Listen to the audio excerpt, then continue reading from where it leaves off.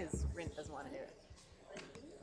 Great. With that, I'll call the regular meeting of Township Council for Monday, July 15th to order. And of course, I'd like to begin by acknowledging the traditional territories of the Coast Salish peoples, and in particular, acknowledge our valued relationships with the Katzie, Kwantlen, Matsqui, and Semiahmoo First Nations. Then I'm going to move the agenda amended to place E13 after E18, and to swap the order of E11 and E12 to do E12 before E11. With that, moved as amended. Is there a seconder? Seconded by Councillor Rint. Any discussion? Yeah. So that is to move E13 to after E18,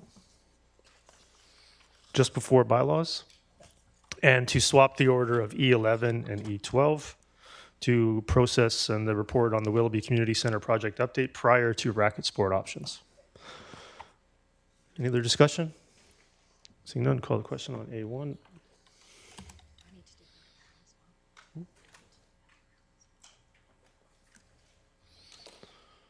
That carries unanimously. Get a motion to adopt the minutes of June 24th, moved by Councillor Ferguson, seconded by Councillor Bailey. Call the question on B1. That carries unanimously. Item B2, public hearing meeting minutes from June 24th, moved by Councillor Rint, seconded by Councillor Bailey. Call the question on B2. That carries unanimously. We have two delegations, or one delegation and one presentation. So Amanda Smith from the Langley Farmers Institute, please come forward.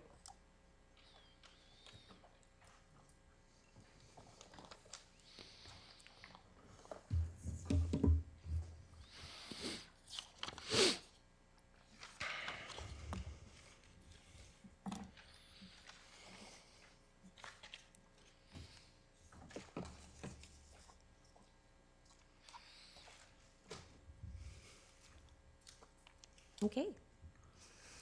Hi, everybody. My name is Amanda Smith. I'm the chair of the Langley Farmers Institute, and I'm joined by some of my board of directors. We have John, and we have Georgia in the back, and we have some other people that join us for our monthly meetings. So we just wanted to do a delegation of what we do. A lot of people don't know that the Farmers Institute exists, and we've already had a work plan since 2022. So we thought since we've been working in the community, we should be reporting about it.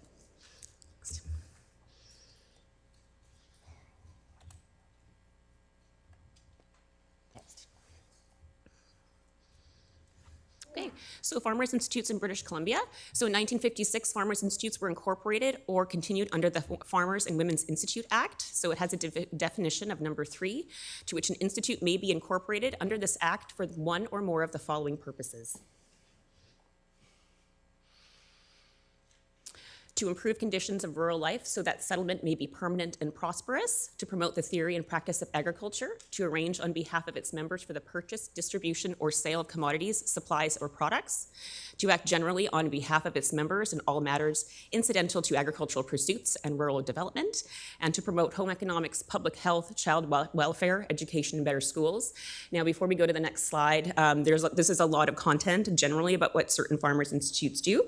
So we have Farmers Institute in Surrey, we have one in Delta, and there's quite a few in the province of BC, and each institute is very different, as in our agricultural footprint in all of those municipalities. So for us in Langley, we are focusing mostly on promoting, number 2, the theory and practice of agriculture, and number 4, to act generally on behalf of its members.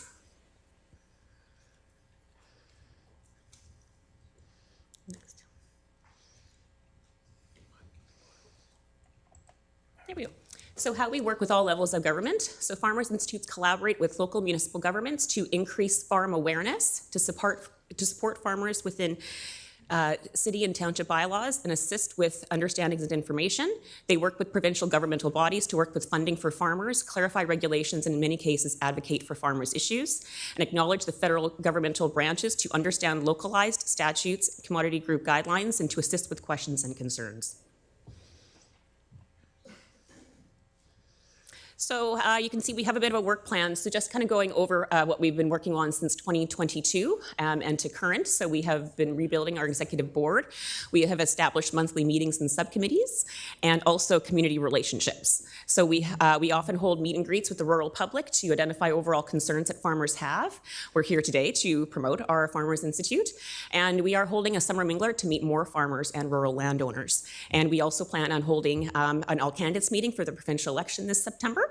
So in January, after we kind of get through the provincial election and we kind of go through Christmas, in January, we're partnering with LAPS for an information session on loose dogs and dangerous dogs in the township. And we will be holding another meet and greet to learn. And we say, listen, learn, and listen to farmers.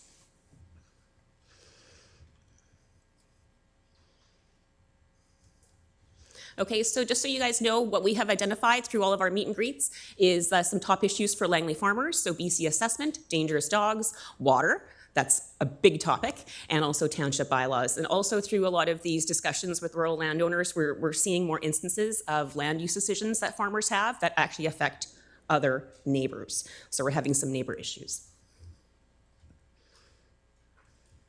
So events for everybody's calendar. So we have the Aldergrove Agricultural Fair and Festival, which is going to be this upcoming weekend. So we hope to see some of you guys there. We also have our Summer Mingler, which is August 12th, 7 p.m. at Locality Brewing. Everybody is invited to this. We also have our All Candidates meeting, which is September 16th, 7 p.m. at the George Preston Rec Center. So those are events for everyone's calendar, not just mayor and council, but all of the rural community and all of our urban community as well. So you can contact us anytime. So we have an email that is monitored literally every single day. And we also have a Facebook account. And just to be very clear, look for the black and white logo. And those are our board members that are listed on there. And you can see that we are part of other different agricultural groups. And the thing is, really at the end of the day, we want to be a resource for everyone. We've done a lot of work in the last 3 years regarding looking at bylaws, talking to the rural community, and getting reports and stories about what some of the issues are.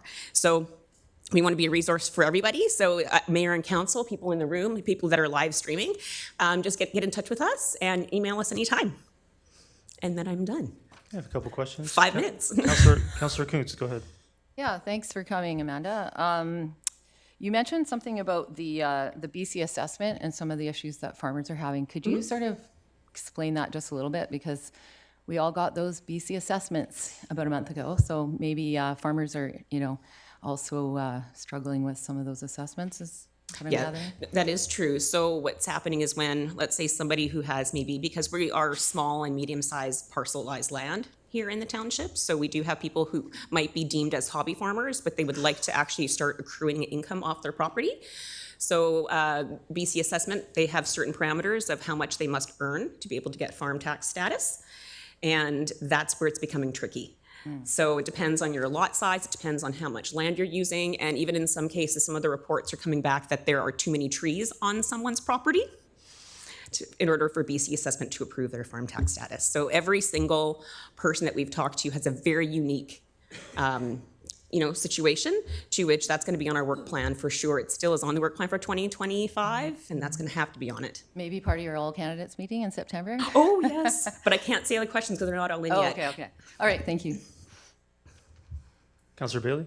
Hey, Amanda, just pointing out to you, your all candidates meeting is on an evening of the UBCM AGM. Yes. So some of us might be running That's in okay. there late. That's okay. Normally we wouldn't start right away, so it'll be okay. It'll be okay. Councillor Ferguson? Oh, yeah, thank you, Ms. Smith, for coming. I did want to ask you a question. I appreciate all the good work you guys do and your education to help farmers of all ages. I, as a former board member and a current member of the Otter Co-op, I wanted to know, was that originally a Farmers Institute? Yes. Thank you. Yes. Can you comment a bit on that and how long ago that was? Oh, that was quite a few years ago, and I can email you a bit more information. I figured I would have that question today. So we did have an original Farmers Institute, and it kind of eventually lost steam. There also was another agricultural group attached to the Aldergrove Fair, and that lost steam as well. And then really with the Farmers Institute back then, it stopped with the Otter Co-op and did not continue. So they're going to be one of our community partners down the road. Very good. Just keep up the good work with your organizations. Thank you. Great, that's it. Thank you very much for your delegation and the update. Appreciate it. Thanks. We have a presentation from Langley RCMP, Superintendent Marsden.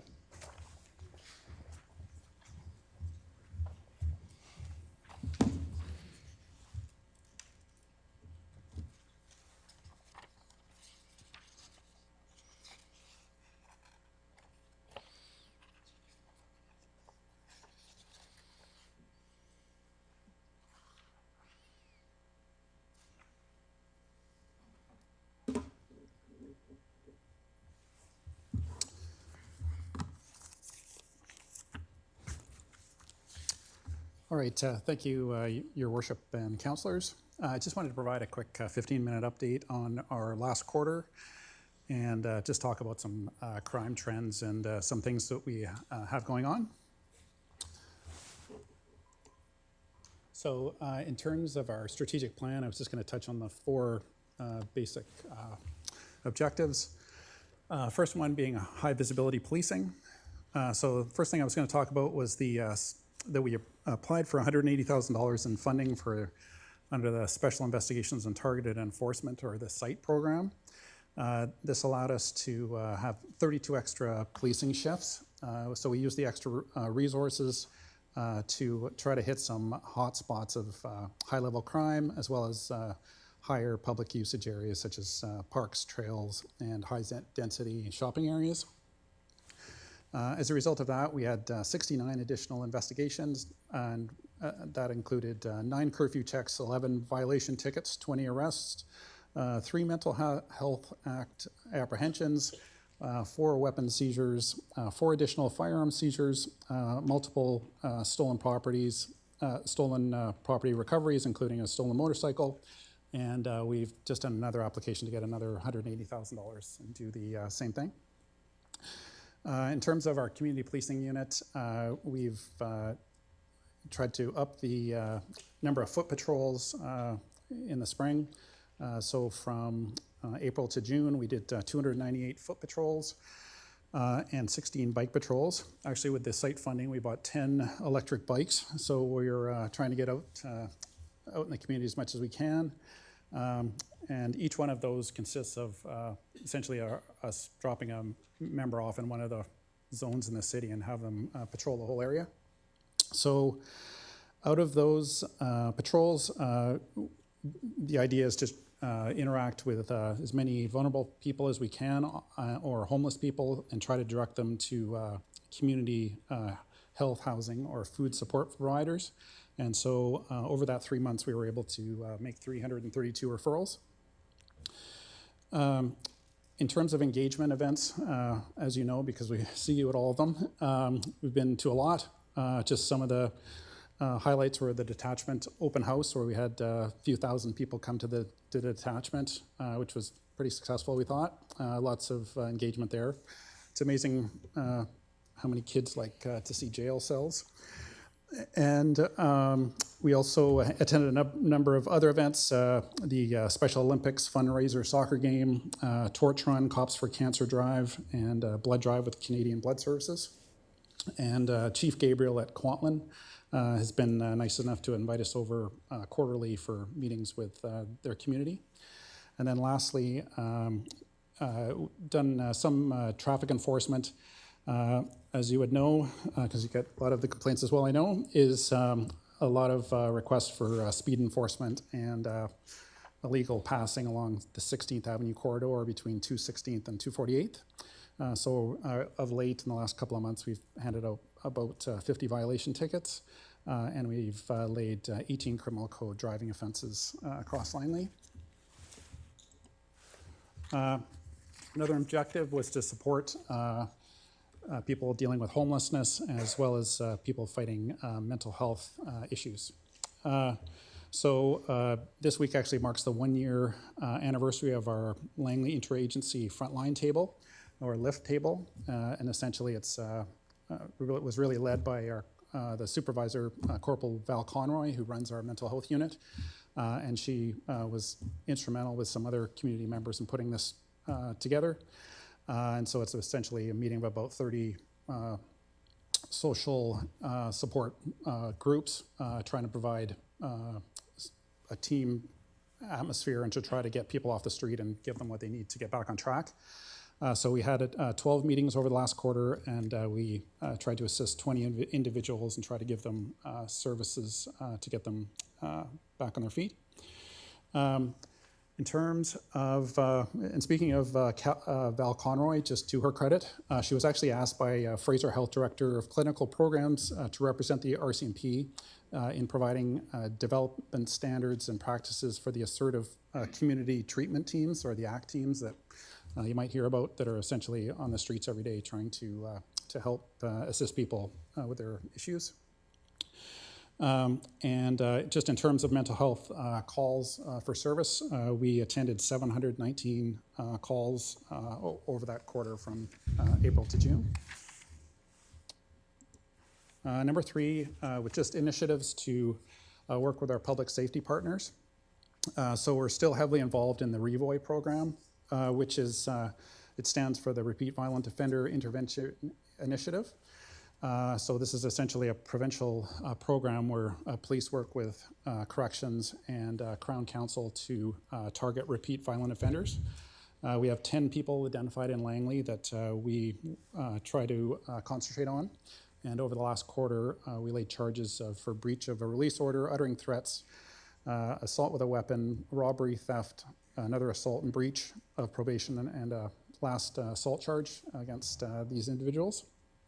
We're also continuing on with the ECHIP program, and on May 30th we attended the Willowbrook Mall and did a presentation to kind of showcase the program. Essentially what that is getting some of the auto companies to etch the VIN number of the vehicle onto a catalytic converter, which allows us to prosecute people when we catch them. And so shout out to Cal Tire and Fountain Tire, who both have 2 Cal Tire and 3 Fountain Tires have joined the program, and we'll do that for their customers. In terms of joint forces with the traffic services, recently we worked with the Commercial Vehicle Safety Enforcement Team, Abbotsford Police Service, and we did a joint force operation in the Gloucester area. We examined 68 commercial truck inspections, offered 50 violations, had 40 vehicles removed from the road, issued over 2,000 fines, and issued 18 violation tickets.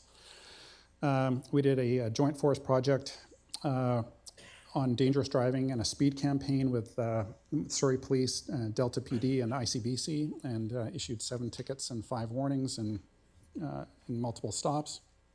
And then lastly is over the last couple of months, we've had an ICBC impaired driving campaign with where ICBC has offered overtime shifts so we can kind of do extra enforcement in that area.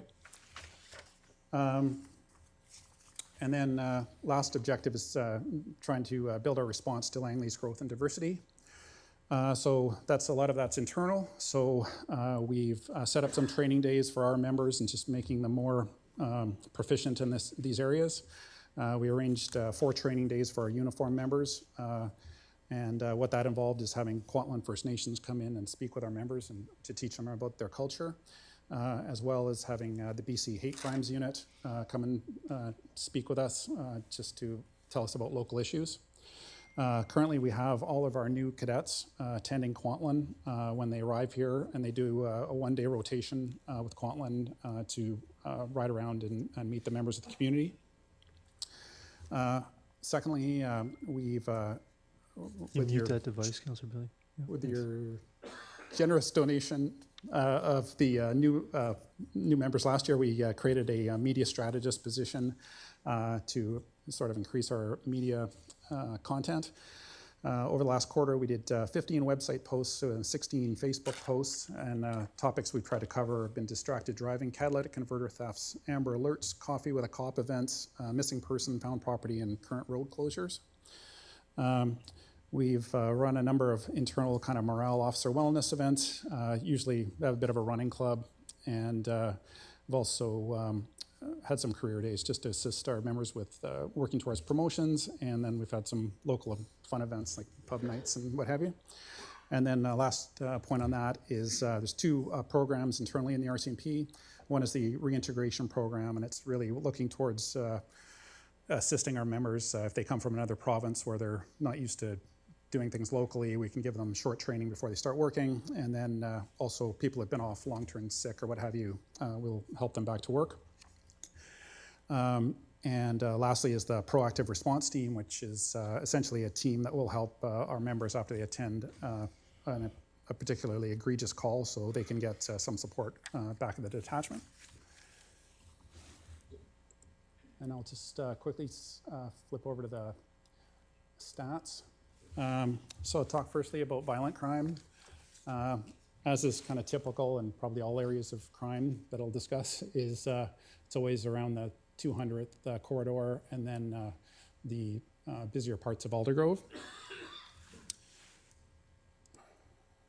Just to speak to the trends in violent crime, they probably look a little worse on the screen than they are in reality. For instance, 17%, there was a 17% increase in violent crimes as they're scored by our database in Prime. But to be honest, when you look at them, a part of it is the extortion. So we actually had 15 extra extortions, but interesting thing, I guess, about that is that most of these are intimate picture or fraud scams. So we have an issue with people essentially sending their junk to their pictures of themselves to their friends, and then later getting extorted for those not being released to the out on to the general public. So it's actually quite an issue we have in educating school kids and what have you. So it's a kind of a regular thing we deal with. So that rose some of our stats. It also lists that we have 3 homicide, but again, it's kind of a scoring thing with the database. We actually haven't had a homicide in almost 2 years. We had one of the 3 is completely misscored, and the other 2, one was a domestic dispute where somebody was stabbed and charged with attempted homicide, and the other one was a person that was shot who's chosen not to cooperate with us. And then the other one that rose the stats was 3 kidnapping files, of which 2 turned out to be false, and 1 was assisting another jurisdiction that had a kidnapping. In terms of reports that we forwarded for charges, we had 1 attempt murder, 9 sex assaults, 7 robberies, 63 assaults, 1 forcible confinement, 5 criminal harassment, 5 uttering threats, and 3 weapons offenses. Same for, and now moving into property crime, same sort of thing, same sort of areas. Trends there. Actually, over the last quarter, we had about an 8% decrease in property crime overall. As usual, property and business crime have been heavily linked to substance abuse and the drug trade. There was a slight increase in auto thefts and a slight decrease in theft into vehicles. And over the last quarter, we laid 11 theft charges, 6 property obtained by crime, 3 fraud, 5 mischief, and 41 breach of condition charges. And lastly, business crime. Again, similar sort of area. And so there was a slight increase in business B&Es, but overall business B&E stayed about the same or about a slight decrease over the last quarter. We do have a number of units trying to combat that, and we laid 5 break and enter charges over the last quarter. And that is mostly what we have going on. Great. I have a couple questions from Council. Councilor Richter? Yeah, I just start with the last, the property crime slide where you were showing mischief to property. What constitutes mischief to property? It's basically something that's damaged on somebody's property as opposed to having it broken into. So somebody breaks your window or damages a part of your property. Okay. I have some other questions here. Recently, it came to my attention that there's been excessive speeding and ignoring of a stoplight on 56th Avenue at 240th Street. Yes. And is there anything that can be done about that? Yep, I know exactly the complaint. I think the complaint you got, I think all the councillors received, to be honest. because I think they were all forwarded to me. They, yeah, so we're well aware of that. We've been in contact with the complainant, and will be that will be a big project coming up this Okay. imminently, actually. Now, is the use of cameras to catch speeding, is that illegal now in the province, or can we put a camera in? It bothers me that people are choosing to treat streetlights as optional.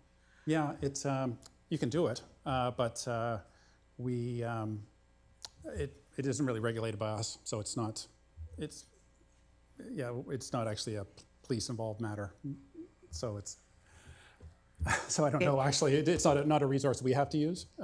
Okay. Yeah.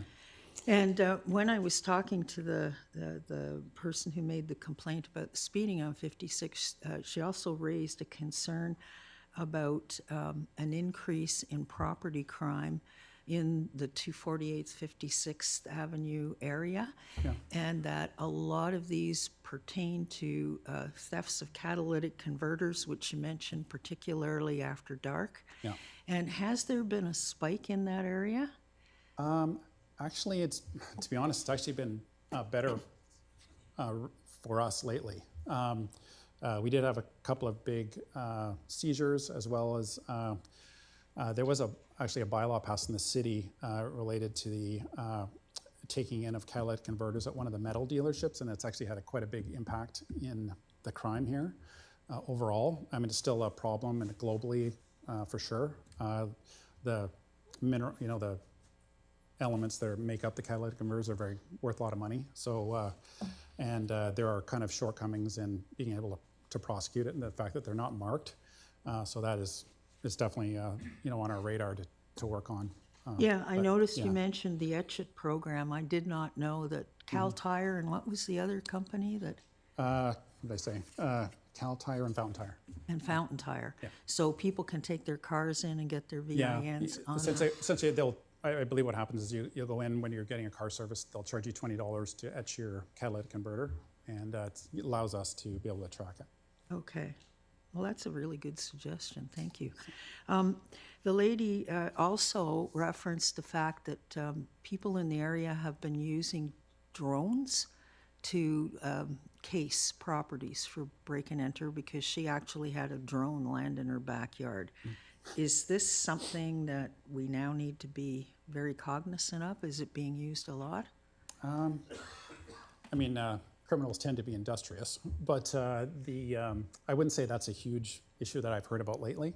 I have seen it used in drug dealing, drug drops and things like that, but I haven't really seen that. But I certainly wouldn't. It's certainly a way to do crime, and it's a possible way to do it, but it's not something we see regularly right now. Okay. And I just had one question, and I don't know if you'll be able to answer it.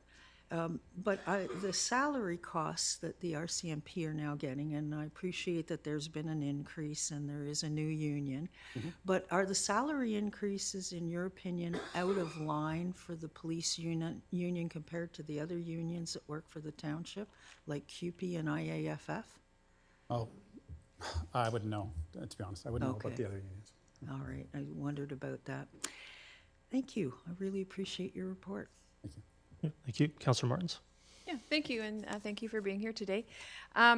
Just a couple of comments, questions. I just want to highlight Corporal Conroy's great work on the mental health portfolio. I'm great that she's working with Fraser Health, and I appreciate everything being done there, so I just wanted to showcase her. Along the lines of that, any movement at all with regards to Car 67 or the Miker team for Langley? Any word on that coming to our community? No, to be honest, I would have to say that it's almost seems to be beyond my level. I've gotten the opportunity to talk to the Honourable Mike Farnworth directly, as well as the Minister of Mental Health and Addictions directly, and also we had a presentation by one of the assistant ministers. So I've tried to lobby for Langley. I know that the township sent a letter requesting it, and I do think, I'm a huge proponent. I think we could use it. I'm surprised that, to be frank, that a place like Squamish has it, but we don't, considering the call volume we would have. So, but to be frank, it's probably beyond me, and maybe not a bad thing to bring up at a higher level. Okay, no, thank you for that. That is unfortunate, it's certainly something we need here in Langley, and I know that you champion for that. So, and this is a very high-level question. Out of curiosity, when you were reporting on statistics from the last quarter, might you have the total calls for service of total, and maybe perhaps by community or by municipality? I don't have it offhand, but I can easily get it for you. I can, Okay. Yeah. however you would like me to, I could email it to you or whatever you like. Just Sure, to all of council would be fabulous. Okay, Okay, excellent. sure. And then my last questions are with regards to the ETCHIT program. Great to hear that that's happening, and happy to hear that there are companies locally that are willing to do it. Has there been any sort of public education or information put out by the detachment of where people can go? I know you said you were in the mall, but anything on social media to message that out so people can be proactive? Not specifically to that. More that we just advertising the ETCHIT program generally. We try to get that out in the media as much as we can. Just make people aware that that's one avenue that we can use to combat it. And then besides that, it's mostly just been try to get the, I think the bylaw is actually very effective. So that's just one thing I think we're working on to kind of try to drive. Yeah. Perfect. And along that line, has there been any court cases that have run through successfully where someone went and got their catalytic converter etched? Mm-hmm. There is, but I don't know the details of it. But Okay. Yeah. So for next time, Yes. that would be interesting to hear that if that is going to work, because I know how frustrating it has been to reach the court standard on a lot of these charges. Mm-hmm. Okay. And finally, your open house, kudos to the Langley Media Detachment. That was an excellent event, well attended, lots of people, lots of things to do, and it was a great way to showcase what, in fact, the police do in our community, which is a lot of work. So thank you. Yeah, thank you. Councillor Bailey? When you have a dump truck or a large truck stalled at a red light, turns green, someone goes ripping through the left-hand turn slot into the other left-hand turn slot, what do you charge them with? I'm no expert in the Motor Vehicle Act, but there's probably a few offenses in there that you can work on. Yeah. Because I live by 16th Avenue, Okay. and that is a frequent happening down there. So I'm really glad you're mentioning that you've got a lot of enforcement on 16th. Mm-hmm. God knows there's an awful lot of bad drivers down there. Mm-hmm. Thanks. Councillor Ferguson? Yeah, thank you for coming, Adrian, Chief Constable Adrian. I wanted to ask you by the way, I saw two of the e-bikes today, I think up in Brookswood, talking to the people I do business with, my dry cleaner. Anyway, and they were outside, and they're not busy, which is good. I want you guys to be quiet. I don't want any action and things like that. And they were showing me their e-bikes and things like that. So they very, very happy, so things are good. They don't have to pedal as much, obviously, right? That's not. So that program's going well. But now I wanted to also check on your report. You're talking about a couple of things. Extortion, is that something we've consistently seen a lot of, or is that relatively new, if any? Like I said, it's a bit of a digital age issue that's just coming about, kind of with newer generations and being able not understanding where their information's going. Are there different levels of something? Like if I say to you, I want your computer or your phone, is that, Yeah, no, that's the problem. That's extortion? was kind of my point. It's just, it's not the traditional extortion of somebody being kidnapped and being held for ransom or anything like that. These are relatively minor incidents. Can you give me like a minor, I don't expect you to give me a police file, but can you give me an example? Well, that's what I'm talking about. It's just, just people being, not being careful with their data. It's just, as opposed to, somebody being held in a violent act. Kind of, that's what I mean. Yeah. Okay, so, but when you look at the numbers, that really skews your report. I'm not sure, and that really brings your numbers up. I noticed that significantly higher in the township than with the city type of thing. Whereas I was looking at some, sometimes I look in the paper, and you've got $20,000 worth of illegal goods in the city there. It made it to the paper. It was a big story, but that's only one that's recorded as one incident. Where if you have some guy who stole a bag of groceries in the township, that's one incident as well. So I just kind of wondered, is there a way of scaling those down or educating us better regarding those type of things? We're somewhat stuck with the stats. We just, most of our data collections really just about us receiving calls for service and then going out and addressing them and holding that information. It's not, the whole intention of it is not usually as an analytical tool, and that's kind of the shortcomings of I guess the police databases is that, and that's why I was trying to kind of explain like what some of the actual numbers mean. So it's a little tricky. So that's kind of my caution. I think if it was the other way, where they came across as minor offenses, I think I'd just try to communicate that some of these stats are more meaningful and more serious than they appear as well. So I hate to say it, but right now your best avenue is me.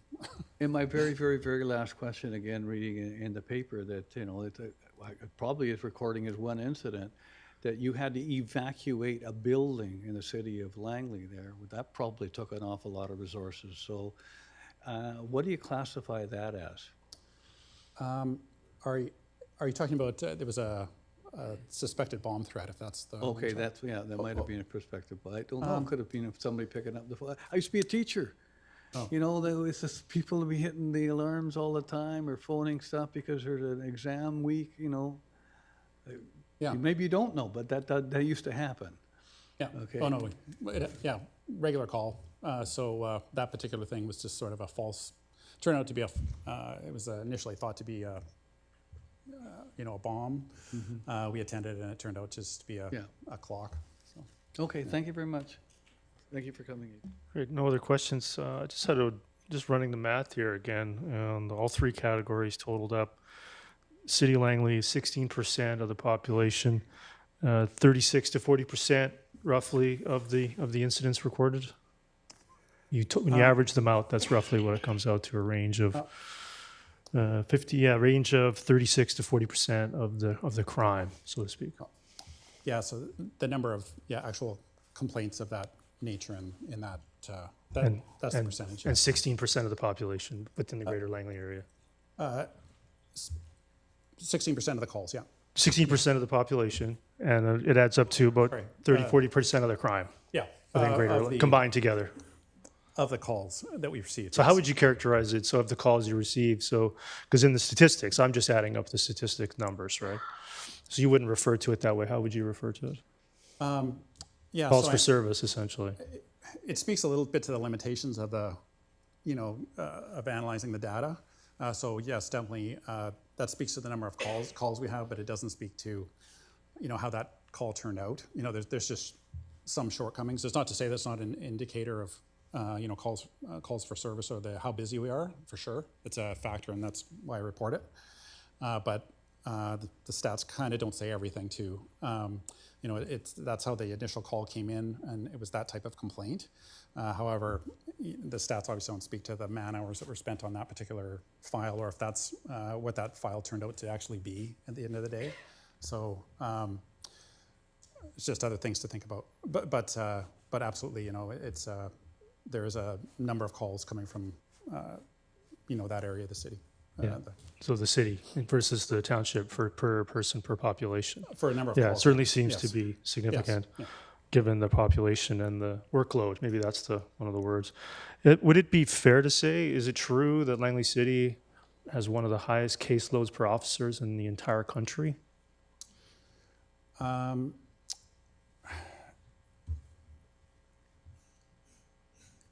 Again, it's hard to answer that question, depending on the factors that you're looking at when you analyze the crime. I understand the predicament that you're in, and I appreciate it, serving two municipalities. I think it's the larger point, though, is that we continue down this path of you're putting a significant quantity of the shared detachments resources into the smaller partner. Is that fair? Sorry, could you ask You're that putting again? a significant portion of the detachment's shared resources into the policing the smaller entity. Yes. That's correct, yeah. So I really appreciate the presentation here, and I really appreciate you coming, and I appreciate having this data on file for the long run. It's interesting to see it shift over time between the multiple reports that you presented to council. Okay, thank you. Okay, so we'll move on to reports to council. Item E1, Agricultural Land Commission application number 100455. Does anybody wish to move that? Moved by Councillor Rent. Seconded by Councillor Bailey. Councillor Richter. Yeah, I noted in the file that this particular application was turned down twice before, 2017 and 2019. And now they're coming back a third time. And I'm just wondering, at what point does it get redundant to keep forwarding these to the ALC? I mean, can staff comment on the conditions that are being proposed, if those would be strong enough to merit the ALC taking another look at this? Thank you, Worship. Through to Councillor Richter. The applications conforms to the township's RU1 zone 4.2 acre minimum lot size. In terms of previous applications, there's no prohibition other than a year prohibition on making the same application to local government. So the proponent has the ability to make the same application again. ALC over time may change their decision based on change on the panel or change in terms of the policy context. In this area, small farms, country estates, traditionally the Land Reserve Commission is not supported subdivision in this area. However, at this occasion, the proponent, as outlined in the report, is indicating that they're going to provide additional information to sort of address some of the concerns that the panel had previously. So that's the application being advanced today. Okay, so the one condition is the addition of an appropriate legal instrument on the title for both proposed lots 1 and 2 that neither will be sold for a period of 10 years from the date of registration. And the second one is that the production will be taken on by a jointly owned single incorporated company. Who's going to be responsible for monitoring that? Through your worship to Councillor Richter, if council elects to advance this to the Land Commission for a consideration, those items would be under the agricultural considerations of the ALC and up to them to implement, your worship. Okay, so they'll be the ones making sure that the properties didn't sell until after 10 years? Would they even have the resources to do that? To your worship, to Councillor Richter, I may jump in here. It's a restrictive covenant registered on title. In the event they try to sell the property, that restrictive covenant runs with the land itself. Okay, thank you. Councillor Van Popta. I had similar. I had flagged the similar conversation that Councillor Richter has just spoken about. Cognizant of the amount of workload that the ALC has, and reading the verbiage and the that the proponent is bringing as justification to ask for a third time. If they, they didn't use the word covenants, they didn't use exactly what they would do to make sure that what they're requesting will happen. It's very soft language. I think at some point we do need to stop. We always defer to the ALC. They've rejected it twice, so at this point, without having firmer language in what they're proposing, I don't feel comfortable approving this one a third time. Understand. Seeing no discussion, call the question on E1.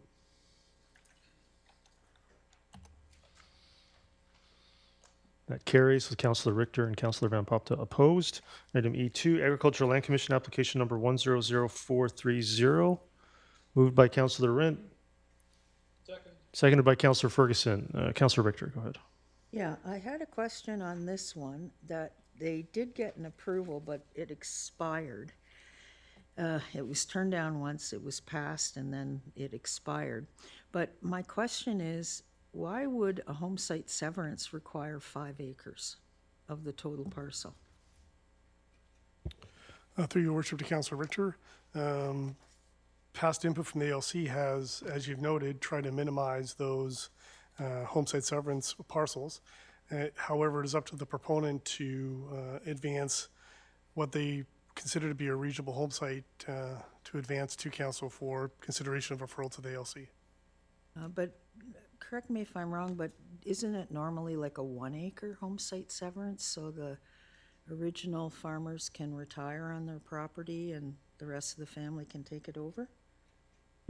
Through your worship, Councillor Richter, the provision, as noted, has typically been to provide for smaller home site severances, as you noted. However, there's no prohibition on what size that might be. So in this case, the individual has requested a 5 acre size. In the past, as you note, typically we've seen them smaller, maybe in the 2 to 3 acre range. Okay, thank you. Councillor Ferguson? Yeah, just another quick question if I may, Mr. Richardson, through the chair. Also, there's a criteria for home site severance. Is that not correct, Mr. Richardson? That's correct. There's a criteria. The township zoning bylaw allows for minimum lot size less than the minimum under the zone to allow for home site severance where it is permitted by the ALC. And So- if I may, they have to have lived there and had some stake in it for quite a number of years, if I may? Through your worship, that's correct. That's an ALC item. So the ALC item indicates then, as alluded by Councillor Richter previously, that the purpose of it was to allow for farmers that have lived and farmed the land since the inception of the ALC back in 1972, to allow them to remain on the land on a quote home site severance parcel for those purposes. Yeah, and I imagine Mr. and Mrs. Engelhard have been there a while and been good citizens, Township of Langley. Thank you. Seeing no discussion, call the question on E2. That carries unanimously. Item E3, Agricultural Land Commission application number 100453. I'll move it. Is there a second? Seconded by Councillor Rent. Is there any discussion on E3? Councillor Kunst. Yeah, so because it's the regional district, I'm just curious as to why they need our approval to go to the ALC. Why don't they just go themselves? Mr. Cooner? Dear Worship, to Councillor Kunst, I believe the Act requires them to seek endorsement from the municipality, and that's our policy as well. Okay, thanks. Call the question on E3. That carries unanimously. Item E4, Agricultural Land Commission application number 1004446, moved by Councillor Ferguson, seconded by Councillor Rent. Is there any discussion on E4? Seeing none, call the question on E4. That carries with Councillor Richter, Councillor Pratt opposed. Item E5, this has a negative recommendation, so I don't know if we can process it a different way. I'd like to move, and council can just vote it down if it wishes, that council direct staff to process the application to amend Langley Efficiently Command Bylaw number 1979, number 1842, Amendment Rural Plan Bylaw for its consideration. Is there a second? Or seconded by Councillor Rent. Is there any discussion on that? Councillor Martins. Is it possible to get the wording of the amendment in front of us, just so we can see what we're voting on? I don't think it's difficult. It's that council directs staff to process the application for its consideration. Okay, all right. It's always helpful to have the wording in front of us. Sorry if that seems difficult. My other question is on page 14 of the staff report, the very last paragraph, and it's a letter from Green Line Management. It says here, for clarity, I have included in this application several maps of the area, the survey of the property, the arborist report, but I don't see those attachments in the council agenda. I don't know if that was an oversight or if it was deemed unnecessary. If I could, through the chair, just have a clarification from staff on that one. Mr. Cooner? Dear Worship, to Council Martins, the development application itself, or the rezoning application itself, has the items that have been mentioned. However, the report to council just attaches maps and graphics. Councillor Kunst? Yeah, I'm curious as to why, does that mean that you're suggesting that we should support or like you're processing it, so I'm just I think it's confused. easier to process a positive recommendation versus a negative one, and if council supports it, then it would be processed. Okay, so As that- opposed to doing two motions, right? I see. Okay, so we're not going against council or staff recommendation of not supporting it? I'm By not sure the processing council will reveal itself. I don't know. Okay, I guess I haven't seen this before, so I'm just curious as to why Well, what it we would do is this. if we were to move the recommendation and vote it down, it would necessitate a second motion to direct processing. So this process is one motion voted up or down. Okay, I think I understand. Yeah. Councillor Richter? Yeah, but isn't the impact of this processing for council approval de facto expanding the area of the industrial now being asked for on Fraser Highway before the plan is even complete? Mr. Cooner, unfortunately, there's some significant confusion in that question, so maybe you can No, clarify. there's no confusion in the question. Well, there is, because it's not. This property is outside. If I could answer your question, Councillor Richter. No, well, stop saying But there's there is, though. confusion. But the question reveals that, because it's not even inside the Fraser Highway Employment Expansion area, it's outside, and that's in the report. Okay, but if we're processing it, then we're processing something that's outside. That's correct. That Similar. makes no sense. Well, it's actually quite common, and we've actually approved one this term. So it was also one initiated last term. So, Mr. Cooner, maybe it's helpful to clarify that if you have non-ALR land outside the urban boundary, you can process that and rezone it, similar to one that was approved earlier this term. It just requires Metro Vancouver approval. That is correct. I may step back and just provide Go some ahead. Thank you. clarity as well. So with respect to this application, staff are taking the position there's no policy context to support it. Some of the rationale staff is relying on is that for the fact it's outside the Fraser Highway Employment Land Area, requires Metro approval, type 2 amendment to expand the urban containment boundaries. So staff have now provided the recommendation that council not support the application, and then Mr. Mayor is revising that recommendation rather than saying that council consider it, and then in the event that's defeated, the application would be closed. And I think there is merit to consider it, similar to one that was just finalized this term for an entity on Fraser Highway who sought to convert some non-ALR land on Fraser Highway, very similar to this one. It went to Metro Vancouver, received approval, came back here and got adopted. So it's up to council to consider that. Staff do not have the policy context to consider this. But in general, we've seen the township allowing people to use non-ALR land on Fraser Highway for this purpose. It's not within the boundary of the process underway to extend the urban containment boundary, which would not require each application to go to Metro Vancouver individually. That process would assist in many people to not have to do that. In this case, since they're outside the scope of that process, doesn't mean that this wouldn't have some merit for potentially a rezoning application to be considered by council. Councillor Kunst? Yeah, would this sort of prompt other property owners in the area to want to do the same thing? Mr. Cooner? To your worship, to Councillor Kunst, it would create a precedent for other property owners, including one of the applications we mentioned that was denied historically in 2018, to come forward before council to take into consideration their rezoning applications as well. So, so essentially, we could be actually having a bigger area by moving this one forward? Because we could be, inviting more people to actually do this? That's certainly possible. So I think it's important to note the specifics. It's to not support the application would be indicating not supporting something that hasn't been processed, which I don't know if that's necessarily a direction. The council directs staff to process the application for a rezoning application. If there's some issue that emerges or some precedent we don't want to set, then we could be more definitive at that time, or look at it more holistically. Council would have a number of options to look at this for all property owners, not just this one. I tend to look towards the opportunity of non-ALR land on Fraser Highway for a number of different uses. It doesn't have to be heavy industrial. It could be something that has benefit. We have such limited non-ALR land, especially along Fraser Highway. So, but we have not completed the Fraser Highway corridor study yet. Would that not be part of that study? Okay, so it's important, the corridor study was completed, I believe, back in 2021 or 2022. That has informed council to consider an amendment to the rural plan and a request to extend the urban containment boundary with Metro Vancouver. That process underway, Mr. Cooner, I believe you're anticipating that coming back early next year? That is correct, Your Worship, and this is outside that boundary of that study. So this is, the two aren't connected. Okay. But the lands are connected. Mr. Cooner.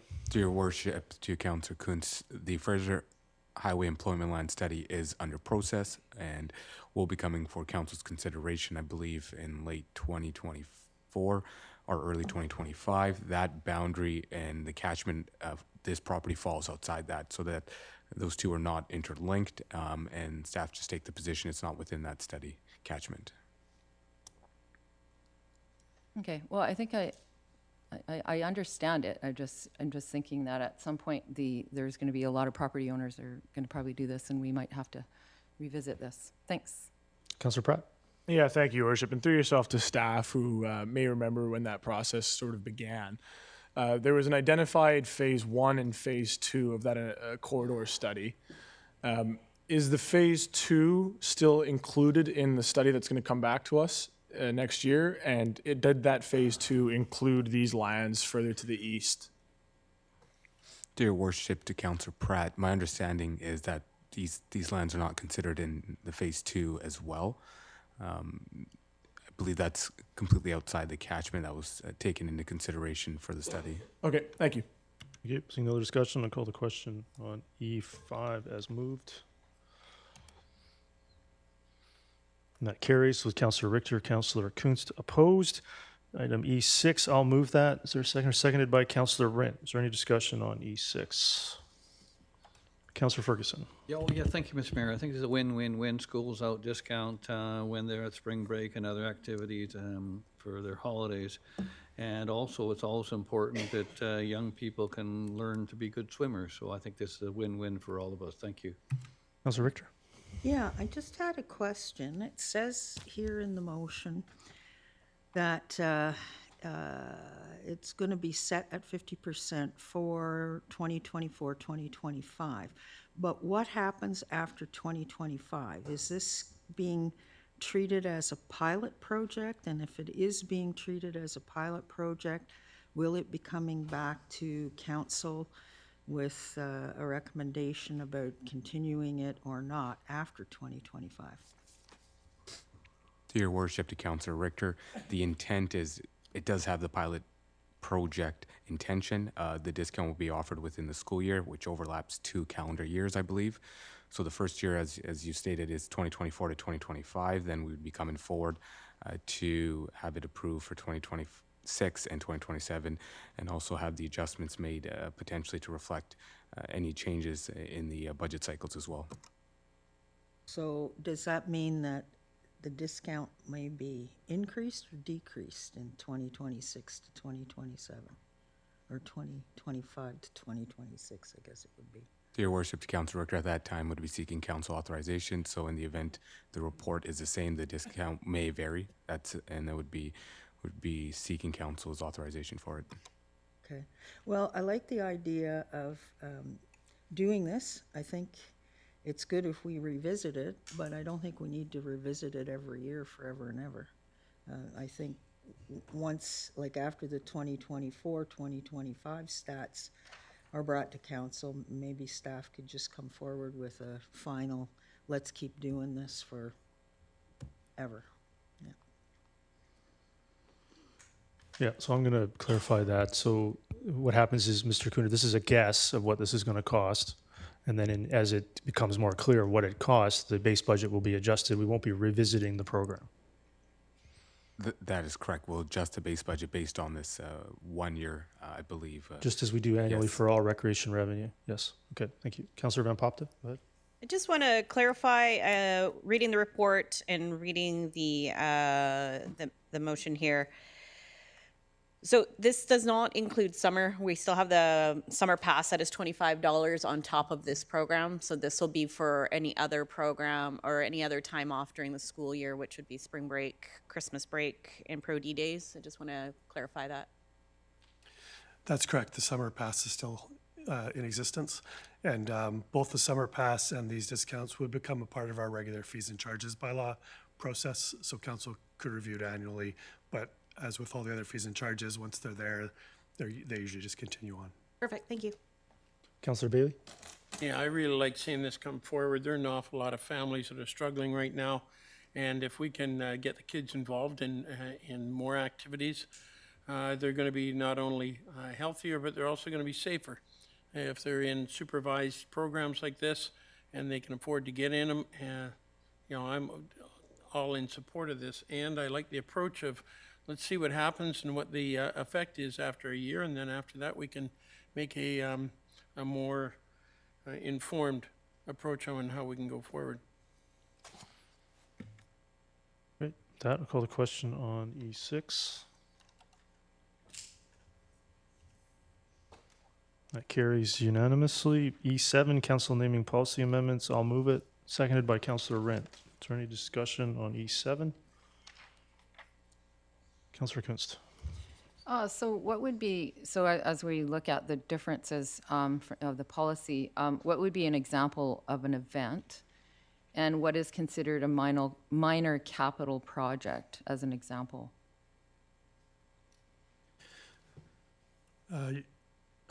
Through your worship to Councillor, through our finance process and tangible capital assets, there's actually a formal definition of a minor and major capital project. But in a practical sense, a major capital project would be something like a park field house or a recreation center or a community center, something of significant value that was approved by council as a large capital project. Did we not recently just cancel a corporate sponsorship, or are we talking about two different things? Down in Aldergrove somewhere? Mr. Cooner? Like the naming of a building? The Aldergrove Community Center did have two sponsors, corporate sponsors that were there from the part of the building, and when those deals expired, they reached the end of their term and they weren't renewed. Oh, I see. Okay, so they still have potential to be renewed, or so that's still a possibility, right? Mr. Cooner? The revisions in these policies don't actually change anything for council. It's trying to clarify the difference between the sponsorship and the naming. There has been some overlap. So it essentially puts any type of naming of a major project into the naming policy. And that's always at council's discretion when they wish to do so. Okay, thank you. Councillor Martins? Yeah, thank you. And I just wanted to thank staff for providing 3 iterations of each one of these policies, so we could see the before, with the amendments highlighted, and then the after. That's really helpful. Looking at the naming of parks, trails, buildings, facilities, and infrastructure, council policy being 06103. There's reference or an addition here in underneath the purpose, and then in 4.3 to the wording of including major capital projects. So I noticed later in the policy that's not referring to rec centers and community centers. And I'm wondering if I can, through the chair to staff, if you can explain to me what would be major capital projects. Perhaps there's some examples that we are working on currently. When would this come into play? Generally, a major capital project, an example would be the new arena complex we have underway, perhaps the new youth soccer campus, fire hall in Brookswood. Those are 3 of the bigger ones we have going. However, it could also entail a park field house, which are normally in the magnitude of $1 million to $2 million ballpark, so that would be major. Something like a playing field would not be. That would be more of an ongoing basis. Okay, thank you for the clarifications, because it seems to me that 4.3 before this amendment was more for kind of not really significant things that were just more natural, going to do with the locations, the type of facilities, and the naming accordingly. In this case, we're talking some of the biggest projects here in the township. And I noticed that in this particular one, it's the township administrator or designate that may approve the naming of major capital projects, where in 4.4 it's council, and 4.5 is council. So I'm not comfortable, no disrespect to the township administrator, but I think if we're talking our most significant major projects, capital projects, the naming should happen at this table, or we should be in agreement. It should be a council approval. So I'd like to make an amendment to that, if I may, when the time is right, Mr. Mayor. I have another speaker, Councillor Ferguson. Oh, yes, I wanted to ask, again, on the council policy, 4.4 and 4.5. The $10,000 mark you use, is it, if I may through the chair, Mr. Winsley, was that a random number you picked up or something we've been using in the past, if I may? Mr. Winsley? Sorry, Councillor, did I reference $10,000? It's Or is still, it in the yeah, it's report? 4.4 sponsorship whose contribution is less than 10,000 Okay, for so four. you're flipping to the sponsorship. That's a number that's been historically referenced by council as something that they were comfortable with for sponsorship, not for naming. That would be a sponsorship of a weekly program or an event or a special activity. Mr. Mayor, I was just wondering if we should maybe look at a greater value for either 4.4 or 4.5 or both, or we should relook into it. That's what I was Yeah, I wondering. agree. So we can come back to you for that amendment if you wish. Yes. I think the number hasn't been made or hasn't been changed in quite a few years. It may be a little low for today's Yes, thank today's costs, so I'll come back to you for that. Councillor Martins, go ahead. Thank you. So I feel it's important with major capital projects. These are things we as a council have, brought to the table, worked through, and it's really exciting that these are happening. And Do you have an amendment, Councillor Martins? I do. Could you make your amendment and then speak to it? Sure. So 4.3, change the first three words, the township administrator, to say council, and cancel the next two words or designate. Do you have that, Ms. Barr? Yeah. Is there a seconder to that? Seconded by Councillor Kunst. Yeah. Go ahead, Councillor Martins. Yeah, like I said, when we're talking about significant capital projects, like the new arena complex, the soccer campus, the Brookswood Fire Hall, these are really great things, and to me, they meet the standard that the name should be approved by members of council. Councillor Van Popta? I disagree with that slightly, only because I don't think naming of our facility should be a political topic. I think that there are many factors that need to be considered, and I'd prefer it remain not a political decision. Thank you. Thank you. Seeing no other speakers, I'll call the question on that amendment to E7.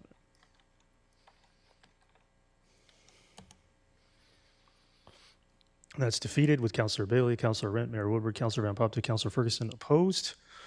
So, Councillor Ferguson, you have an amendment? Go ahead. Yeah, I'm not sure the right amount would be, maybe.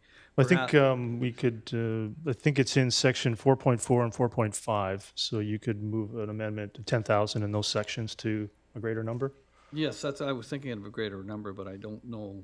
maybe 25? I was thinking for 4.4 to, but yeah, I guess 4.4 and 4.5, they're kind of they work together. So yeah, 25 to 30 would be fine with me. So I will make the motion to make that amount for 4.4 less than 25,000, and for 4.5 greater than 25,000. So moved. Ms. Bauer, do you have that? Yeah. Is there a seconder? That's seconded by Councillor Rent. Is there any other discussion on that amendment? Seeing none, call the question on that amendment.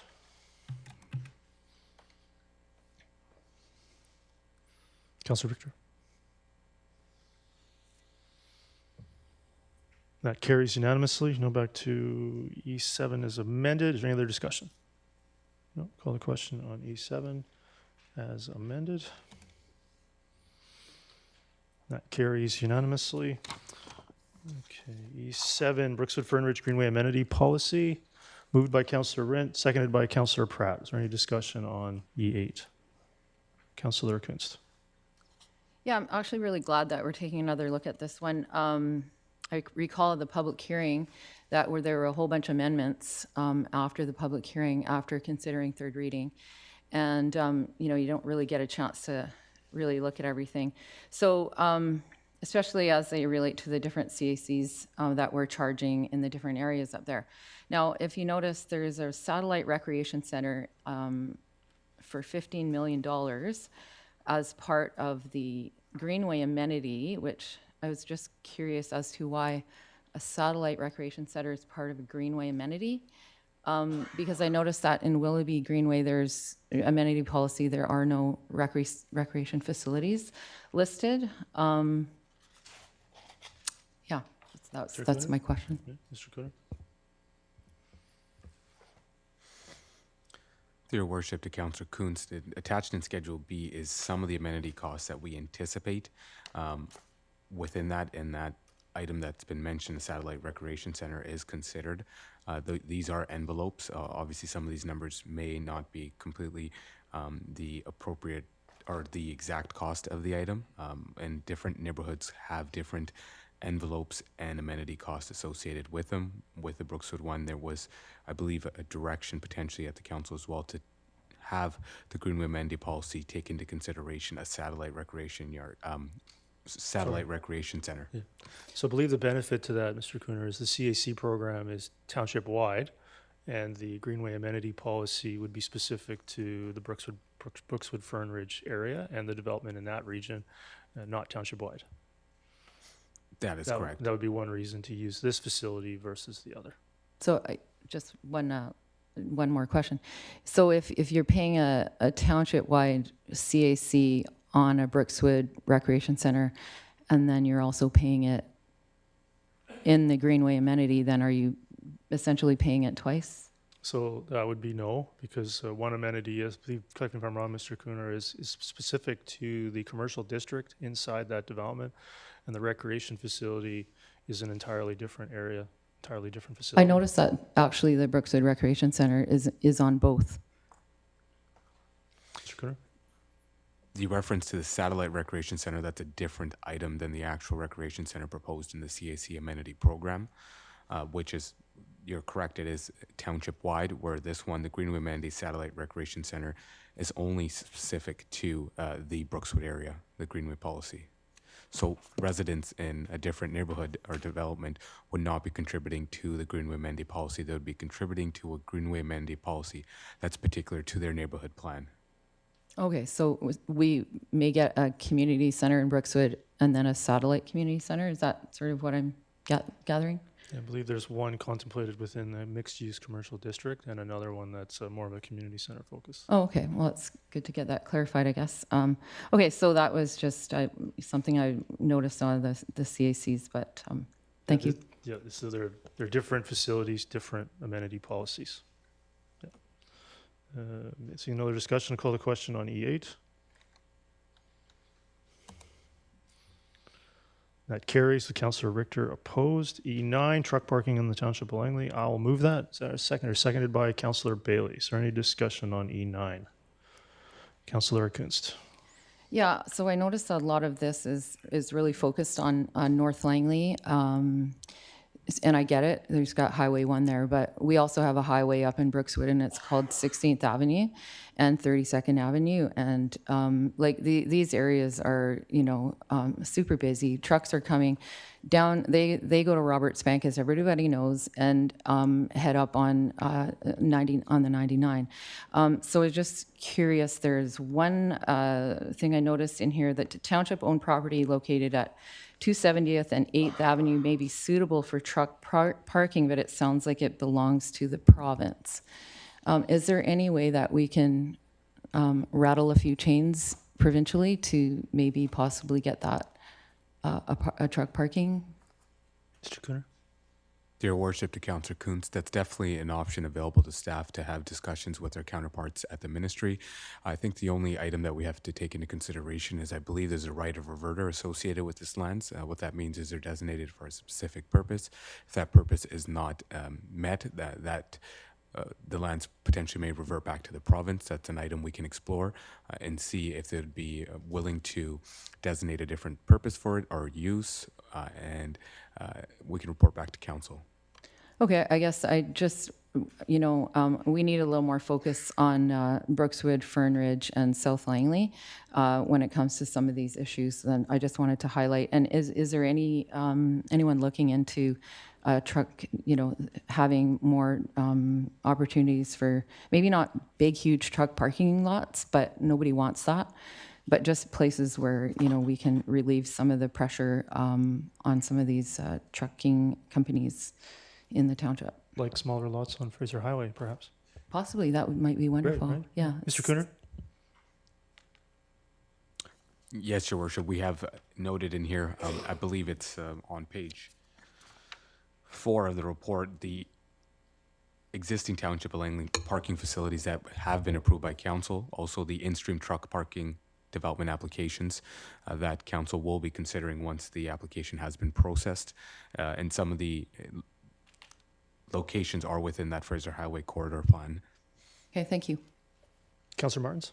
Yeah, thank you. I'm glad to see this coming forward. We need so much more truck parking, as has been highlighted to this council. Couple of questions, if I may, through the chair to staff. I see in table 1 on page 3 of the report, one of the initiatives, there was a review of the City Surrey truck parking strategy, and one was to provide locations for paid permit on-street parking in select industrial areas.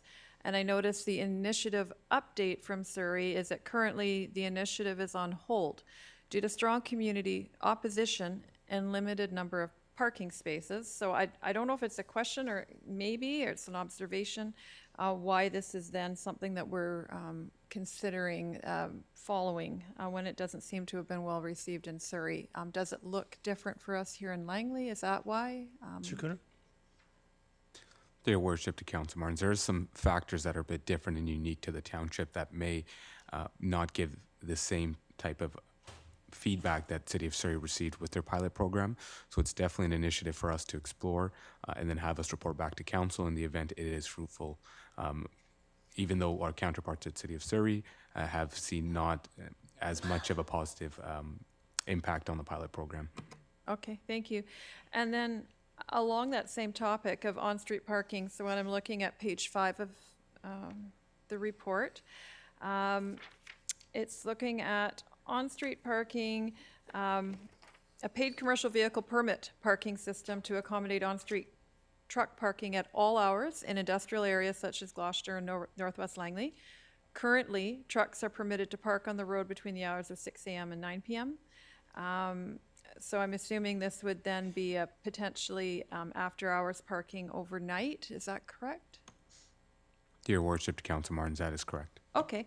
And I'm just wondering how that's going to look. Is it going to be like a parking app, or meters, or would be the old school when they show up at that spot? They're then paying for their spot through some sort of, if you could tell me what they would do.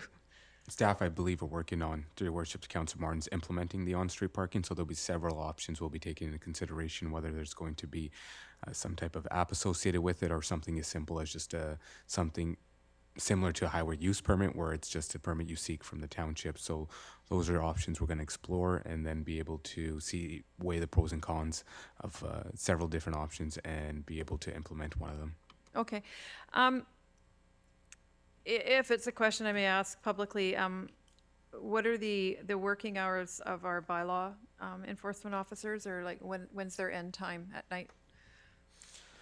Your Worship, to Council Martins, I believe the latest shift is till 9 p.m., I believe, and then subsequent to that, then we do refer the files if there's anything to the Township of Langley RCMP. Okay, so the enforcement of people parking on the streets after hours without paying for their parking, as an example, that would fall to the RCMP to enforce? If there's any safety concerns or bylaw infractions that need immediate assistance, then yes, the RCMP would be the organization to contact. However, if there's several complaints or there's evidence that's been presented to bylaw enforcement officer, they will then pursue that file the next day or investigate and open a file. Okay, thank you. I'm mindful that our police resources are limited and I don't want to create yet another initiative that will fall to them. So thank you. Councillor Richter? Yes, I have some questions, like Councillor Martins, around the Surrey initiative, because it looks to me when you go through the table on page 3, the initiative is on hold. There's been no formal development applications. Bylaw amendments not adopted. Engagement period, no adoption. No uptake. So if we're wanting to repeat the Surrey experiment, it doesn't sound to me like the Surrey experiment has been a very successful experiment for us to repeat. So I'd actually like to divide this. I think we should be doing a one-year pilot program to allow truck parking in Gloucester and Northwest Langley, but I'm not convinced that having a temporary use permit system is going to be good for the community, particularly, for example, I don't want to see Fraser Highway turn into basically one long strip of truck parking, because when it comes time to develop that area, where are all those trucks then going to go? And it also says on page 4 in table 2 and table 3 that there are approximately 390 stalls in stream right now. Why would we need to create more? When we had the trucking association members come and speak to us, they seem to indicate quite clearly that, you know, we probably need maybe about 250 spots in Langley to meet Langley needs. So if we're going to be providing 390 stalls, we're already over-providing for Langley needs, which means we're just attracting parking or truck parking from other area municipalities. So I would like to request division. I can support the first one, but I can't support the second one. Is there a seconder to division? Seconded by Councillor Kunst. Is there any discussion on division? It's on division. On division, yeah. So call a question on division.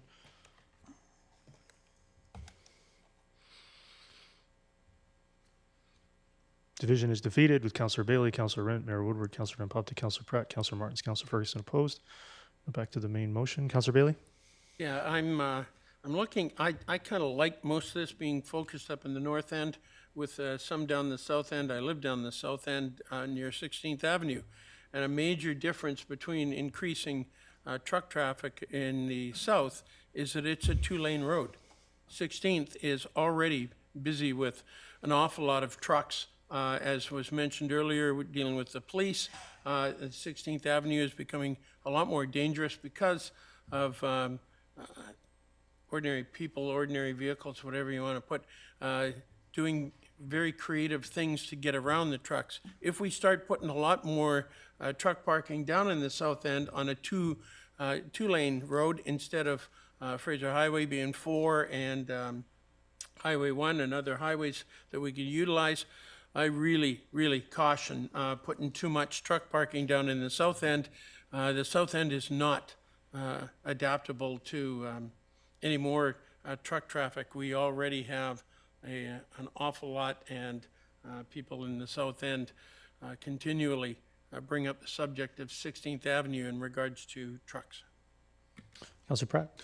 Yeah, thank you, Your Worship. And one of the reasons why I really support both pieces of this motion is because having now, I believe, received 2 temporary use permit applications in the recent past, one of the things I'm looking forward to with number 2 being passed is that we can move forward with a set of common guidelines that every applicant knows is going to be expected of them, so that especially if we're approving temporary use permits, staff are going back to applicants and saying, well, this is the guideline you need to meet to make sure it is temporary, so that in 3 to 6 or 9 years, whenever that time comes, that we know the trucks can be removed and something else can be built there. And I know that with the severe shortage of both industrial land that can be built into tilt-up warehouses or whatever it is, and the shortage of temporary or of truck parking, I'm really looking forward to having some kind of commonality for all these applicants coming forward. So happy to support both. Councillor Van Popte? 2 quick points. One being that when we had the truck delegations here, I believe it was in the thousands that we were short, not hundreds. So I don't think that you know, just putting some temporary parking in Gloucester and Northwest Langley is actually going to serve, it's going to make too much of a dent, but it is moving in the right direction. So keeping that in mind, I would like to also just remind everybody here that, you know, this is a long agenda, And this particular motion, as is others coming up, is that we're asking staff for a report or to develop a program. For us to get into the weeds right now about what that program is going to look like without staff having have done the research and have done the work for us to comment on, it's just a little presumptuous. And just, you know, cognizant of the amount of people in the audience here, and just making sure that we're sticking to what is before us, which is that we're approving staff to develop a program. And for us to get right now into the details, I don't think is necessary. Councillor Kunst? Yeah, I actually really appreciate the work being done here about truck parking in the township. I actually met in the home of a few truckers a few months ago before they came to council.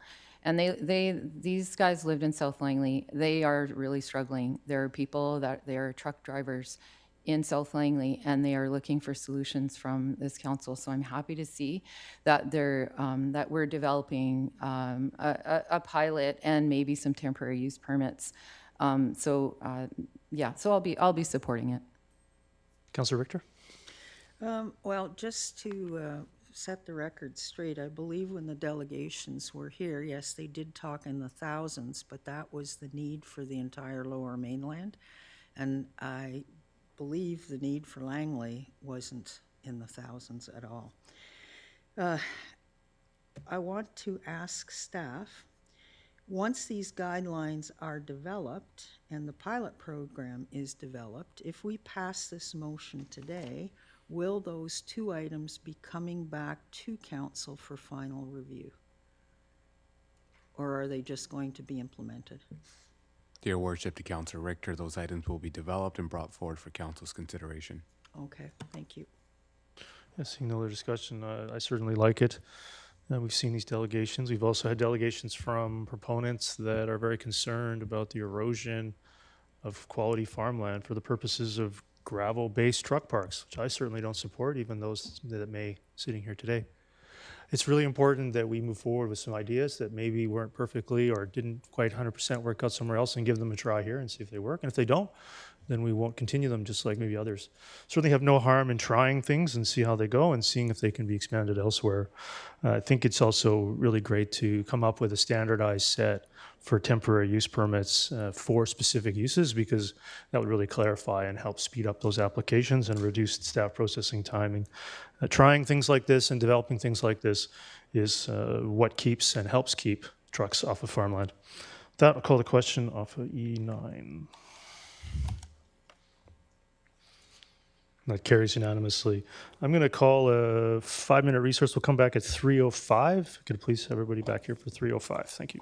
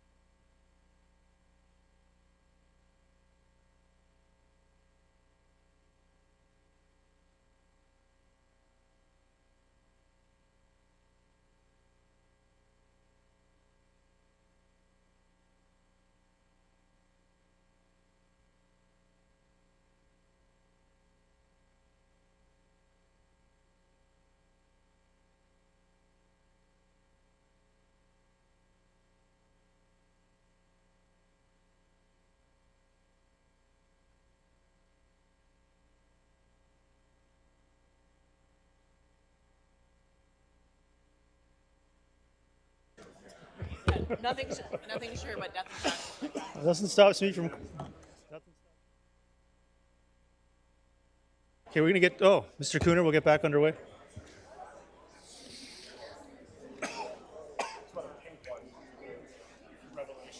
So we got item E10. Mr. Cooner, if you could bring up that alternative recommendation.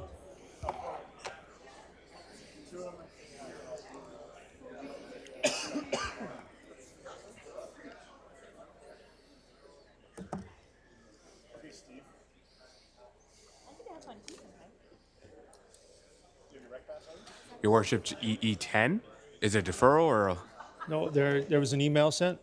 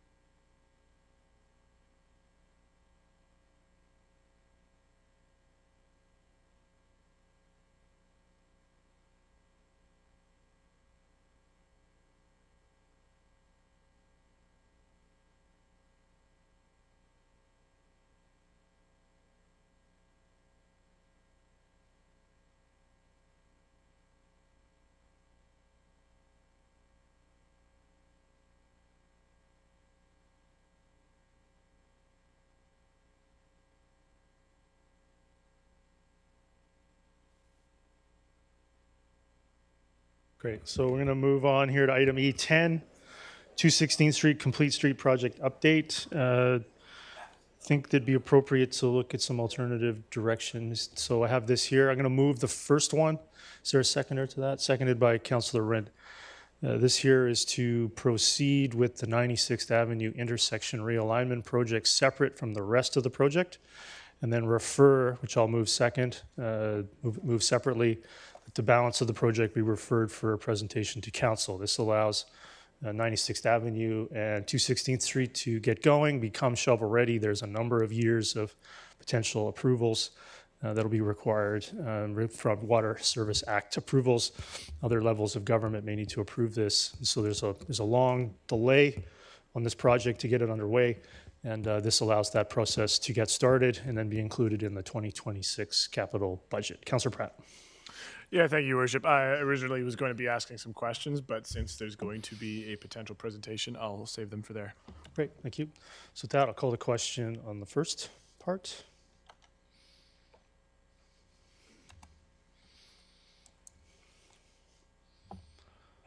That carries with Councillor Richter opposed. And then I'll make a referral motion that the balance of the 216th Street Complete Street project be referred to staff for a presentation to council before the end of Q3 2024, seconded by Councillor Bailey. Councillor Martins. Thank you. I was actually hoping to ask this before the last vote. A lot of words to take in here, and when you're looking at it for the first time. In this first motion that we've passed, there was wording about incorporating the optional design elements illustrated in attachment B that I no longer see here. So are we no longer incorporating optional design elements, or am I misunderstanding this? Yeah, no, that motion's been passed by council, so members of council made that decision. We're on the referral. Yeah, so on the referral, I'm just trying to understand. So we are no longer looking at optional design elements, is that correct? Related to the intersection? I don't know. The councillor endorsed modifying the preliminary design to incorporate the optional design elements illustrated in attachment B. I'm just wondering if that's still a part of this. That's being referred for a presentation in September. That's part of there. Okay, thank you very We're much. referring the balance of the project and all options, not the recommendation specifically. Those were not moved or seconded. This approves and funds the intersection in the second part. The rest of the project will be considered by council in September. Appreciate it. Thank you. So that, I'll call the question on the referral.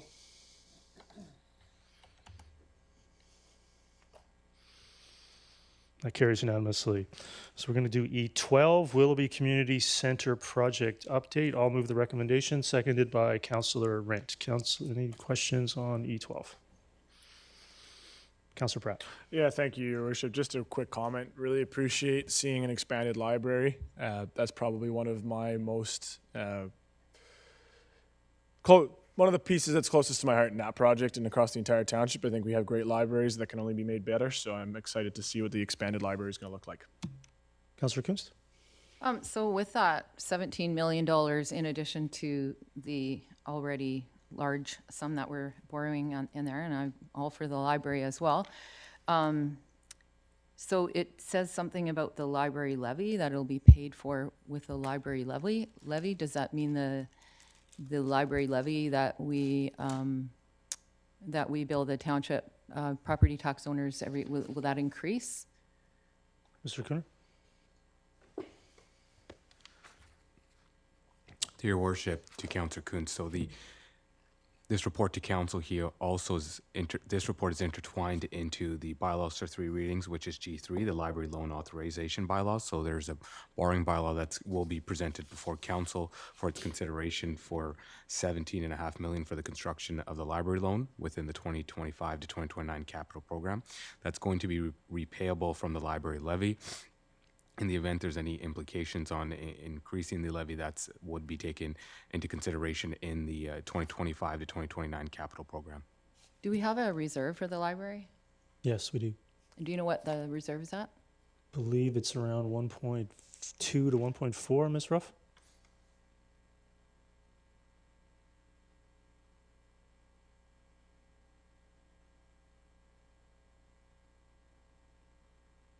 Just under 1.4. Yeah, so my understanding is the library levy has a transfer to that reserve every year, which is sufficient to cover the borrowing bylaw on the agenda. Okay, thanks. Councillor Richter? Yeah, I just had a comment and a question. So my first question is the cost estimated by consultants of $17.4 million. Now, in other motions that are on the floor, or other recommendations that are on the floor, it gives the class of the cost estimate. So this one, $17.4 million, what class is it? Mr. Cooner? These are Class D. Class D. D. So is that a strong class or a weak class? That's the beginning of the progression. Okay, so this 17.4 million could go up quite significantly. To Your Worship, to Councillor Richter, Class D is a preliminary estimate that takes into consideration a 40% contingency, which is a large contingency, and therefore there is a substantial amount of room, and we don't estimate the cost to increase. Okay. So that's the library portion of this, the 17.4 million. When you have all these paragraphs together, what's the anticipated total cost? I believe that's what would come back in September or October, Councillor Richter. All Once right. the scope has been confirmed by council. Okay, and why are we pre-approving this $17.4 million? Because the last council had already approved and a new library was in the process of being built, and this council rescinded that whole process. I'm not sure that's accurate, but I don't even get into that today. Well, there would have been a new library in Willoughby right now, and it probably would have been open by now. You if should the drive by the council- building. It's actually only half built. Okay, I'm still wanting to know why we need to pre-approve this today. So it's an requirement of the inspector of municipalities to process the borrowing bylaw request. Oh, okay, we're taking out another borrowing bylaw. Right, okay, thank you. So it's also important to note that borrowing bylaws are good for a period of up to 5 years. They take approximately 2 years to be finalized, potentially up to that period of time.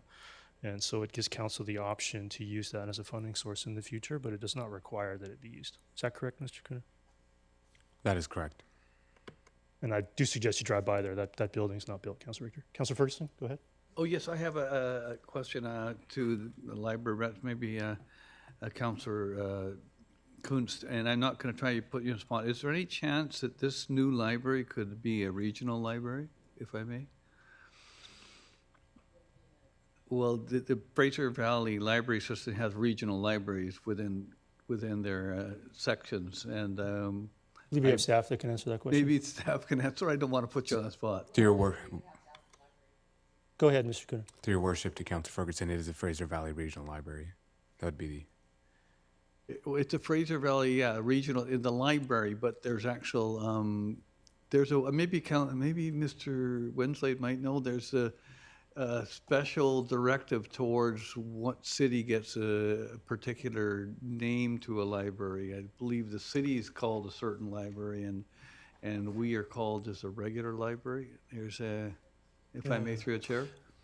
I'm a little bit uncertain on the exact definitions of each, but I can say that this will be the township's largest library by a fair amount. Okay, so I think maybe we do some, get a report back here that, because I think there is a designated scale of different libraries. I know that the Abbotsford Library has got a specific name regarding the Fraser Valley Library System. Okay, thank you. We've got some homework too, including myself. Yes, Councilor. And then the library that was approved last term and terminated by this council very early in the term was to rent a space in a building at Willoughby Town Centre, I believe, and it was relatively smaller than this, not combined with any other amenities. So combining and moving the library here has been a long-term plan that was brought up during the election campaign, and I believe that the last thing we should be doing is paying rent for a library, and that's what this council changed versus the last one. Councilor Van Popta, go ahead. Yeah, so the actual borrowing bylaw is item G3. Through your worship to Ms. Ruff, could you explain how the borrowing costs work, like 1% versus 4.66? You know, to see loan rates of this amount are kind of unheard of. So can you just go through that process with council here so that we can understand? All debt has to be all municipal debt must be taken through the Municipal Finance Authority, and they set the rates. So that is the current rate that they're offering at this time. That rate will not be finalized until we actually take the debt. So being that it's a 2-year process, one would hope that we see different rates by then. Okay. And then after the 2-year process, the bylaw authorization is such an onerous process to get a borrowing bylaw approved by all the different levels of government. It's available for use for up to 5 years. And then could you just on page 2 of the of G3, just while we're all talking about it, it talks under the service fund of a 1% borrowing costs. Could you explain what that difference with that 1% is? Ms. Ruff? We're required to put up a 1% that is retained by the MFA as a guarantee on that debt, because technically the regional district guarantees our debt. Okay. So thank you. And Ms. Ruff, is it true that they invest that and that goes towards paying back the township? So often the ultimate interest cost is lower than projected. they do invest it, and we do get that back, so it does help to reduce our. It offsets some interest, yeah. Councilor Richter? Yeah, I was just wondering, it seems like this council's put an awful lot of money into Willoughby, like a disproportionate amount of money into Willoughby compared to other areas of the township. And given the new debt that is being anticipated, is this an absolute priority right now with everything else that's on the go? Like the roads, the soccer campus, the fire trucks, the, what else have we got? The ice rinks. Like I'm starting to get worried about how we're going to pay for all this stuff. I think you were worried the first time we did anything, Councillor Richter. Like, I don't know why you're Well, starting I'm to get even worried. more worried now. Yeah, okay. Well, we can certainly outline it for you again for the second time this term at the next budget process. Councillor Kunst? Yeah, I just wanted to speak to Councillor Ferguson's.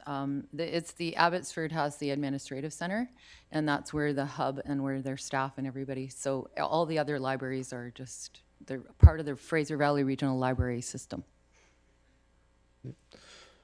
Yeah, so I think we've focused on the library because, of course, the method of payment has attracted some attention. But I want to focus on the overall nature of the facility, which is to take in all the input, which Ken has glossed over here today, from the community in a fabulous process to engage upon what a community center for 100,000 people may look like. There's 100,000 people going into the Willoughby area. The Walnut Grove Community Center is not sufficient to meet that need. And until this term, there was no plan to build one at all. At all. And so it's really important to me that we get this on the books, we finish the design process, and then find a way to fund it, but we have it ready to go. To design and construct and finish a community center, in some cases, in some municipalities, takes almost 10 years because of the length of time to make these projects shovel-ready. Indeed, find funding for them, find the location, and do a lot of work and engage with the community. That can be a long process. That can be a couple of years by itself. And that's the process we're underway with right now, which is why staff have recommended an additional gymnasium. They've recommended 2 additional lanes. They've additioned some additional water to ensure that we have capacity for swimming lessons and other programming in a warmer pool designed for the community, which will then free up time at Walnut Grove Community Center for training and sports user groups that are a fantastic asset in our community to help a lot of members of this community compete at a very high level in swimming. Both needs are being accommodated, and satisfying and accommodating these needs within this community is a big primary objective of myself and a majority of this council. And we have to find a way to do it. And what it'll do is it helps provide and take pressure off of facilities and other parts of our community. We are lining up and looking forward to the future in Brixwood Fernridge, which will have its turn in regards to these kinds of projects. We are working on a plan to ensure we don't have 208 Street in Brixwood Fernridge, which required this council to fix it. We are looking at significant investments at Noel Booth, which are underway now, significant investments at Walnut Grove Community Park, significant investments at Alder Grove Community Center with an expansion there, an expansion to the Fort Langley waterfront, all of which are needed for a community that is on path to be over 200,000 people by 2040, unless we decide to stop all growth. The province, I think, as we know, is not going to stand for that. So what is the plan to have a complete community? What is the plan to have the amenities in place for a population in a city like ours? And there's no path to not doing anything. Anyone can do anything, do nothing. And so we have to find a way to get these projects done. In this case, this one may indeed take a little bit longer than hoped due to the cost that we're seeing these community centers become all over the region. Significantly much higher than if we had done it 5 or 10 years ago, just as we did with the Langley Event Center, way ahead of its time, just as we did with the 50-meter pool at Walnut Grove, way ahead of its time. Somewhere along the way, we lost that culture of getting things done before their time, and we're trying to fix that. And that's what this project is. It's ambitious, it's large, and it's costly. And it will do some hard work to find a way to pay for this, and that's the work that myself and some members of this council are working on. This may indeed take some time to find a way to make this break ground. But we have to put the plan in place that's going to meet the needs of the community that we're going to be in the Willoughby area while we continue to make significant investments in other part of the township. So that is the path that we're on, and if some don't support that, they're more than welcome to vote against it, but I strongly believe in it. I think we're on the right path to building the facilities that this community in the future can be very proud of, just as we are of the Langley Event Center. I want to thank everybody who participated in the input process to get to this to this stage, and all the members of the public, user groups, and the staff that have been working diligently to bring us a proposal that's designed for today and designed for the future. Look forward to seeing the next stage of this take part, get this design back to council, potentially have another round of public input on this, to have everybody brought along as part of the process and feel that they're heard when we're making an investment and planning for an investment of this magnitude, using growth to pay for it, not our property taxes. So with that, I'll call the question on E12. That carries with Councillor Richter opposed. So now over to E11, racket sport options.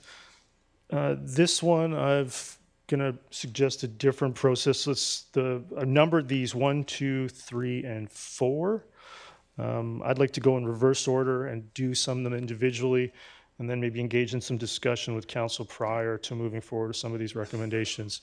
I'd like to move number 4, that council direct staff to remove existing pickleball lines from the shared courts at the Fort Langley Community Park, seconded by Councillor Bailey.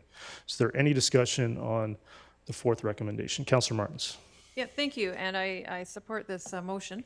I'm just wondering, I know there has been some noise complaints about this particular court in its close proximity to the neighbor in particular, and I'm wondering if I understand that there has been some locking of the gate after hours and in some enforcement perhaps to ensure that happens, or maybe it's the park caretaker that might be locking the gate.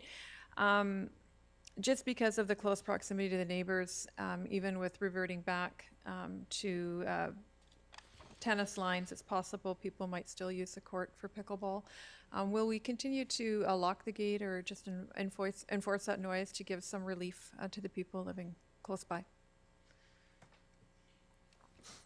To your worship, to Councillor Martins, yes, there has been complaints in relation to noise for this specific location. Staff are aware of it, are diligently ensuring that the gates are opened and locked at the appropriate times, and the bylaw department has opened up a file.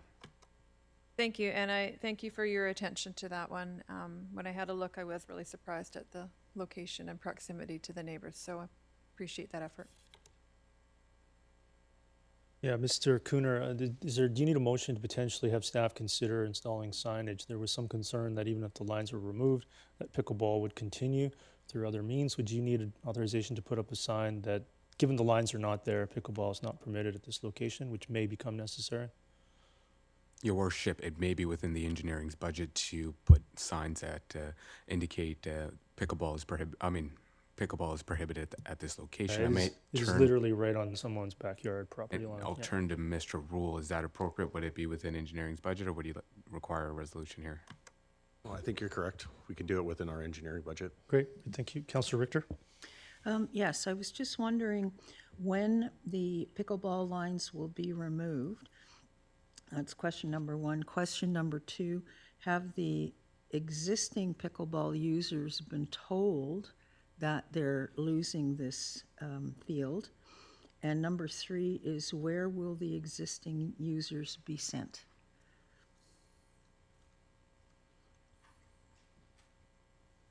To your worship, to Councillor Richter, I'll answer the first question there. If the resolution is passed, the engineering department will immediately remove the lines itself, and then with respect to contacting the user groups or engaging with them, I'll refer to Mr. Winsley. He'll be able to address that in further detail. Thank you, Mr. Cooner. And no, there hasn't been any notification given because until council has an opportunity to discuss and pass a resolution, we don't like to suggest what may or may not happen. So I believe when engineering does that work with the lines and puts up the appropriate signage, there aren't necessarily organized groups that use these courts. They may be informally organized, but it's not like soccer where we have a user group to talk to. So I think it'll have to be a bit more informal through social media, through signage, etc. As far as where they would go, on page 2 of this report, there is a chart that shows the various locations. And West Langley Park is really well used, and that's where we have 4 dedicated pickleball courts, but there's other opportunities as well. Okay, and the West Langley Court, so if we're going to put signage up, can we direct the current users to the West Langley courts? And in the West Langley courts, is there capacity to absorb? I don't know how many users there are, but I agree there have been a lot of noise complaints that have come in.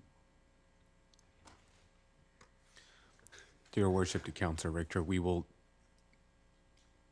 work on a communication strategy as well to notify the pickleball users, which would include some signage and indicating it on our website and our social media platforms.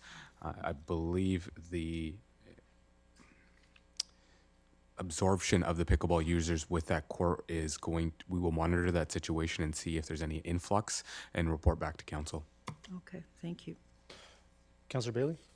Yeah, I would suggest that we've had people present to us regarding pickleball, and they would be great places to start to, after we decide exactly what's going to go on with this motion, sit them down and explain to them where we're going and what we're doing, because they are, I don't want to say relentless, they are very focused on what's going to go ahead, and I'm really glad to see this this motion, or these motions, however we're going to do it, in regards to having some discussion with them to satisfy some of their concerns, and give them some indication on where we're looking at into the future, as they are. They have to also realize that this is something that came up for the first time that I know of during this current council, and that things don't get done today or that, and this is incurring costs. So I think starting with the people who have presented to this council would be a very good place to disseminate that kind of information. With that, I'll call the question on recommendation number 4.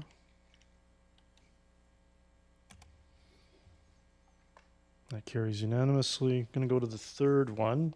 Council directs staff to complete a detailed design and Class A cost estimate for adding tennis courts to York's Community Park near 80th Avenue, adjacent to the existing tennis center, with an amendment, with confirmation of any external contributions that may be required. Is there a seconder to that? Seconded by Councillor Van Popta. Is there any discussion on that as amended? Councillor Richter. What exactly does, with confirmation that any, I didn't even get the whole Ms. phrase. Bauer, can you just put it up on the screen for us?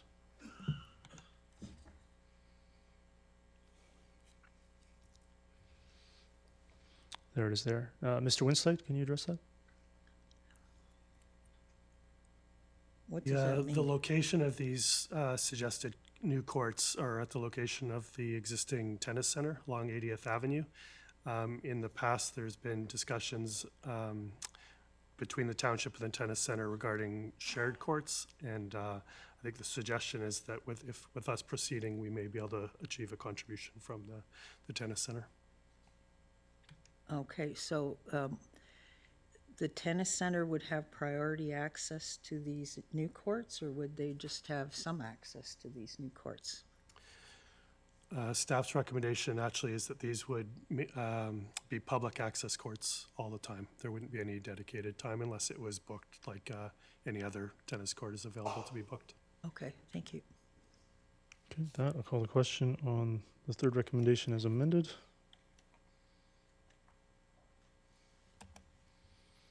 That carries unanimously. So the first two, I don't know if any members of council wish to move these together. I had an alternative. I did visit the location on the weekend and have had a number of emails, maybe 2 or 3, very concerned about locating pickleball courts at this location in proximity to townhouses to the west and to the southwest.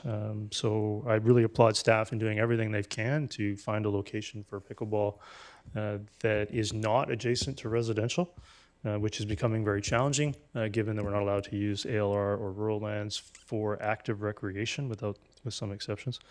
And so finding a location in urban areas that is not adjacent to our current or future residential, which will generate significant noise complaints, similar to what we just dealt with here a few minutes ago, it's been very challenging. And so I do have some alternative thoughts on how to achieve some expansion of pickleball at some other locations, and then address potentially replacing that mountain bike park at Yorson with pickleball and heading that in a different direction, given that it needs some TLC, and these are some options for council to consider. But the recommendations in the agenda, if anybody wishes to follow up with those, they're more than welcome. But number 2 is certainly mutually exclusive with the staff recommendation. So if there's any discussion, we can do that before we move any motions, or we can try these and vote them down or process them appropriately. Councillor Bailey? Yeah, again, I would like to reach out to especially the mountain bike, and also it involves other types of biking when you get into pump tracks and that. Get ahead of it, tell them exactly what we're doing so they don't see that we're going to take away a facility without planning how to replace it and that kind of stuff. Getting ahead with these people, we can even get their input in regards to needs and that kind of stuff. There are some incredible bike parks out there all over the Lower Mainland, and it's one of the best mountain biking meccas in the world pretty well. So if we could reach out to the mountain bikers and the people that use the parks, tell them exactly what we're looking at. We're not just taking away so they don't I've been in freak touch with out, a number of them, and actually this suggestion came from one of them. Yeah. Councillor Kunst? So on your motion number 2, McLeod Athletic Park, I mean, I think it's a great idea. The only caution that I would have is that there's a few seniors homes there, you know, where there's a lot of seniors living in that, just on the other side of the church. So I just don't know how the sound of 12 pickleball courts, if that carries. Yeah, so they might be super excited about playing pickleball, but I just wanted to, you know. So I measured it on Google, and the location specified in this motion and some discussions with staff. The first resident from where these are anticipated to be would be over 250 meters or just around that. So well beyond the recommended of 200 meters, depending on the quantity of courts. So we wouldn't want to necessarily go above 12. But they did measure it, and I was very concerned about that. There's a bunch of people behind CLA that live there, so it's important to raise that. Did double check that before I brought this forward, that it was around that 250 meter mark. Okay, thanks. Councillor Pratt?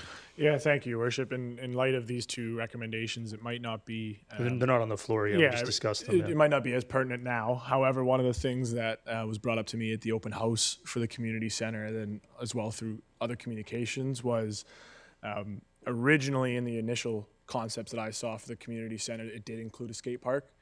And in light of discussing the bike track area, and it's not sort of now exclusive to racket sports, for the second motion that was, or sorry, the second paragraph that was included in the original motion, where it talks about reviewing all possible locations to select preferred sites, et cetera, within the Willoughby community, I was going to include a potential skate park. Yeah, I think I can have a solution for that. Certainly, it's been an issue that I agree we should be getting to, and I haven't had a chance yet. So you could move recommendation 2, that council direct staff to review all possible locations to select a preferred site, develop concept plans and cost estimates, and include a public consultation process for a new skateboard park within the Willoughby community. Yeah, I'd make that recommendation, since now 2 is sort of being supplanted by the third motion that's before us here on the screen. So would you prefer I wait until 2 and 3 are done? Yeah, let's process the skateboard park issue separately. Yep. Maybe also the motion for the skateboard park could be a little less prescriptive, a little bit less work, just get some concepts on the table similar to what we did with pickleball. Councillor Richter. So number 3 is about taking the mountain bike park out and put a skateboard park in? No. Okay, so what's the difference between the mountain bike park and a skateboard park? Number 3 is specific to a pump track facility, which is very similar to a mountain bike park. Okay. And do we have preliminary cost estimates on both of these? Mr. Winside?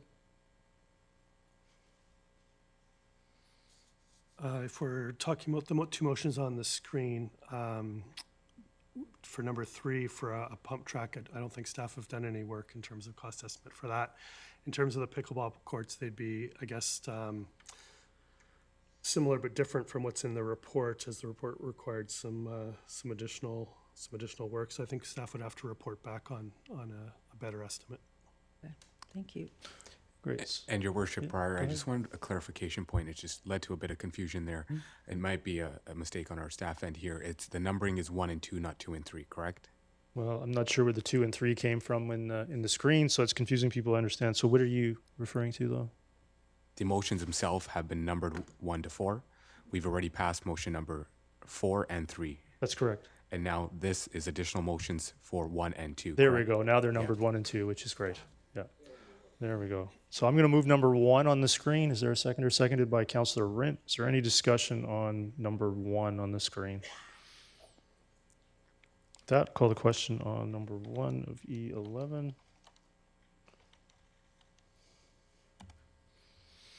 That carries unanimously. I'll move number 2, seconded by Councillor Bailey.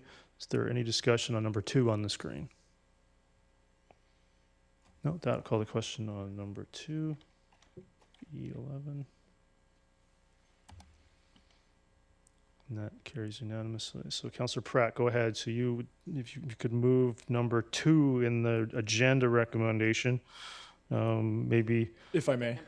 Yeah, go ahead. Yeah, go ahead. So if you could just maybe scale it back a little bit. Just sent to the clerk Okay, a written version, just so that everybody can see it. Great. Wow, look at that. So tried to keep it as high level as possible, so that council directs staff to review all possible locations and include a public consultation process for a new and covered skateboard park within the Willoughby community. Yep. Tried to keep it as. Is there a seconder to that? Seconded by Councillor Bailey. Go ahead. No, I think the motion speaks for itself. Thank you. Councillor Richter? What's the cost differential between an open skateboard park and a covered skateboard park? Yeah, we could have said potentially covered. I don't think council's committing to a cover at this point. I think we just look at that option. Happy to add the word potential before covered. Yeah, so I think staff will take that under advisement that we're not committing to a covered. But Mr. Cooner, do we have any idea what that might cost? Your worship, not at this time. We could do a review and report back to council. Yeah.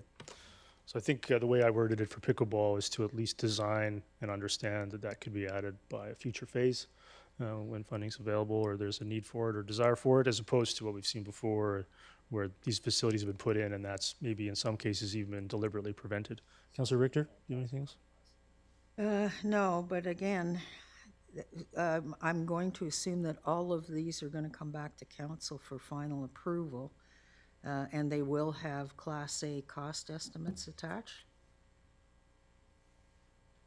Mr. Cooner? Your worship, it'll be difficult to get to Class A when these come back. Usually that's a result of an actual tendering process. So I think we'll come back to council with an interim budget estimate that be more in the C or the B category, if you want to consider that, for council to approve, and then we would go forward from there. Yeah, the Class A estimates, I believe Mr. Winslade, actually cost a significant amount of money.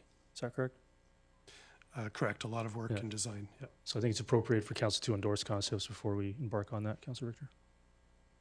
Okay, but I just want to make sure that we're not committing the spending now without knowing what the spending is.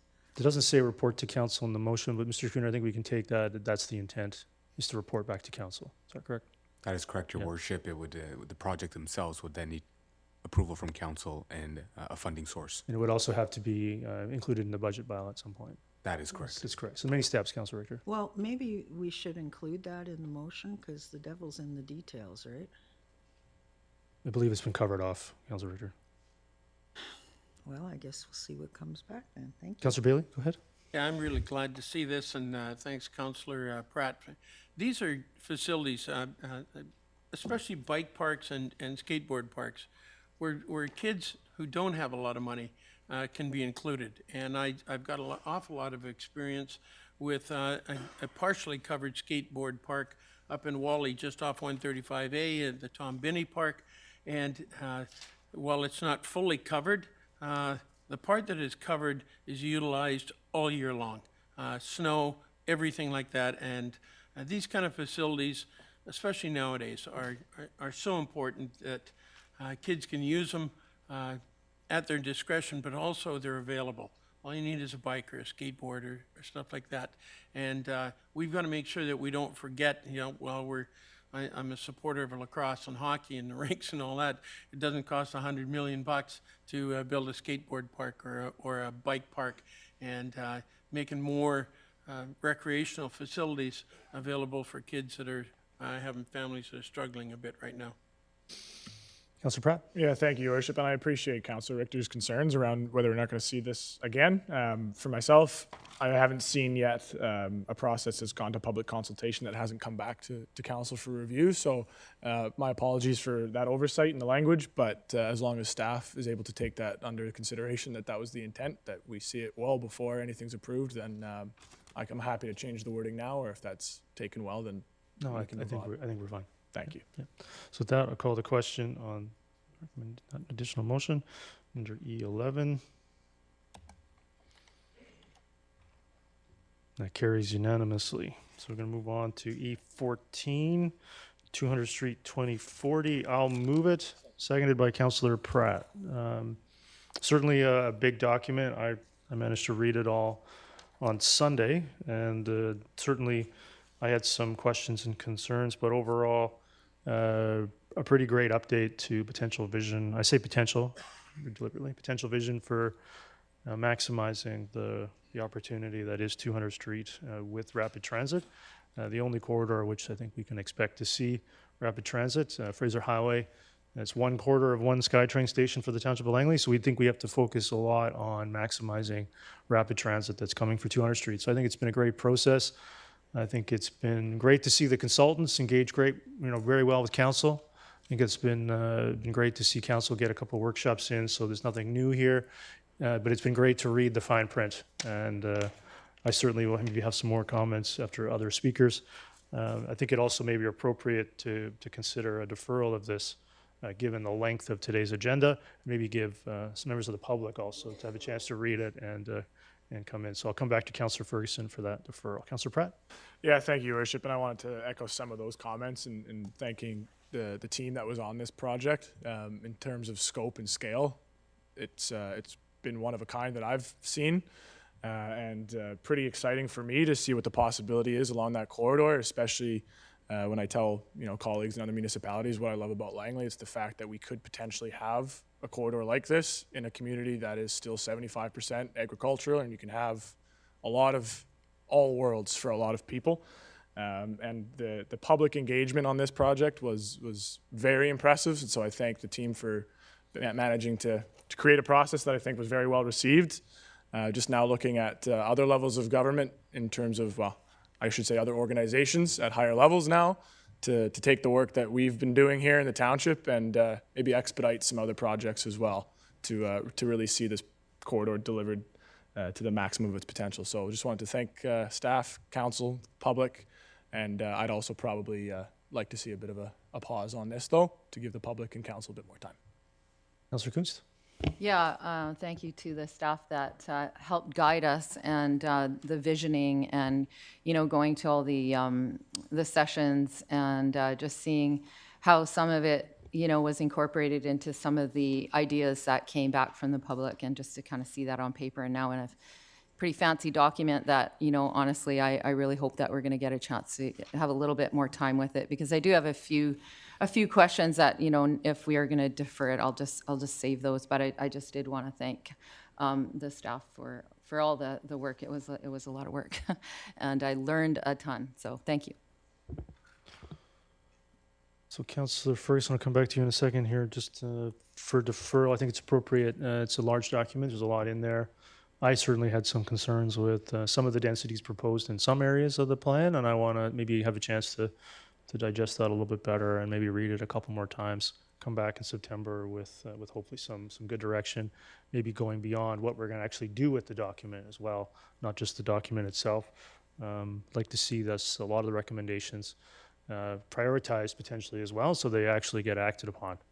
And so I think that would be appropriate for council to turn its mind to the recommendations and what those might look like and what priority we may have around those. Everything from where that BRT station potentially can be located. Is TransLink going to agree between 72nd and 74? I think it'd be important to confirm that because I'm not sure that they're aware of that yet. I don't know if they are, but I think that's got to be worked on, and potentially where that's going to be finalized. That will dictate, I think, some of the issues that maybe are outlined. Some of the greenfield areas versus the stable areas, and some of the opportunities that may exist closer to 200 Street, sorry, to Highway 1, I think need to be heavily considered, given that they may require Metro Vancouver approval and approval from the Ministry of Transportation and Infrastructure. So I think there's some things to definitely take some time with.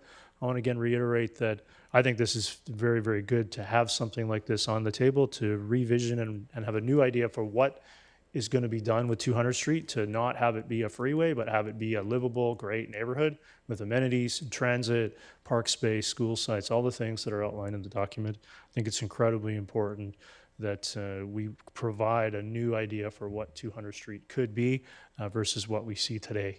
And I really appreciate the opportunity that this council has given not only itself, but also the public and the staff to do that.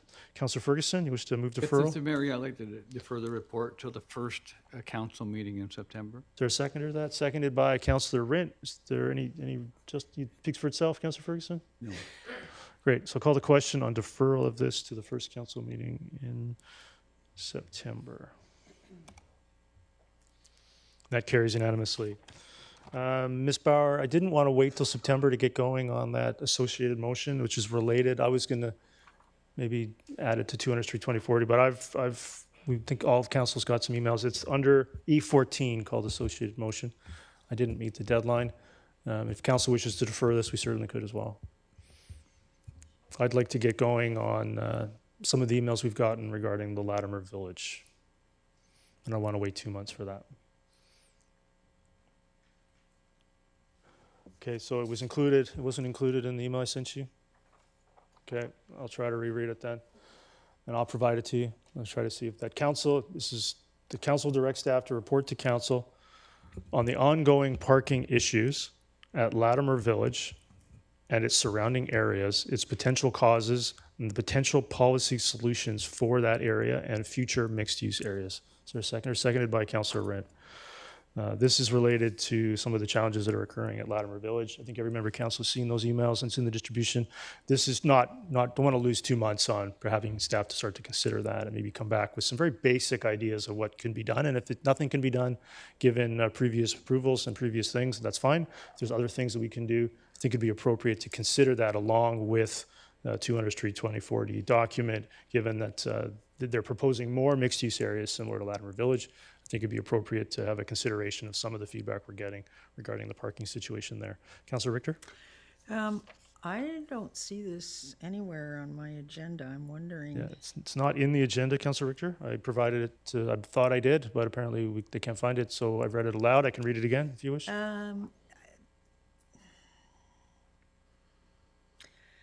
Well, I think it's hard for us to vote on something we haven't actually read. You could move deferral? Yeah, I think we should defer this to when we take a look at the. Okay, is there a seconder to deferral? Or the report. Not seeing a seconder to deferral. Councillor Martins? Yeah, I'm just wondering, is it possible to actually, for staff, if we just wait a moment to perhaps type something up? Ms. Bauer, that do we you could not have in any of the front other us? ones? You don't have E18, K2, 03?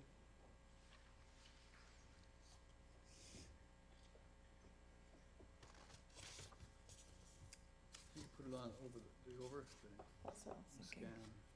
Oh, yeah.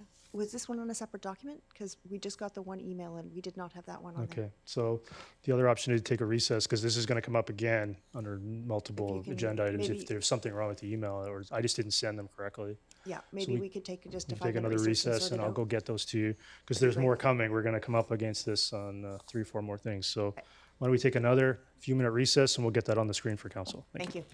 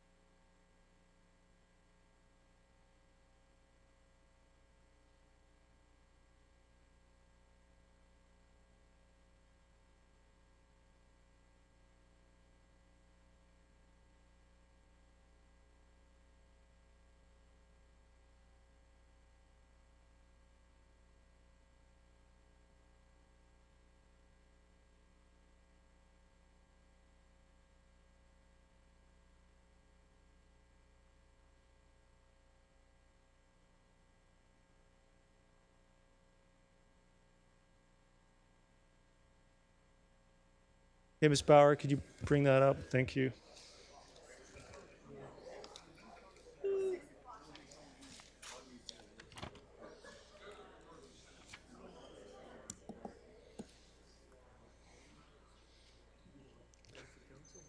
Ooh.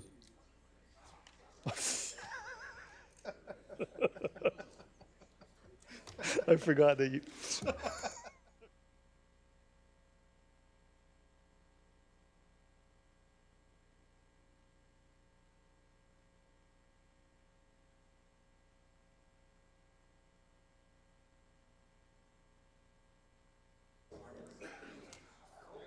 Okay, so we'll get back underway here.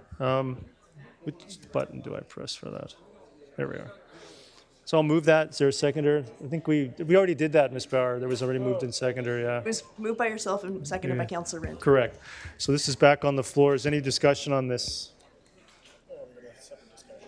Well, we're back underway. So is there any discussion on the motion before us?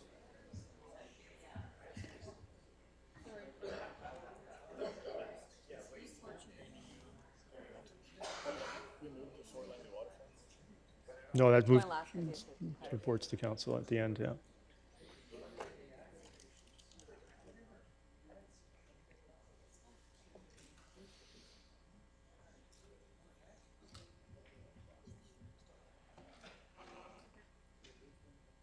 Okay, any discussion? This is a result of a couple emails from members of that area. We've also had a meeting with a merchant in that area who's has been struggling. His business has been having some issues. So there definitely seems to be something up with parking. It'd be great to have council direct staff to weigh in on get back to report on that issue. It's going to keep coming up until we document this. Any other discussion? Nope. Call the question on this associated motion of E14. That carries unanimously.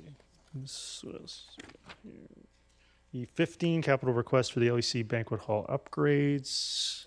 Moved by Councillor Pratt, seconded by Councillor Rent. Is there any discussion on E15? Councillor Richter.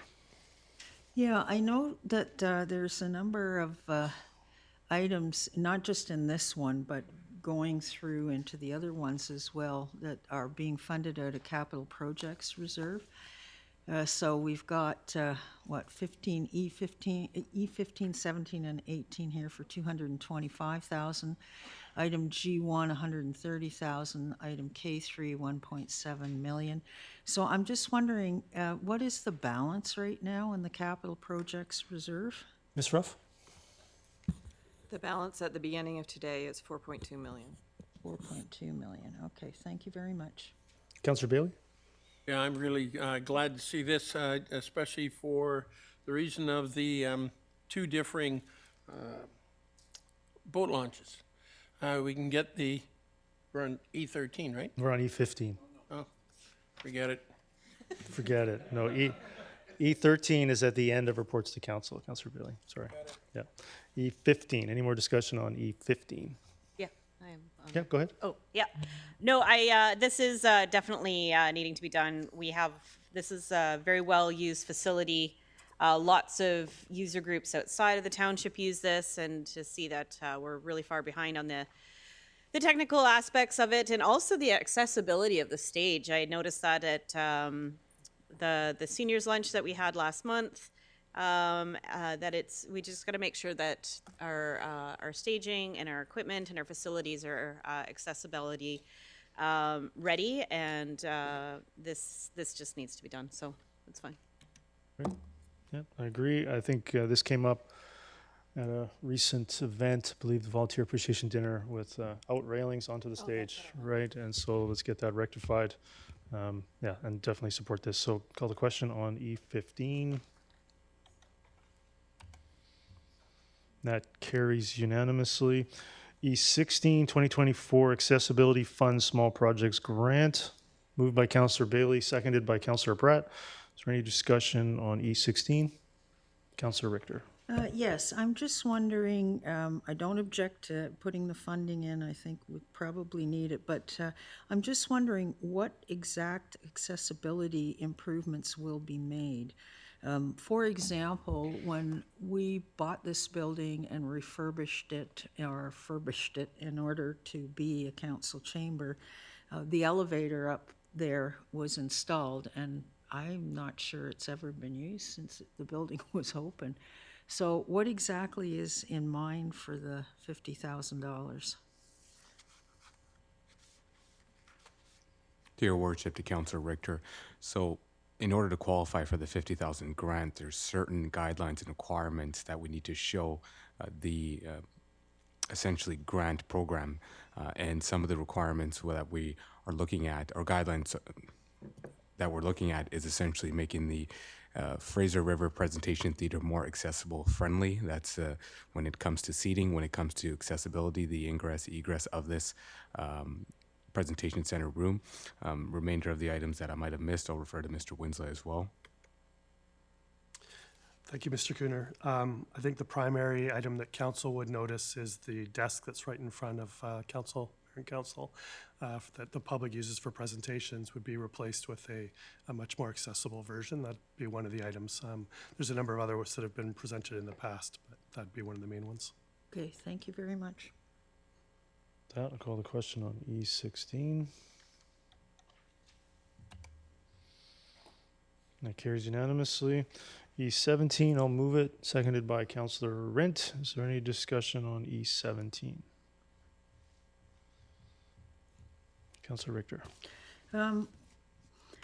It seems to me that each council has a plan for the Langley Event Center, and those plans have been progressive. So I'm just wondering what will plans of previous councils be included in this latest version of the event center? And what will be the ultimate cost of the event center? I'm assuming it's the report that will cost $110,000, but do we have any idea what the ultimate cost of the LEC 2040 will be, or is that something that will be included in this report? To your worship, to Councillor Richter, it's premature at this moment to estimate any cost in relation to the potential long-term development of the Langley Event Center. That would be essentially an item that would be tasked with the consultant. Okay. So one of the things that was talked about in the past was having a concert hall. Is that going to be retained or removed? To your worship, to Councillor Richter, some of the items you're mentioning will be taken into consideration by the consultant. Okay, thank you. Councillor Pratt. Yeah, thank you, Your Worship. And obviously the Langley Event Center site and lands is one of those crown jewels in the township, and really want to applaud former staff and council for their thought in getting that site to where it is now. One thing that I personally noticed is that up until this point, as a member of the public prior to being on council, I never had the opportunity, I don't know if it was that I missed it, to participate in any process to develop the site. So what I'm hopeful for is that through this new process, we will actually be able to go to the public and have some kind of public engagement on this, because it is such a gem in our township. I think it merits having some public input on it. So that's one thing I'm hopeful for and looking forward to. Councillor Ferguson. Yeah, I can't believe it's been 16 years since a number of us sat down with a pen and paper and wrote down a plan with a lot of help from provincial government to put together the event center. It's exciting, the fact that we can now sit down and draw some ideas and focus on what the future of that building's going to be. We never ever expected, I don't know, maybe I can't speak for some staff members in the room, that the Giants would come. We didn't think the facility was big enough for WHL team, but they did come and they like it, and they're very happy, extremely happy to see. I know other members of council are as well. The basketball folks are there. Those are the Bandits, I believe. And they have the FCs around. They've got water parks. They've got the bocce people there, the Italian people have got the bocce courts up, and other people using as well. There's been a number of facilities there, and it's a well-used facility. Many of us were there at the facility, not just the Langley Events Center, but the whole park surrounding for the drone show on Canada Day, July the 1st. And I think they're expecting a small number. They got a large number, I believe, almost 6,000 people. So it's a well-used park. It's a pride and joy of myself and others in the community, and I'm looking forward to this visiting and this opportunity to get more information. Thank you, Mr. Mayor. Thank you. Yeah, I certainly support it. I think it's great to align it with the updated vision for 200 Street for that same time frame, given we have significant public ownership and a significant amount of that part of the 200 Street. Denoted to be a hub and center of activity for the future. So I think it's really important to get it right. And I think it's really important to no longer do it in special closed meetings, but with full engagement with residents. So that, I'll call the question on E17. That carries unanimously. Item E18, capital request, Billy Brown traffic calming, moved by Councillor Van Popta, seconded by Councillor Bailey. Councillor Pratt, go ahead. Yeah, thank you, Worship. I noticed in the report there's 3 options. The recommendation right now for option 2 includes 4 raised crosswalks and 6 speed humps along the road. Wondering what the process would be, and I'll wait until other speakers have had the chance. I'd be interested in pursuing option 1, which includes the 4 raised crosswalks without the 6 speed humps. Happy to be proven otherwise. I always support raised crosswalks. The speed humps, I'm not sure if in this location we need them, but that's up to council. Yeah, so it's a little difficult given the funding amount is tied to that option. So an amendment would be pretty substantial. It would be changing the entire motion. If you really wanted to pursue that, the way to do that would be to table this potentially and then move the other recommendation, or because I don't think I don't know how do we want to vote this down or not, as opposed to you could divide for the 4 raised crosswalks and the 6 speed humps, and then maybe the amounts, staff could figure out the amounts for each if you wanted to move division on each of those.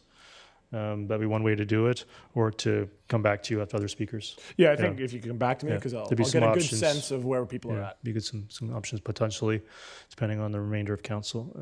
Councillor Richter? Yeah, I think my eyes were opened this past weekend with an email that came concerning speed humps on the one of the major accesses to Langley Memorial Hospital, which I'm sure will probably come up under other business. But before we approve this, did we consult with BC Ambulance and or Township Fire Services on the advisability of putting either raised crosswalks or speed humps on this particular road? Like how often is this road used for emergency access by emergency vehicles? Mr. Cooter? To your worship, to Councillor Richter, at this time we haven't consulted the ambulance department or the Langley Fire Department. This is not an arterial road. This is I would classify this, I believe, as potentially a collector road. A collector road, therefore, the emphasis to consult with external agencies does decrease.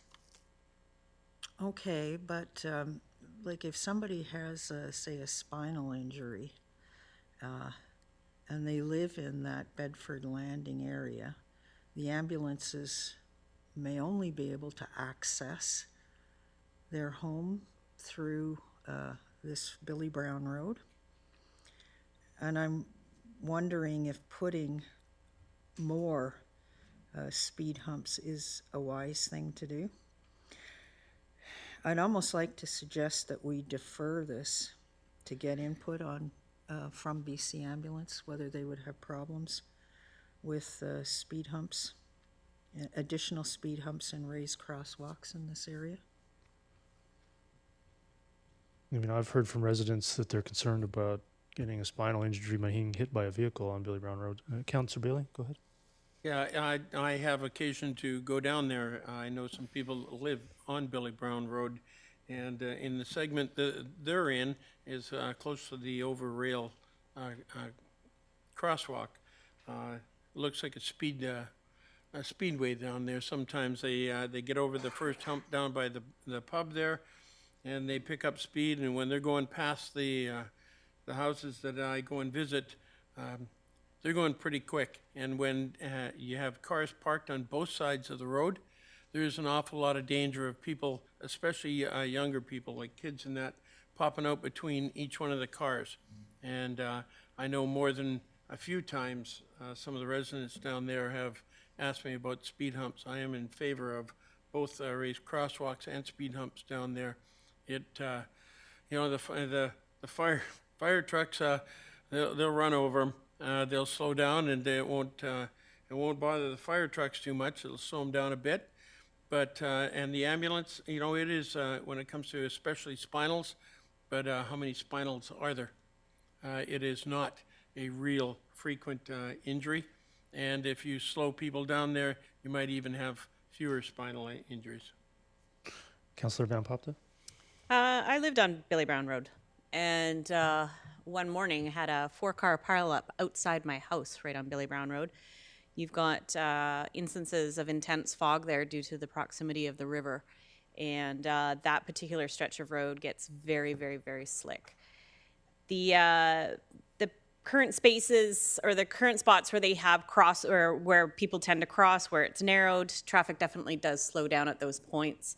The challenge is after it widens, people step on the gas. So I think it's important at this point, if we're going to fund the raising of the crosswalks, we might as well just do the whole kit and caboodle and put the traffic calming all the way down. I don't think there's one resident that lives within Billy Brown or within Bedford Landing that doesn't see the merits of doing this. And as somebody who's witnessed a pileup outside her house, I definitely recommend it.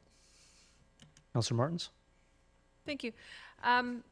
Just a couple of points on this. I noticed in the staff report, they thank you very much for doing vehicular traffic volume and speed surveys on the road. That's excellent information. And I do note in the staff report that in doing so, and they did it at 3 different locations along that stretch, that there was a bit of variable in the speed at which people were traveling, depending on where they were. Further west, the 85th percentile speed was 50 kilometers an hour, so the current speed limit. But further east, it actually did drop to 34 kilometers an hour. Councillor Pratt might think he would never hear this from me, but that to me shows that that's what happens when there's factors that intentionally slow people down in driving. The road gets narrower. There's a lot going on. You see, you're happy to hear me say this. So it's interesting because that is reflected in the traffic report. I just wanted to point that out. I'm hearing words like we don't know one person that would have a problem with it on that road, and I think that's excellent, but I haven't personally done a survey of every single household on that road to confirm that data. And what I do notice on the last page of the report, it does say the township's neighborhood traffic calming policy, which is currently under review, includes a community ballot and public consultation process for projects that do not front schools and playgrounds. However, due to the number of complaints, staff recommends that council endorse foregoing the typical ballot and public consultation process and direct staff to proceed directly to construction. So we're foregoing actually confirming with these neighbors that they do in fact feel this way. But I do see that the logic in foregoing the process is due to the number of complaints.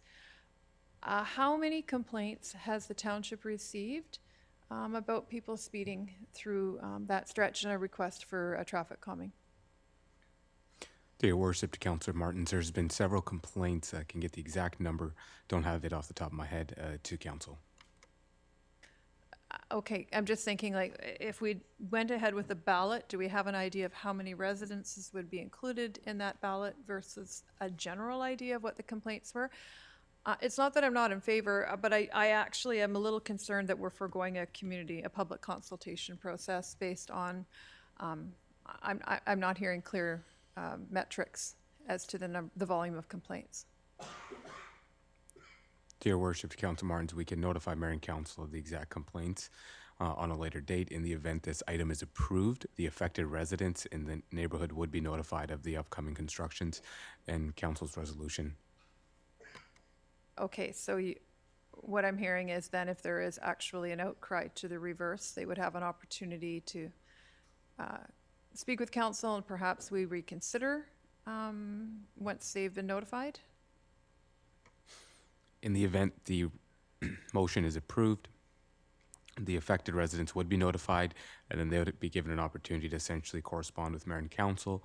In the event it is approved, then Council would have to reconsider the motion itself, because would take this as direction and pursue the construction, would go down that route. Yeah, thank you.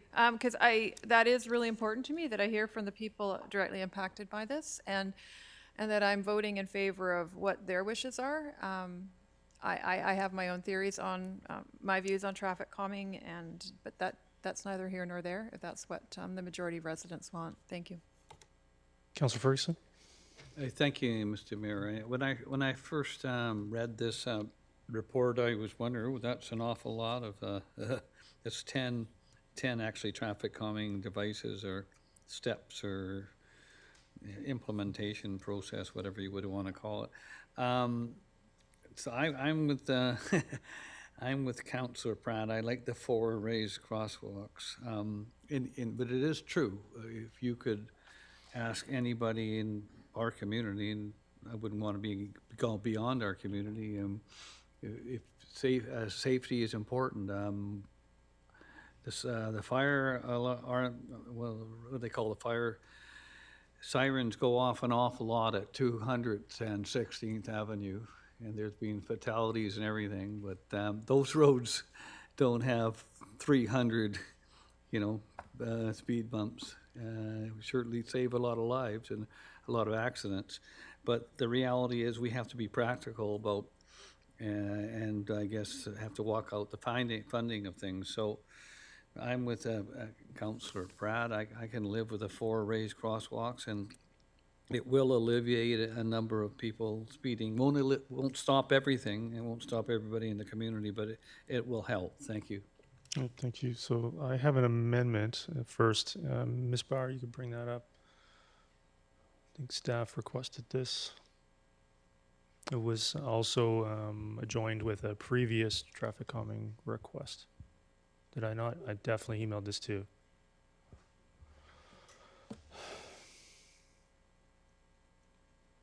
Okay, I'm just going to read it out.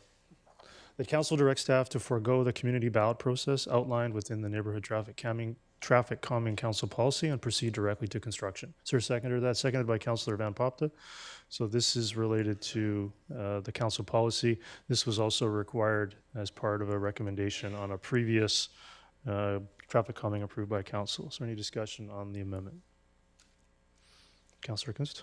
So would that be option 1, 2, or 3 that you're referring to? No, this is to proceed directly to construction. So the council directs staff to forego the community ballot process outlined within the neighborhood traffic calming council policy and proceed directly to construction. Once we've determined which option?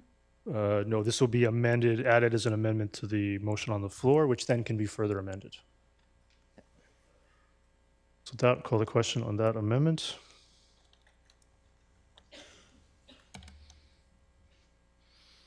That carries with Councillor Richter, Councillor Kunst, Councillor Martins opposed. Now back to the main motion as amended.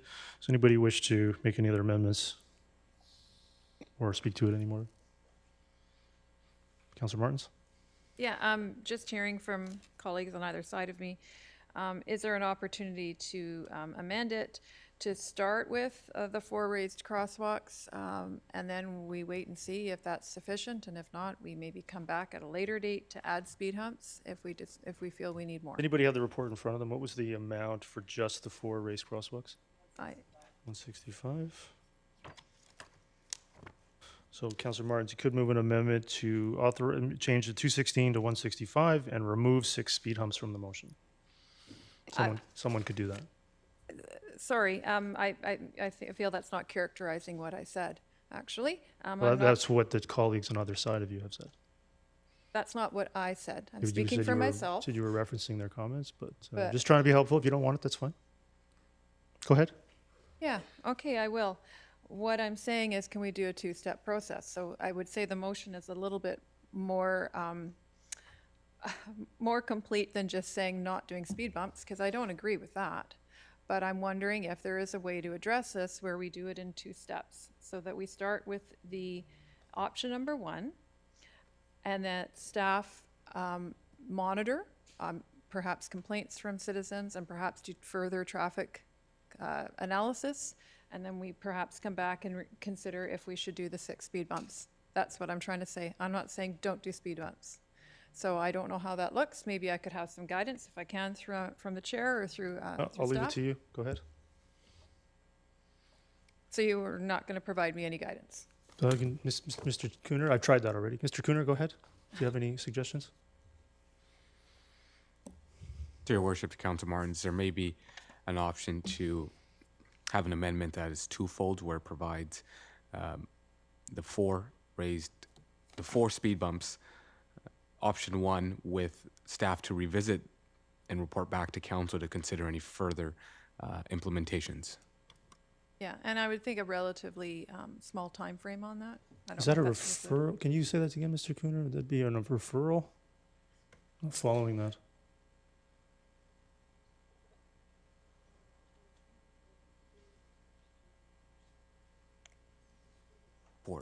It would be, your worship, that would be an amendment with relation to the exact motion. You would be amending it to read that there's the raised 4 crosswalks at the intersection, and then to add that staff, at the end of that amendment, that staff report back to council the findings or the implications of the installation of the 4 raised crosswalks. I'm not following it, but go ahead, Councillor Martins. Yeah, so to revisit if further traffic calming is required.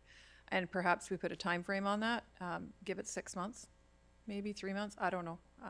I understand this is a concern. I'm seeing that there's multiple complaints, but that's a lot of different traffic calming going on there, so I would feel more comfortable providing something and waiting a few months and seeing if we need more.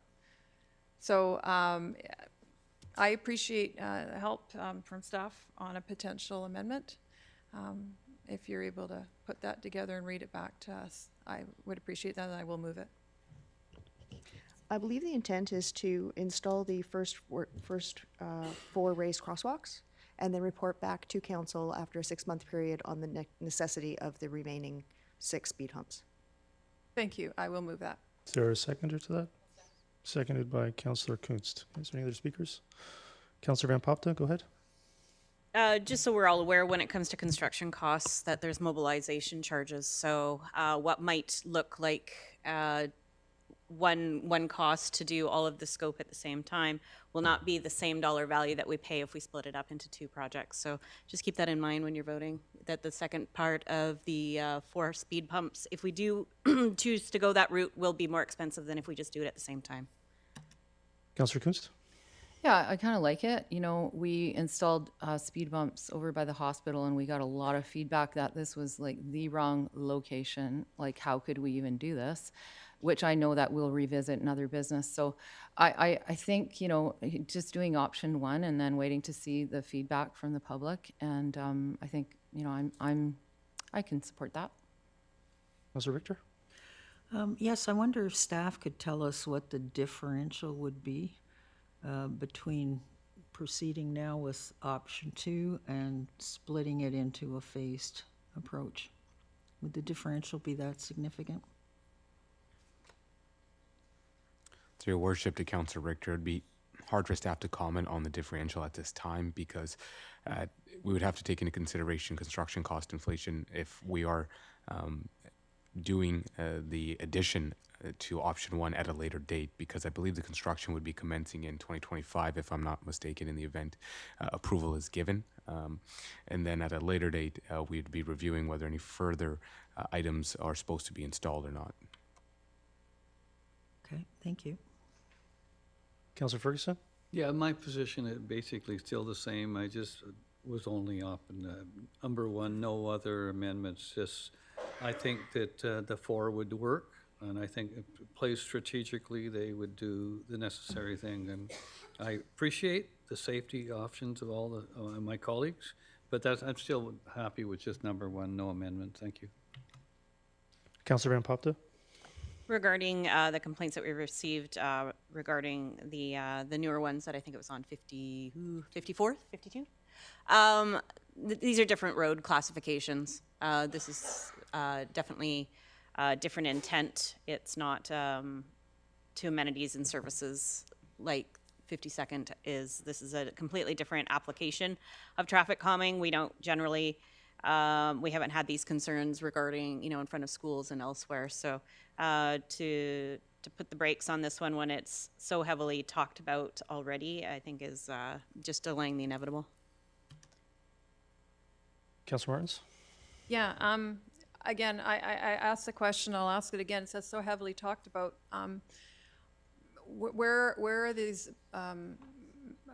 number of complaints? I'm a little perplexed. Have I missed something? Is there an email that wasn't sent to me or some sort of communications or meetings I'm unaware of? Mr. Cooner?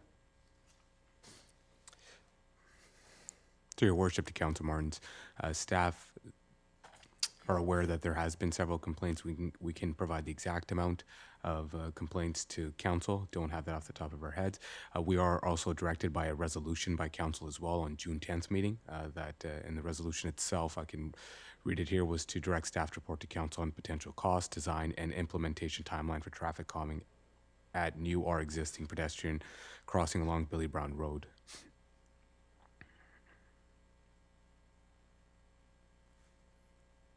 Councillor Kunst?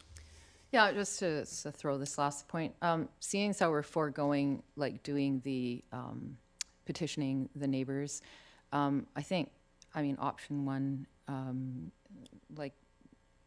we'll probably hear from the neighbors if this is gonna help. So, yeah, that was just my last comment.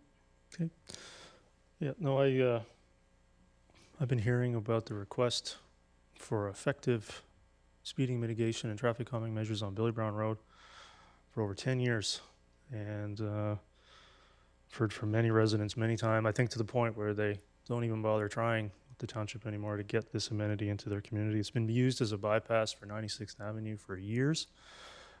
People are speeding down Billy Brown Road because it's a relatively long stretch. It's very straight, and there's a lot of pedestrian activity, parked cars, people coming in and out. So I think it's highly appropriate to proceed with this. It's been asked about for years. We are currently reviewing the policy around petitioning. That was brought in many years ago to prevent traffic calming.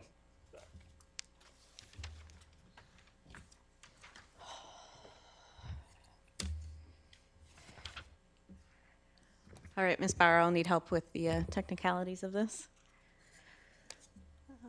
Door closed. Okay, so I need somebody to move E13. Second. Councillor Ferguson. Any discussions? I'm sorry, excuse me. We didn't hear the mover. Oh, sorry. It was Councillor Pratt. Sorry. Any discussions? Oh, Councillor Bailey, is that you? Yeah. Oh. I've got the right one this time. Yeah. Can you override this microphone? Okay, thank you.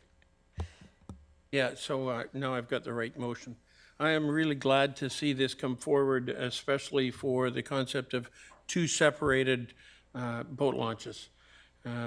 The motorized guys don't like being near the canoes and the kayaks and that, and I'm quite sure the canoe club will be really glad to see that the motorized guys get away from them. And with the ramp that is in there right now is really inadequate for either one. And by moving the motorized down to 252 there, I think it's a great compromise. The jet boats and that, they can leave some nasty wakes and that for the canoers and kayakers. And since there's so many of them, and it is not only a busy usage in the slough there, it's going to increase more and more, I believe. So I'm really glad to see this coming forward, especially in the context of two separated boat launches. Okay, next speaker is Councillor Martins.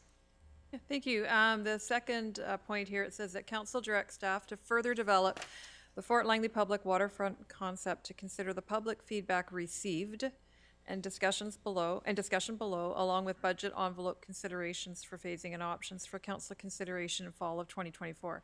So when I'm reading public feedback received, so is that, I'm aware that the processes to now are completed, but being that their staff are going to further develop a concept, will there be opportunity for further public discussion, for the opportunity for them to weigh in once they see the further developed concept? Or is it, this is done and dusted, no further public feedback, and they're going to make some changes based on what they heard, and we're proceeding? To your worship, to Council Martins, the recommendations for consideration by council to address some of the comments and concerns were expressed, I believe, in the report. So the items we're taking into consideration from the public are parking, motorized vessel boat launch, buildings, fort-to-fort trail, water edge features, and lookout.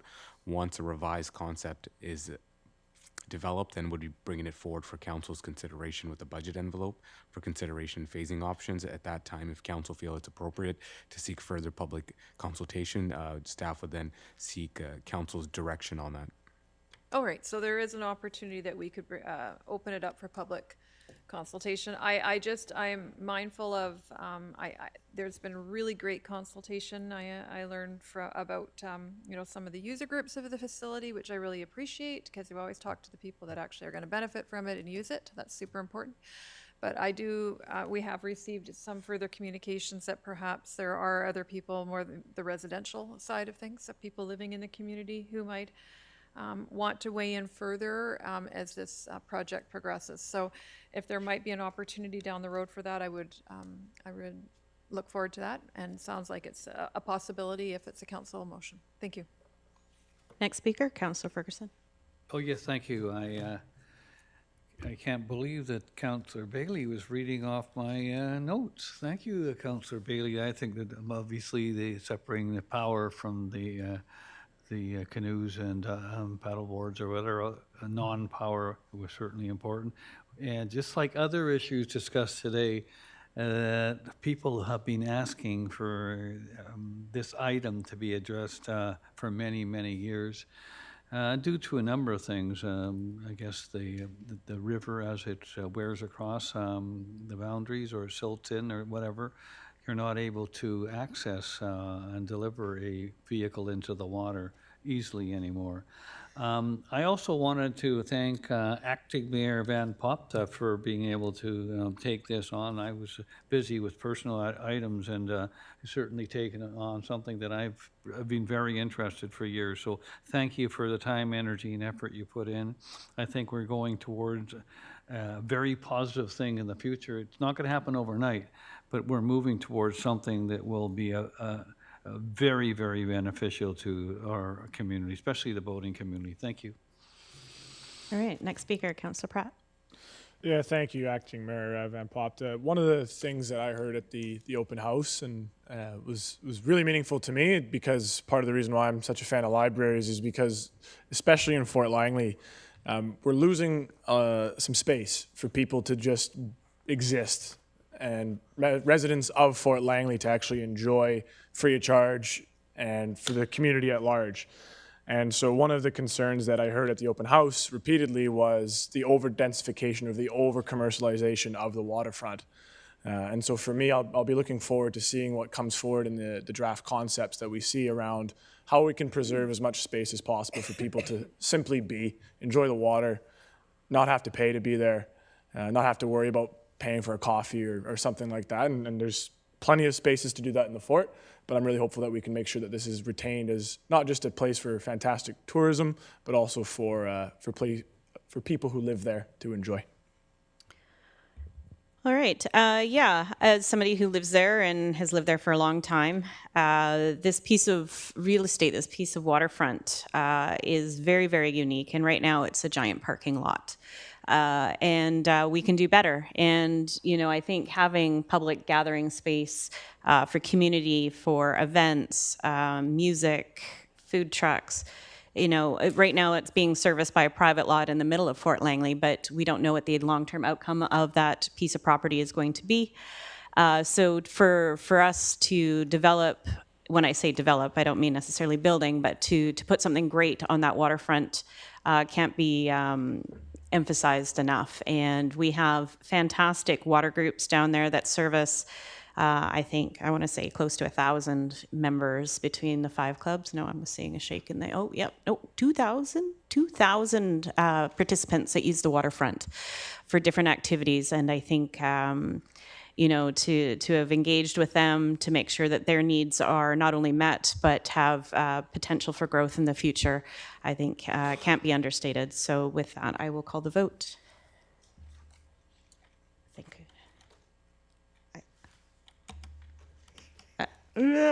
Button. I don't know how to use the button. Raise hands. Let's just raise hands. All right. All right. We are unanimous. All right. Call back the mayor, please.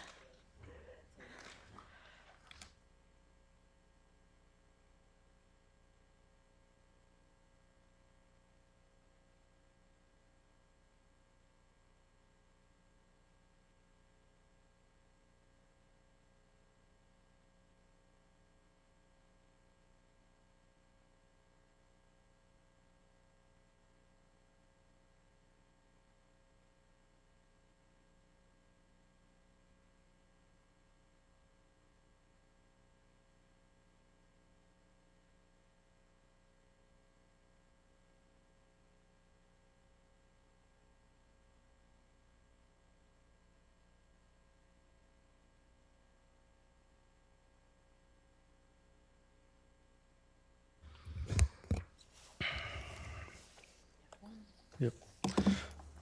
We'll carry on. Bylaws for first and second reading. Official community plan amendment rezoning application number 100293, bylaw number 6022-6023 for 26 townhouses. Moved by Councillor Pratt, seconded by Councillor Rent. Is there any discussion on F1?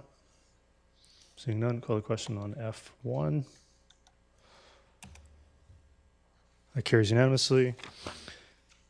Bylaws for first, second, and third reading. G1, Highway and Traffic Bylaw, Bylaw Notice Enforcement Bylaw Amendments.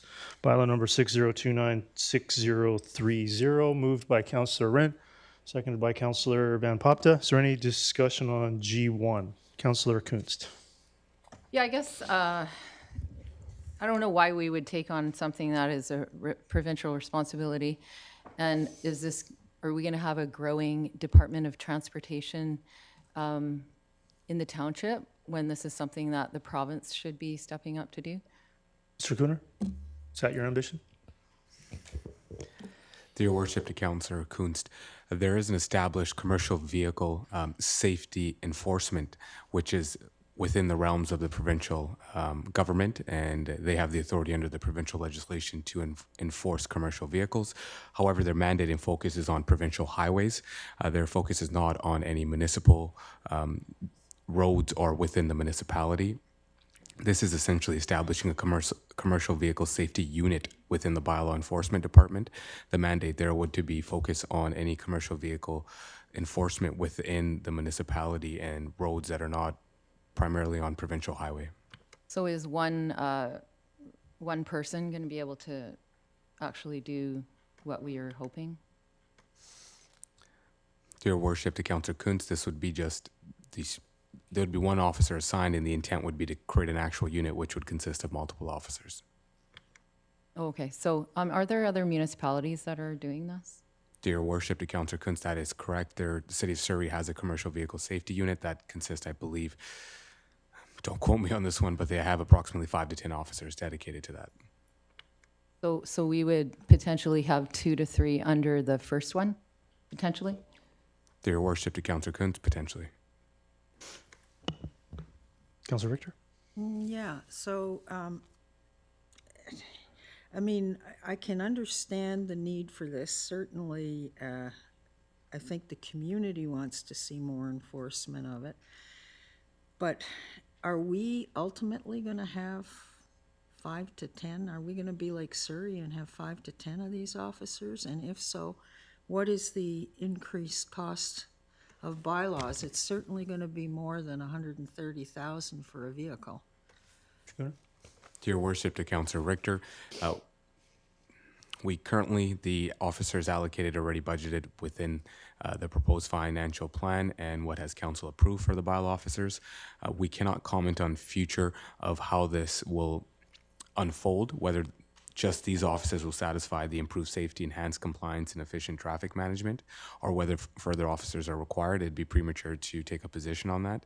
We can obviously report back to council at a later date once this unit has been established to report its findings and the impact it has had on some of the items that we are trying to deter or alleviate.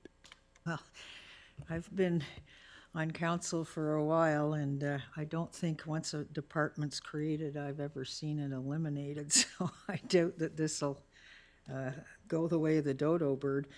Now, has the CUPE union has this been discussed with them, and are they in agreement with it? Because I would assume these officers would be members of their bargaining unit. Is that correct? The officers are within bylaw enforcement. They would be CUPE designated officer. I mean, part of CUPE. This is just repurposing some of the officers to these units. So the number of officers being hired for the year are within what council's already approved. Okay, so CUPE hasn't been consulted on employees getting involved with commercial vehicle inspections or programs or whatever? The seminars and training have been ongoing, and I believe they may be aware of it, but I can report back to council to see if there's been any further consultation with CUPE. Okay, and are there additional training costs to move bylaw officers into this role? Dear Worship, to Councillor Richter, any additional training cost has been taken into consideration and will be absorbed within the bylaw budget itself. Okay, and also the fine amounts that are mentioned on page 9, are they consistent with what other municipalities that are doing this have? Dear Worship, to Councillor Richter, yes, they are. We've taken a few municipalities into consideration when setting out the fines. Okay, thank you. Councillor Martins? Thank you. Thank you for bringing this report forward. I really appreciated reading it.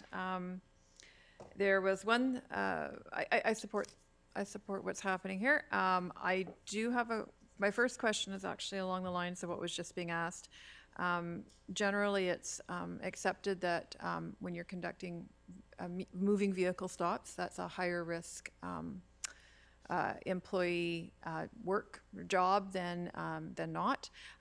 Is there any consideration for higher compensation for the officer that would be actually stopping moving vehicles?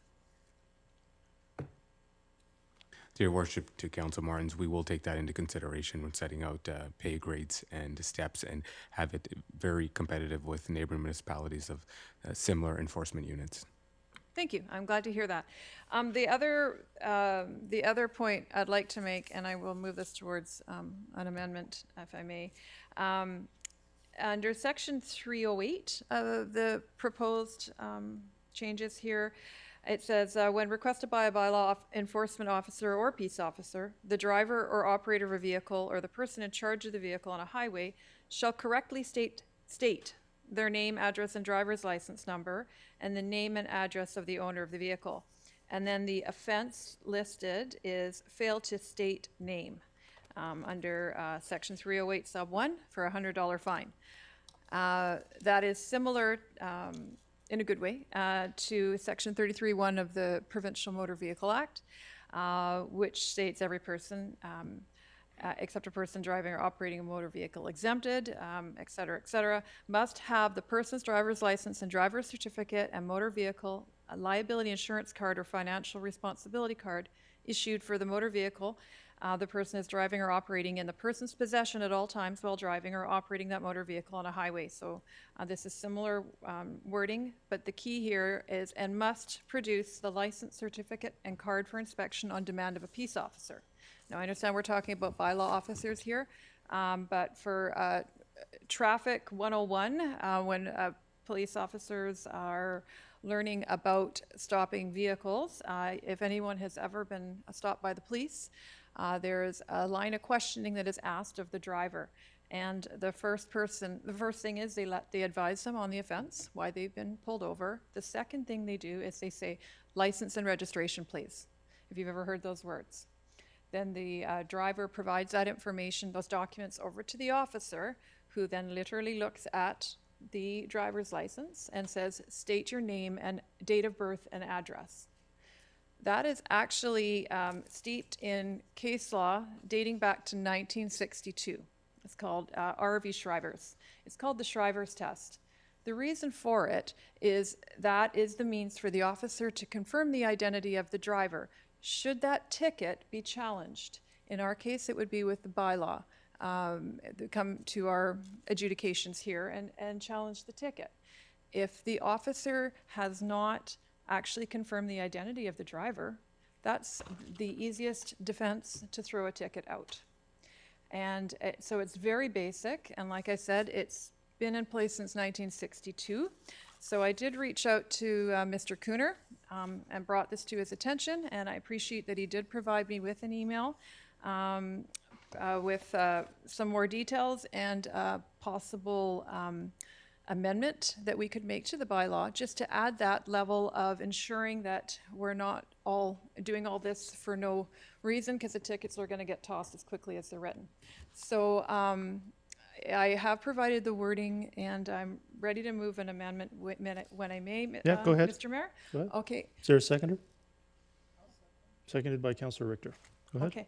So the wording that was provided by Mr. Cooner, for the purpose of enforcing this bylaw, any person parking, driving, or operating a motor vehicle on a highway located within the municipality must produce a person's driver's license, driver's certificate, and motor vehicle liability insurance card or financial responsibility card that are required to be in the person's possession at all times pursuant to the Motor Vehicle Act for inspection on demand by a peace officer or bylaw enforcement officer.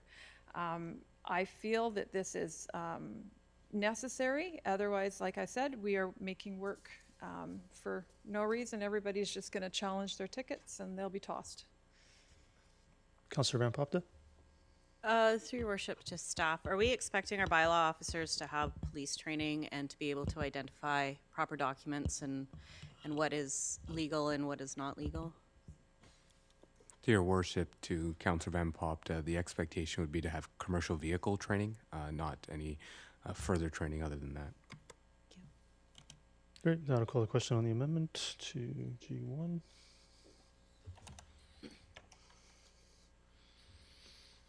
That's defeated. Councillor Bailey, Councillor Rent, Mayor Woodward, Councillor Van Popta, Councillor Pratt, Councillor Ferguson opposed. Now back to the main motion. Councillor Bailey, go ahead.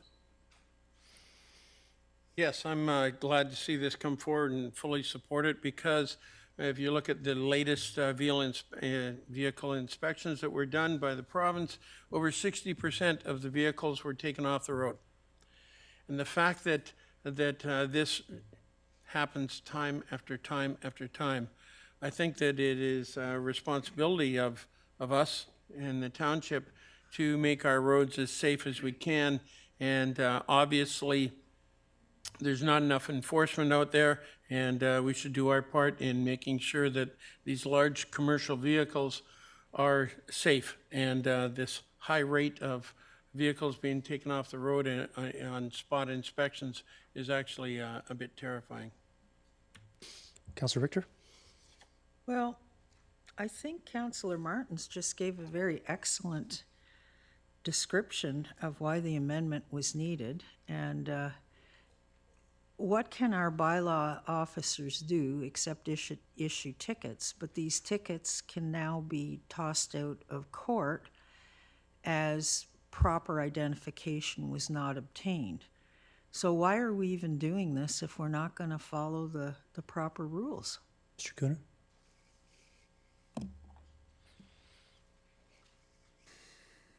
Your worship, to Councillor Richter, we did have legal counsel review the proposed amendments, and we're relying on external legal counsel. We can't really predict what would happen at the adjudication. In the event that this becomes an issue, we'll bring it forward to council for a potential amendment to the highway and traffic bylaw. Okay, but if I'm a truck driver and a bylaw officer approaches me, and I know that a ticket can be tossed out in court if they don't ask for my identification, why would I even cooperate with them? It doesn't make sense. Who's your question directed to, Councilor Richter? Well, I guess I'm asking the lawyer in the room, Mr. Cooner. Mr. Cooner? I believe that's been asked and answered, but go ahead, Mr. Cooner. The amendments being proposed were consulted with external legal counsel. In the event that these some of these scenarios that have been hypothetically proposed do come to fruition, then we'll have to review the highway and traffic bylaw once again and potentially bring forward some further amendments to address any of the issues that may arise. Okay, well, I was going to vote in favor of this. I'm not now, because I think we're just wasting taxpayer property dollars on something that isn't going to work.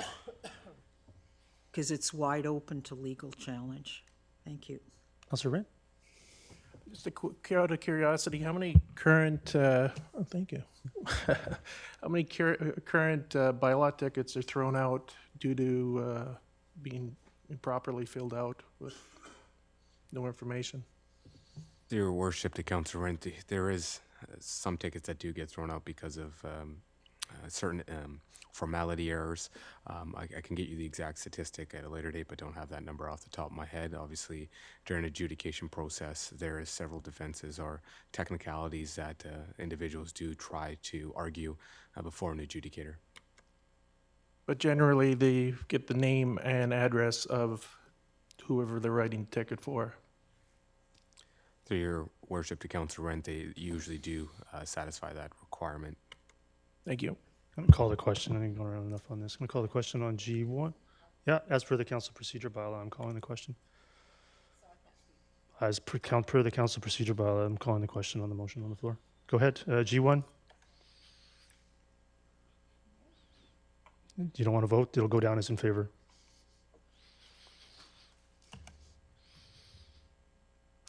That carries with Councilor Richter, Councilor Kunst opposed. And I'll move on to G2, temporary borrowing bylaws. Bylaw number 6035, 6036, 6037, 6038. I'll move it. Seconded by Councilor Rent. Any discussion on G2? Councilor Richter. Okay.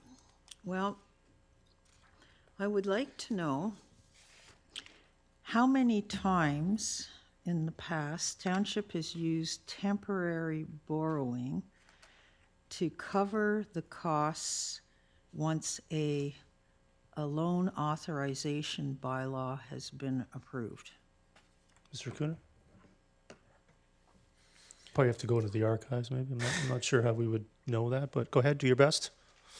Through your worship, to Councilor Richter, I just wanted to confirm the borrowing bylaws have received final adoption. We've received ministry approval, but technically we haven't received Metro approval yet. So in a certain circumstance, those borrowing bylaws have not been approved by Metro, that have been finally adopted by council and received ministry approval for Jericho Water Booster Station loan, the Civic Infrastructure loan, Yorkson Community Park loan, and the Ice and Dry Arenas loan. Yeah, I guess where I'm coming from on this is that the only time I've ever seen temporary borrowing used is once a year when we do temporary borrowing in case we need the money between January and July when the property tax revenues come in. And to my knowledge, I don't think we've ever used it. It's the $25 million loan that we take every year, but we've never used it. So I have a lot of concerns that this practice now of putting temporary borrowing bylaws in place when we have borrowing bylaws in process seems a bit irregular to me. And I'm just wondering why we would need to have the two of them. So that's question number one. Why do we need to have the two of them? Question number two, is this temporary borrowing bylaws or the temporary borrowing, is the cost of servicing on this borrowing going to be higher lower or the same as the cost of servicing on the bylaws that have been approved? Mr. Cooner? To your worship, to Councillor Richter, the rationale for temporary borrowing bylaws at this stage is that there's several projects that have not received Metro approval for the final borrowing bylaw. Therefore, to prevent any delay and to be efficient within that, it would be crucial to have temporary bylaws available. That does not mean it would be actually pulling the temporary bylaws. This is in the event we need to ensure that the projects do meet the deadlines stipulated within and don't create any further delays or increase the cost. Hopefully that addresses question one. And question two, in relation to cost of borrowing, the differential there, I'll refer to Ms. Ruff. Temporary borrowing is more expensive than permanent borrowing. There is a premium on that, and that is why we use it as a last resort. We brought these forward in order to ensure that we would have financing in place in case we need it. Our intention is to prefer not to pull it, but the borrowing process takes almost 2 years at this point. It's been quite slow, so it's been common practice for us to bring forward temporary borrowing along with the permanent borrowing that we're asking for to take to Metro. Okay, so this differential that's higher for the temporary borrowing, how much higher is it? Like, is it a percentage point or 2 percentage points? I actually don't have that right now. I'd have to provide that. Okay. And now these temporary borrowing bylaws are pretty open-ended because they're just saying towards the estimated cost of constructing the Jericho Water Booster Station, the estimated cost of constructing, et cetera, there's 4 of them there. And we know that the amount that has been approved by council in the borrowing bylaw is $112.3 million in total. So is the intent of this temporary borrowing to allow council or the corporation to access $112.3 million while they wait for Metro approval? Technically, it would allow us to borrow that on a temporary basis. Okay.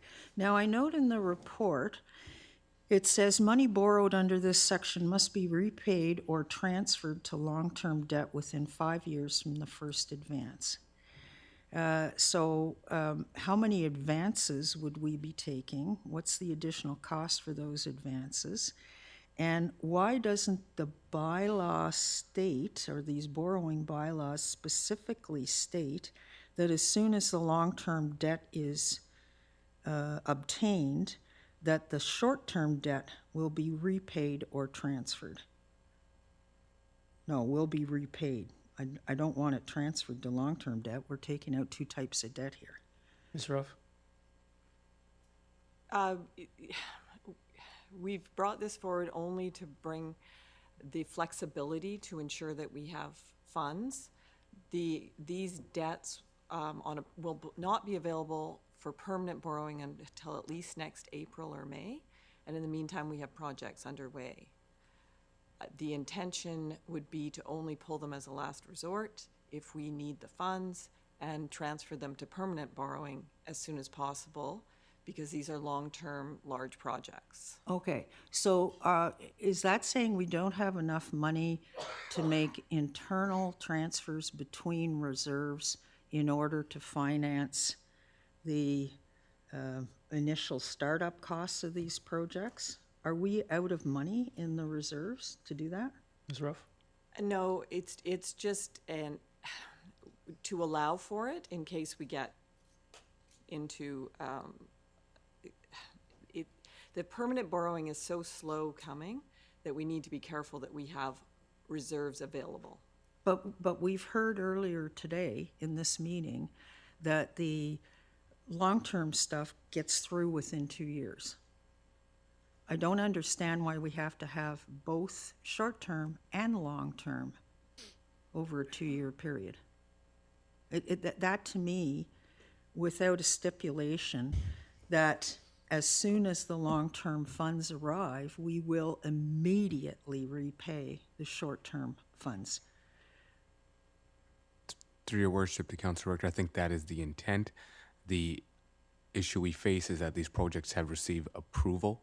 Therefore, some of them are almost months away potentially from construction, and with the permanent borrowing not in place at the moment. Therefore, to create some more certainty and to ensure there's no issues, the temporary bylaws, which is a common practice, where's the correct route to go just in the event that there's a certain time window that Metro has when it comes to approvals. I believe the next window is November potentially, twice a year.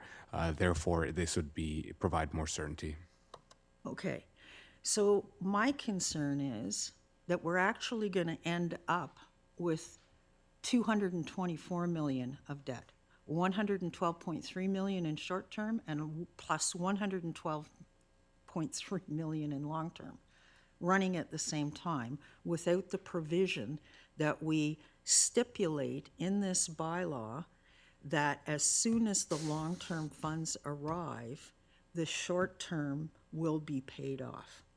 And Yep. I would like to make that amendment to this bylaw, but I know there's probably other people who want to speak, but I think we need that protection. That's just not how the borrowing system works. I Councillor don't Richter. care. This is taxpayer money, and it's a lot of it, and it's a lot of debt to take on at one time, never mind doubling it up at the same time. Yeah, no one's doubling it up. I mean, I know I get you want to have your questions answered. That's no problem, but they have been answered, and the scenario you're laying out isn't how it works. Okay, I don't know how to. I don't know how to tell you. That's just not how it works. No, I don't believe you. I'm sorry. I Okay. want to have a clause in this borrowing bylaw that says specifically it will not happen. Councillor Martins. Thank you. A question, if I may, through the chair. Just looking at the report, based on the current rates, I assume, the MFA rate of borrowing is 4.66%.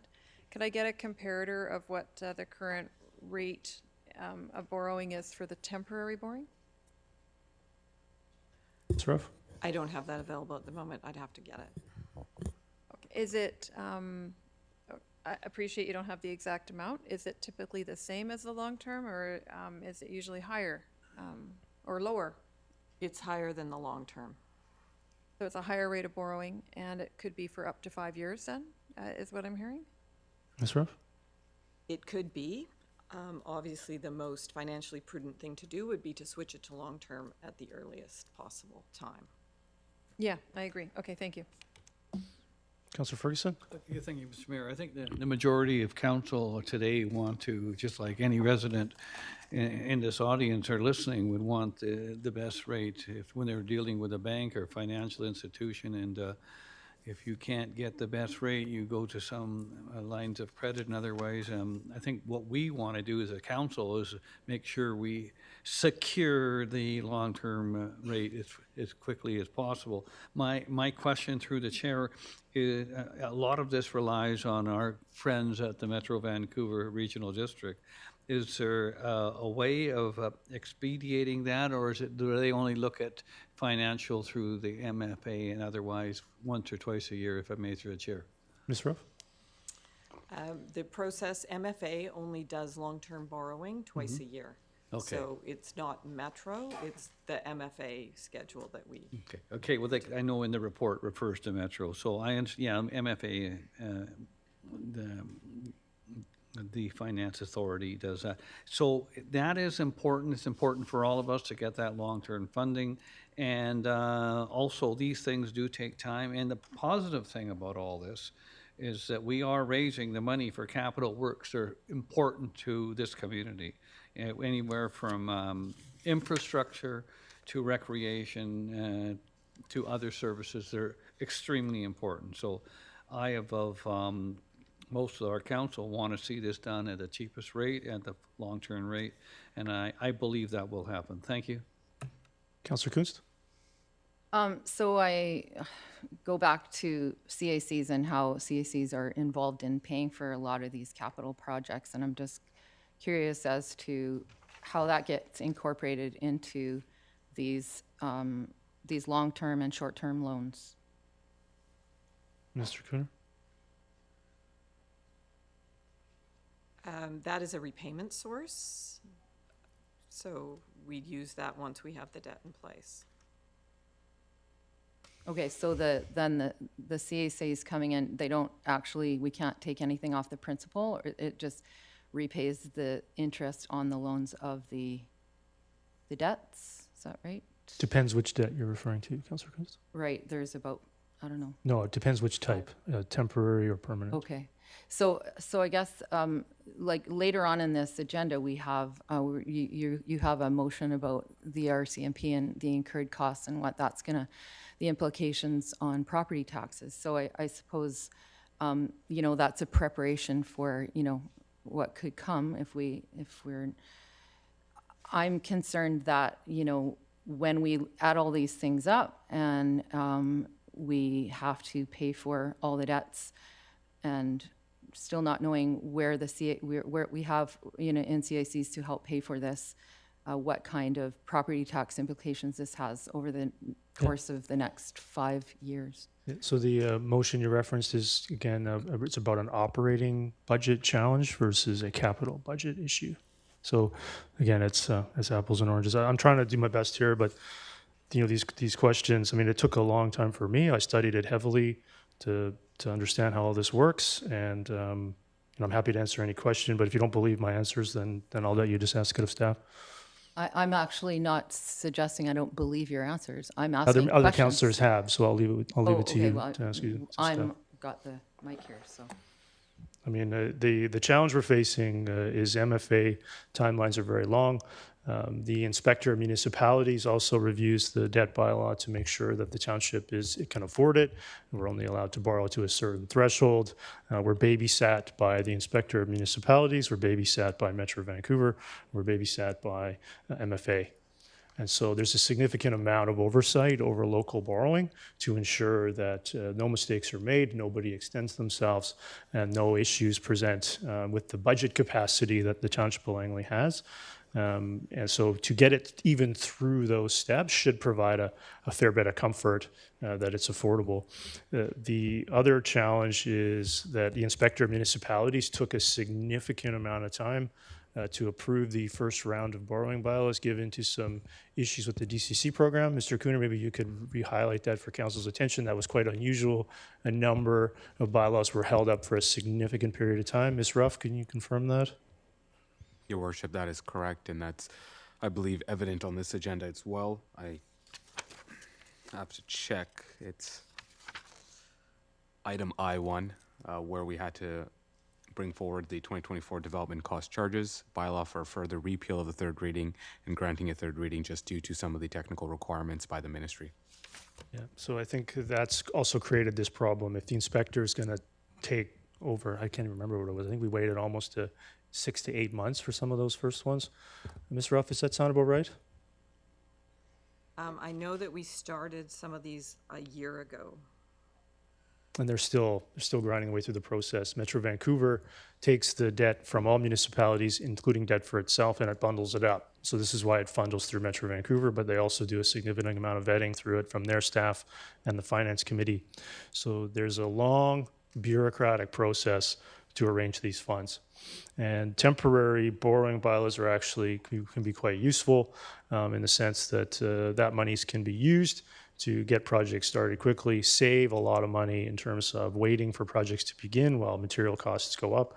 Metro Vancouver has seen material construction costs go up by 25% just in the last 2 years. So we could have waited 2 years to break ground on a project, and it could have gone up by 20%. And so this is this is what sound financial management looks like. This is what getting things done looks like. And to be nitpicked at every level, at every agenda item, I mean, it does get to me after a while because we're trying to get things done. And if you don't support it, you don't believe in it, that's fine. That's democracy. But these are sound financial tools. These are very boilerplate. There's no scandal here. And this provides a lot of flexibility to potentially save taxpayers millions of dollars in getting things done quickly. And the temporary borrowing bylaws also provide flexibility because they can be used for a number of years and potentially paid off, so that long-term debt is not used. They can also be used to stagger terms, because MFA requires a 10-year term on borrowing. And so do you want them all in 1 year? Do you maybe want to stagger a few? These tools allow for that kind of flexibility. Our staff are doing their job to provide sound financial management, present these bylaws to council, and have the flexibility to bring these to the budget and finalize terms and principles and bylaws to proceed. And there's a lot of work being done to manage this properly, and it's not reflected in the questions that we're hearing here today. Councillor Martins, go ahead. Thank you. Yeah, and just to clarify, the reason for me asking questions is so that I can learn and understand better, so that I can make an informed decision. So that's the reason for my question. And I'm sorry if I missed this earlier, through the chair to Ms. Ruff. Have we received any funds yet from any of these temporary borrowing bylaws that we have approved in the last number of months? No, because they can't be used until they receive final adoption, and this is the first of this term. Okay. All right. So at this point, we're still waiting. That was my question, and thank you for allowing me to ask it. Councillor Richter? Okay. I've been here for 25 years. I have never seen this financing used the way it's being proposed now. You're sitting there saying this is sound financial planning. I disagree. I think it is risky financial planning, because all these projects were supposed to be built out of CACs that haven't materialized. I am concerned about the bottom line to the taxpayer. I don't want the bottom line of the taxpayer to end up being that they're on the hook for not 112.3 million, but 224.6 million. So I would like to move an amendment to this motion after 1, 2, 3, 4, or you could put it at the end wherever. I think it should come after the 4th paragraph, that any short-term debt incurred under these temporary borrowing bylaws be immediately repaid from long-term debt once it is received. So that ensures we're not staggering anything. Is there a seconder to that? Seconded by Councillor Kuntz. Go ahead, Councillor. Yeah, so that ensures we're not staggering anything. That ensures that we're paying off the short-term, higher-costing debt as soon as we are able to through long-term debt. So that's my motion. I think that is sound financial planning, not what's being proposed here, where we're going to stagger these debts over a number of years. It's not right. I don't know. I mean, it's not right or wrong. It's a policy decision.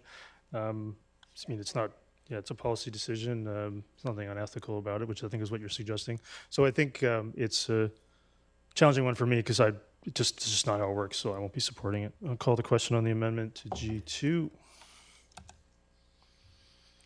That's defeated. Councillor Bailey, Councillor Rent, Mayor Woodward, Councillor Van Popte, Councillor Pratt, Councillor Ferguson opposed.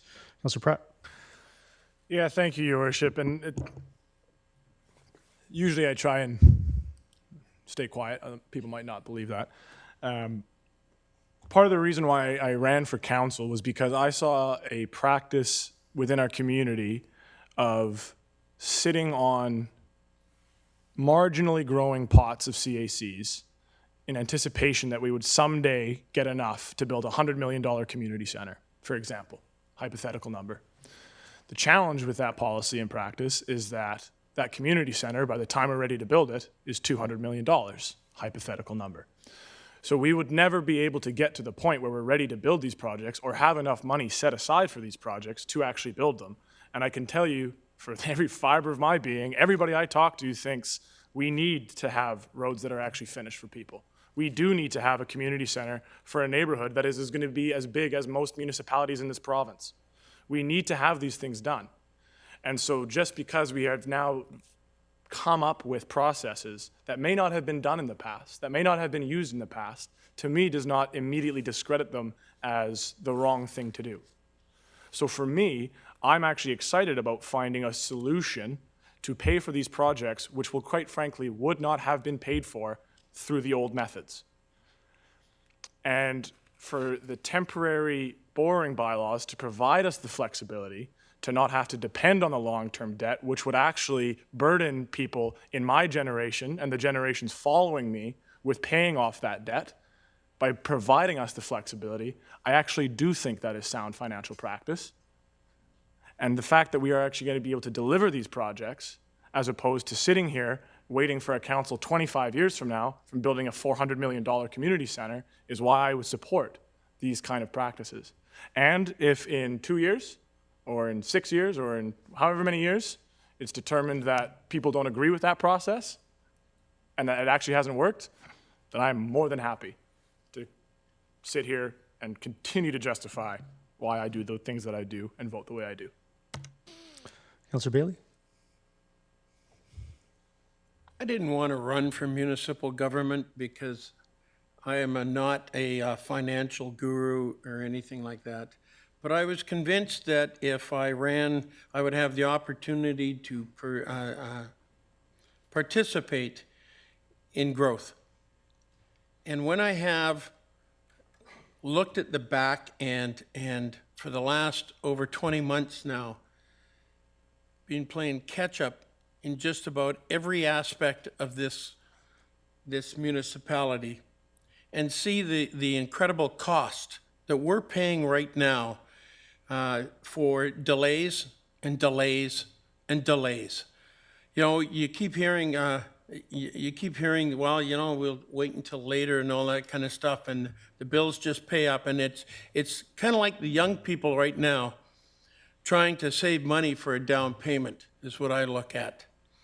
And you're never going to do it. Okay, you can't save money or that at the rate that things are going up right now.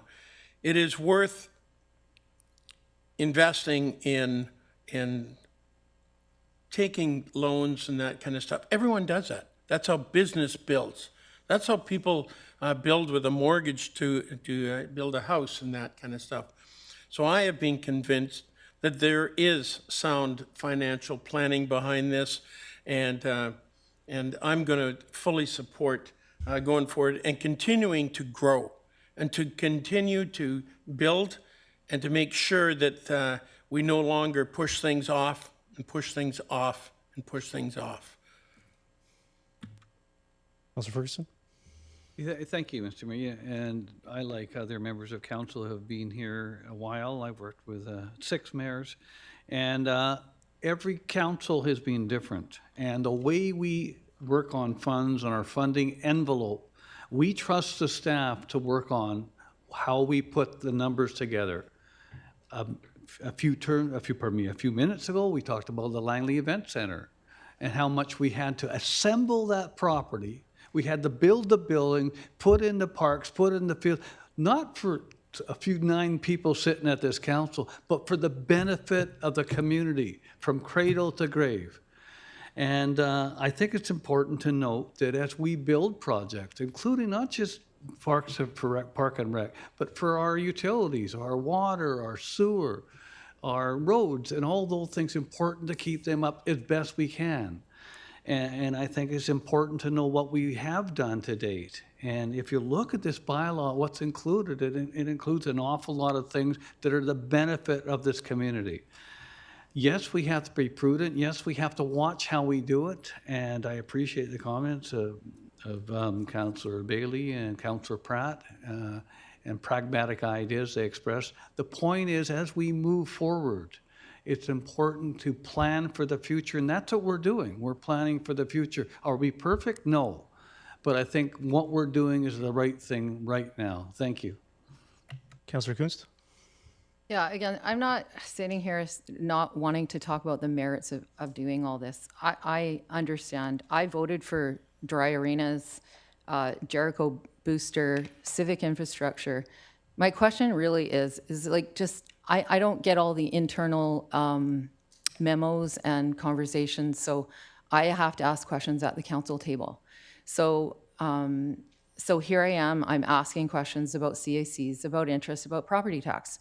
Those are things that I know that impact the people that live in this community. I will continue to ask those questions, and I will likely support this because I've already voted for some of these. They're all lumped together, but so I don't want to be pegged as somebody that doesn't want to do these projects. Let's have honest conversations about what if we don't get the CACs? What happens? Will our property tax go up? So, I can't even say that at this table without being told that, oh, you don't want to build an ice arena. Like, I'll just leave it at that. But I will support this because I know we need this stuff in our community. Yeah. There's one more speaker. Actually, that's Councillor Richter. You've spoken twice already. I'm going to call the question. You've spoken twice, Councillor Richter. So. Yeah, I'm going to call the question. I think we've beaten this to death. I think that the challenge here is, the CACs. 25 years, not a single CAC was corrected. 25 years that Councillor Richter mentioned. Not a single CAC was collected until 2021 because previous councils decided to not charge CACs for half of Willoughby. And this council is forced to be dealing with that situation. Of the 4 items here for temporary borrowing, 3 of them are actually development cost charges. Only 1 of them is CACs. We keep hearing about CACs. DCC revenue is projected to be, those accounts are projected to be 80 million by the end of next year. 80 million by the end of next year for 3 of these 4 projects that are on the table here. So there's just, it's quite frustrating. It's not about CACs. 3 of them are DCC, and we're already well above our 5-year average for housing starts here in 2024, and it's only July. So again, I think there's just, I'm going to leave it there. I'm going to call the question. There's no scandal here, and these are not CAC projects. These are DCC projects for the most part. I'm going to call the question on G2. I think we've gone around enough on this one for today. Thank you. That carries. Councillor Richter opposed. G3, library loan authorization bylaw and alternative approval process, bylaw number 6039. I'll move it. Seconded by Councillor Rint. Is there any discussion? Councillor Richter. Okay. Here we go again. So in addition to the 112 million or 0.3 million that we've just authorized on short term, and the 112.3 million that we've authorized already on long term, we're adding another 17 million. I mean, we've got to start looking at it like this. The credit card has a limit. How close are we to that limit?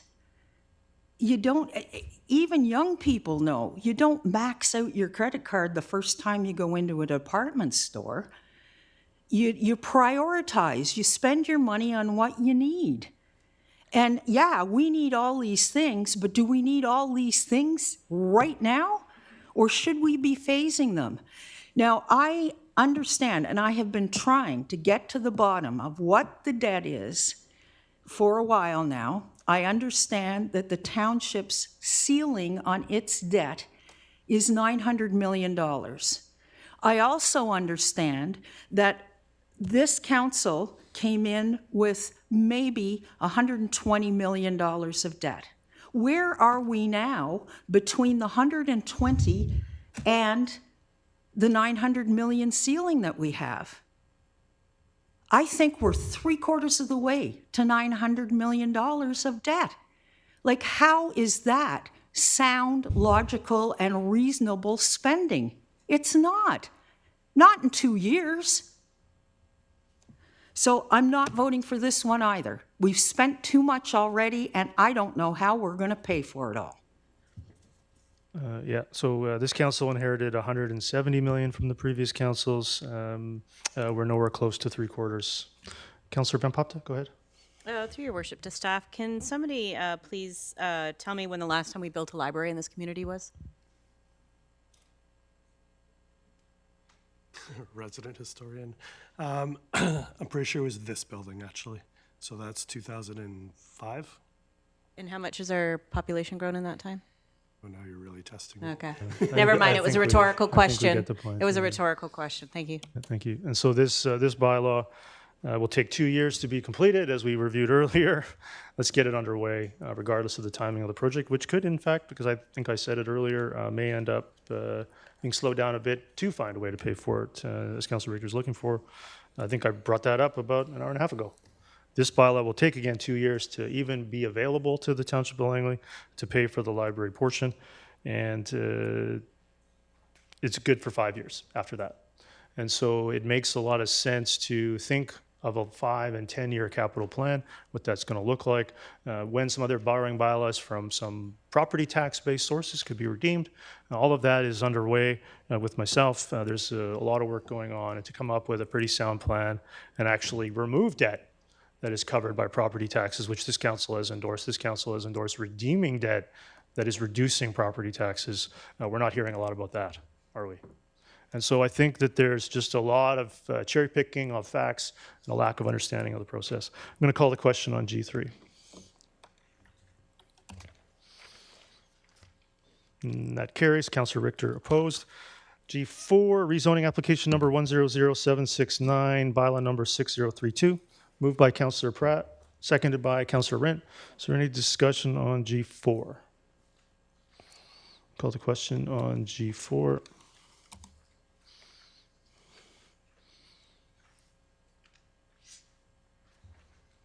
That carries unanimously. G5, rezoning application number 100764, bylaw number 6031. Moved by Councillor Bailey, seconded by Councillor Rent.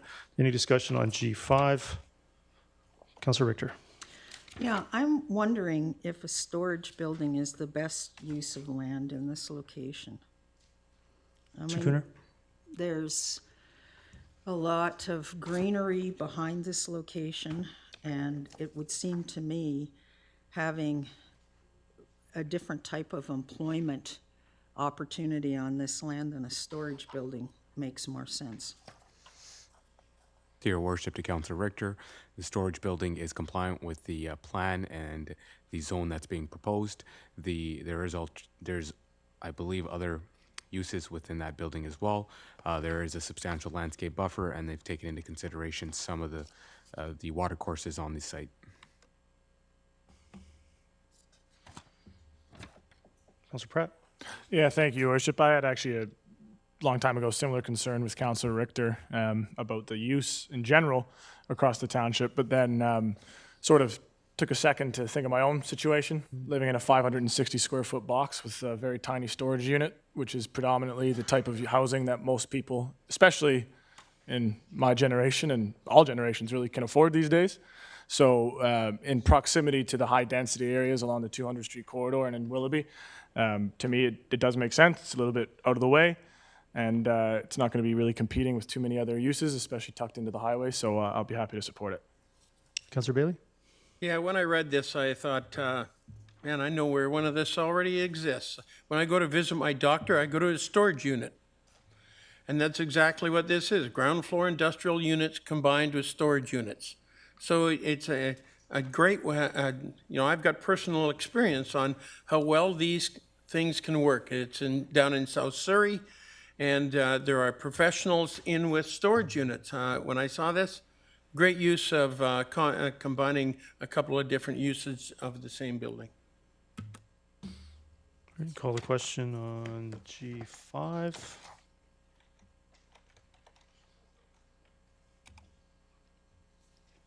That carries. Councillor Richter opposed. Make sure I got this correct. Yeah. H1, bylaws for first, second, third reading and final adoption.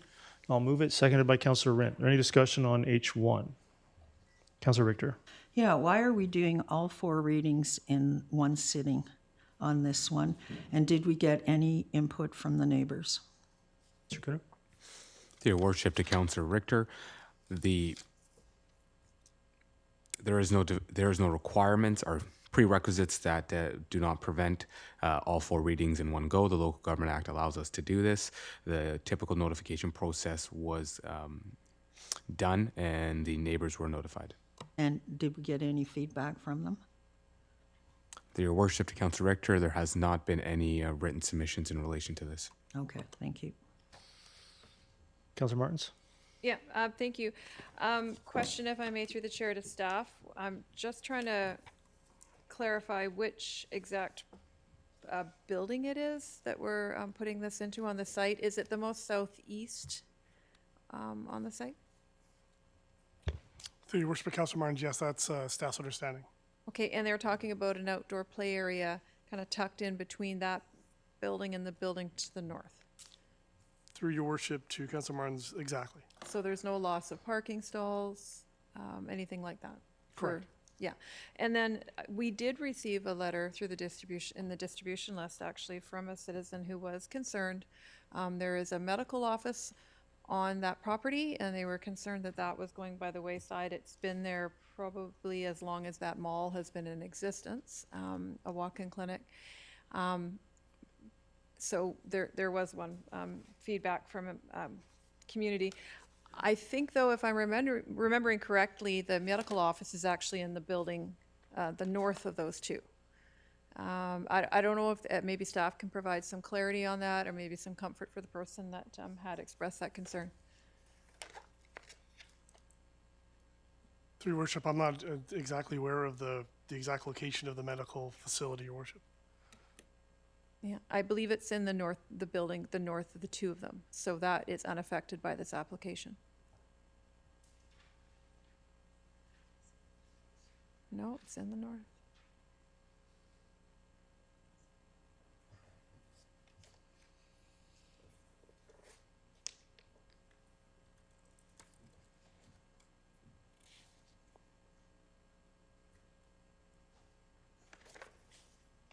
No, okay.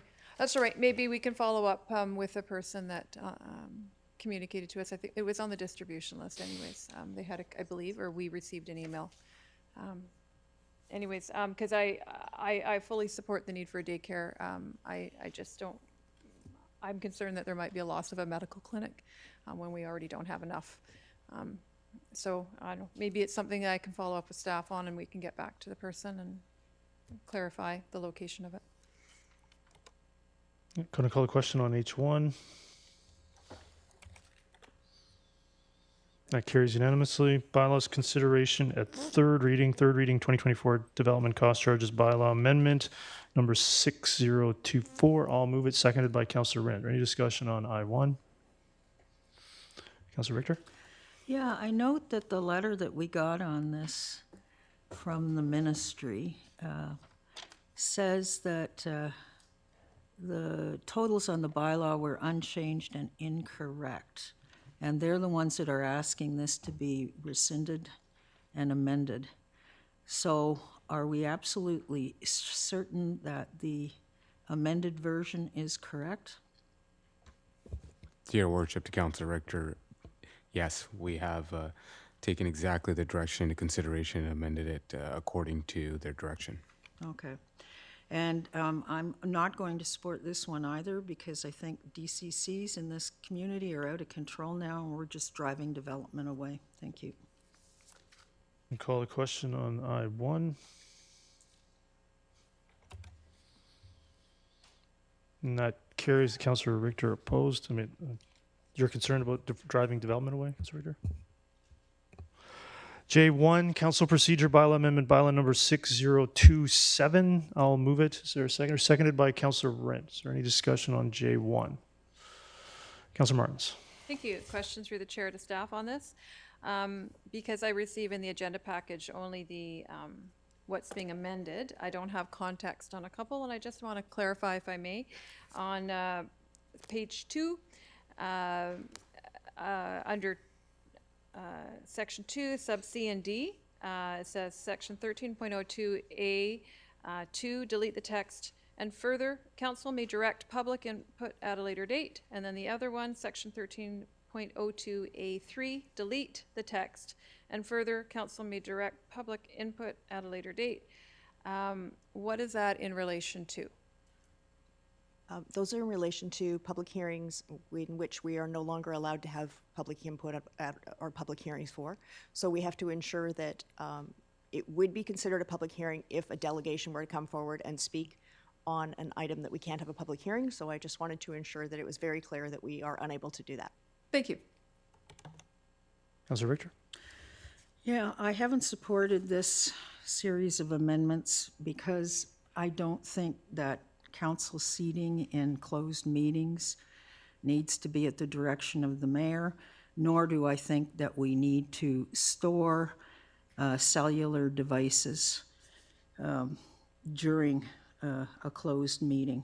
And basically says, council members will provide their cellular devices to the township clerk prior to the commencement of the meeting for storage should they bring the device to the meeting location. I believe this is draconian and dictatorial and totally unnecessary. Thank you. Yeah, I think Councilor Richter, I think you know it's a special closed incident, and you're fully aware why this is here. Councilor Van Popte, go ahead. Yeah, I was just going to say, if people didn't video or take pictures in private meetings, this wouldn't be on the agenda. I agree. Councilor Kunst? Wow, did that happen? It's hypothetical, of course. Hypothetical. Oh, wow, you just said that it happened. And I was in closed meeting and I never saw that happen. So anyway.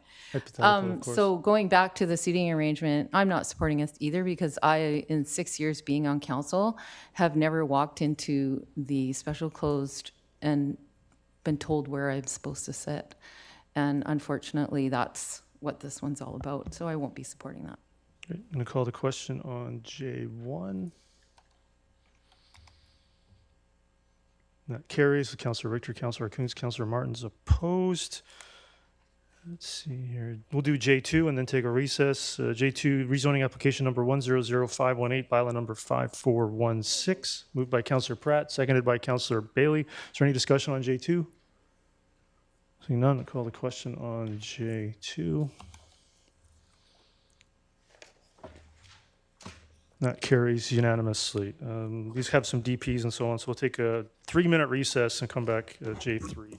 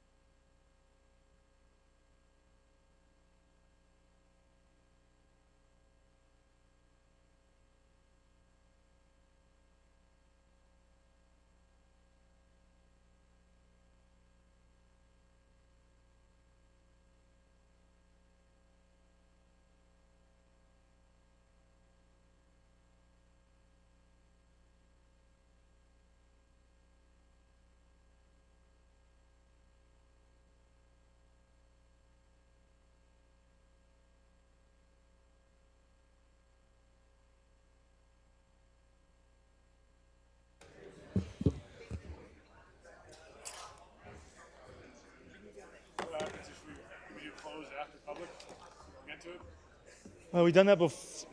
Yeah.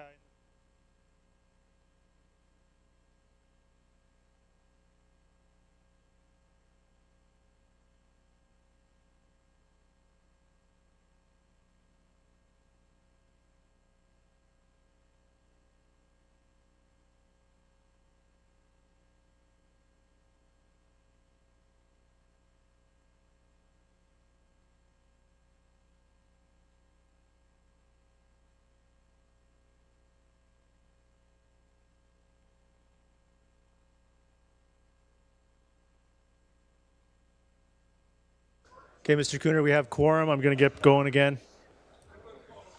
So item J3, rezoning application number 100569, bylaw number 5598, moved by Councillor Rint, seconded by Councillor Ferguson. Is there any discussion on J3 bylaws? I'll call the question on J3 bylaws.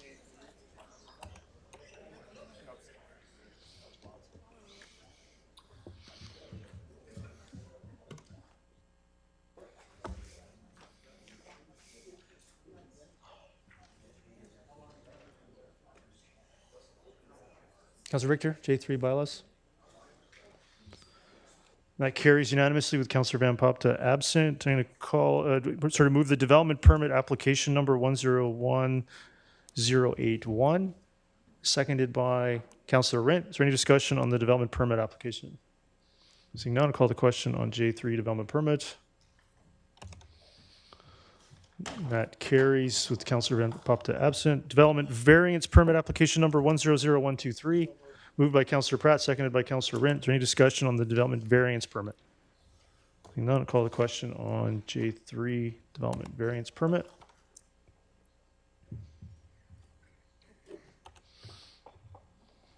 That carries unanimously. J4, rezoning application number 100660, bylaw number 5790, moved by Councillor Bailey, seconded by Councillor Rint. Any discussion on J4 bylaws? Seeing none, call the question. J4.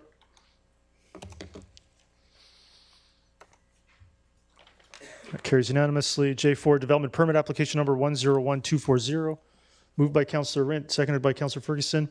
Discussion on the development permit. Call the question on the development permit of J4.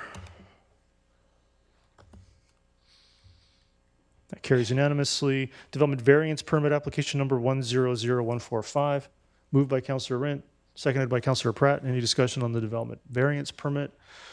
Call the question on J4. That carries unanimously.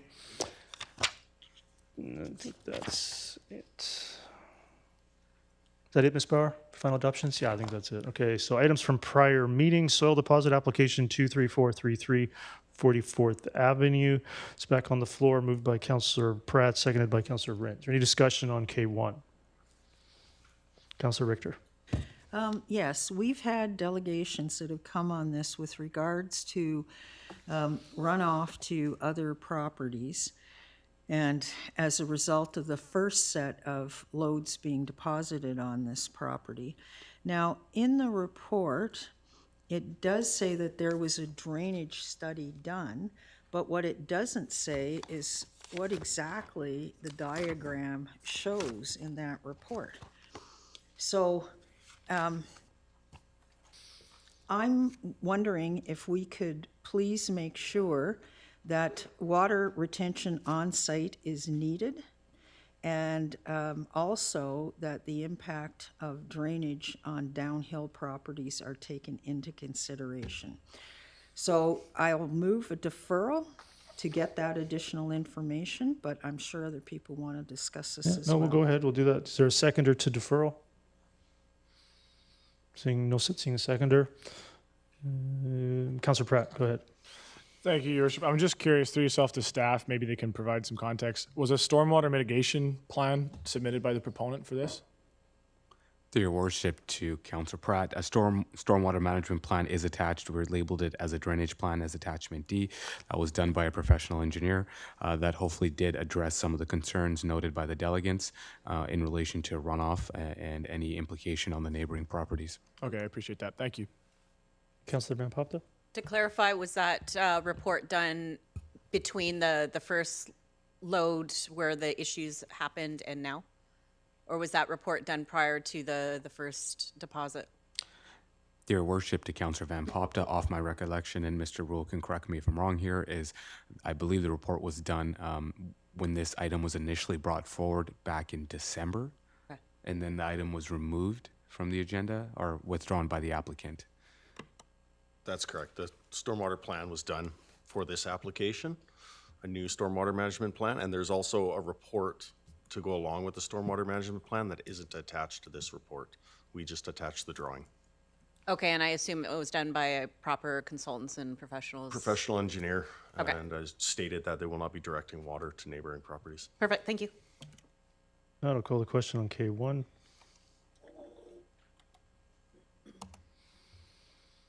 That carries unanimously. K2, capital request North Langley truck route. Let's see here. I'm going to move the first and second recommendation in the agenda. Is there a seconder to that? Seconded by Councillor Rent. Is there any discussion? I have 3 amendments. Councillor Richter, go ahead. Yeah, with regards to the second paragraph, that all other phases of the North Langley truck route be included in the 2025 to 2029 financial plan. What is the total anticipated cost of that? I believe that's in the report. Mr. Cooner? Yes, Your Worship, it's in the report. I believe it's on page 3, the total cost of the subsequent work in relation to the North Langley truck route. Okay. All right, now I'm not seeing, is this the 14.6 million? I believe the total approximately is 13 million. Their total was 14 million, but some of the work has already been done and accounted for. Therefore, I believe it's 13 million and some change. So another 13.6 million. Okay, thank you. Councillor Van Popta? Happy to see this one get into the next phase, and I hope that Fort Langley Community Association is hearing this. Lots of businesses, lots of residents are really concerned about the heavy traffic that goes through downtown Fort Langley. And, fixing the intersection at Rollison and Glover was the first phase, and now we're moving on to the next phases. And I think that that's great, considering it's been on everybody's radar, I think, for at least 15 years. Yeah, I think so. I've got 2 amendments, Ms. Bauer. You can bring those up. That are in addition to it's called an associated motion, but I'll move that as an amendment subsequent to these 2. So these are not additional motions. These, there should be 2, Ms. Bauer. Let's just do them together. Let's see here. Actually, yeah, let's do them together. So I'll move that as an amendment. Is there a seconder? Seconded by Councillor Van Popta. This is authorizing some funding to make those components of the project shovel-ready. Simplistic terms, in similar fashion to the first recommendation. It's advancing these to be something that can be considered sooner. These do not have a significant burden of additional government approvals, something that they could be considered sooner if council wished. Is there any discussion on these? Sorry, just go ahead. I had to clear the queue. Go ahead, Councillor Pratt. Yeah, thank you, Your Worship. I just want to clarify, these 2 motions replace the associated motion. No, these are an agenda? amendment to the main motion. They're adding 2. And so the subsequent associated motion would still stand, and we'd still vote on it The afterwards? associated motion in the agenda will be a second amendment. Okay, thank you. Yeah. Councillor Richter? So this is an additional 340,000 over and above the 400,000? That's correct. Okay, thank you. Seeing no other discussion, I'll call the question on that amendment.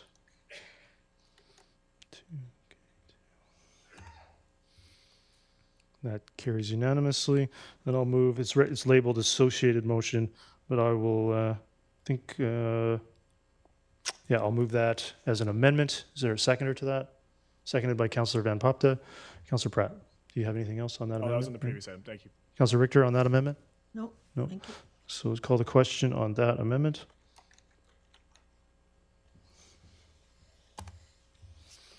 That carries unanimously. Now back to the main motion as amended. Is there any other discussion? Councillor Kunst?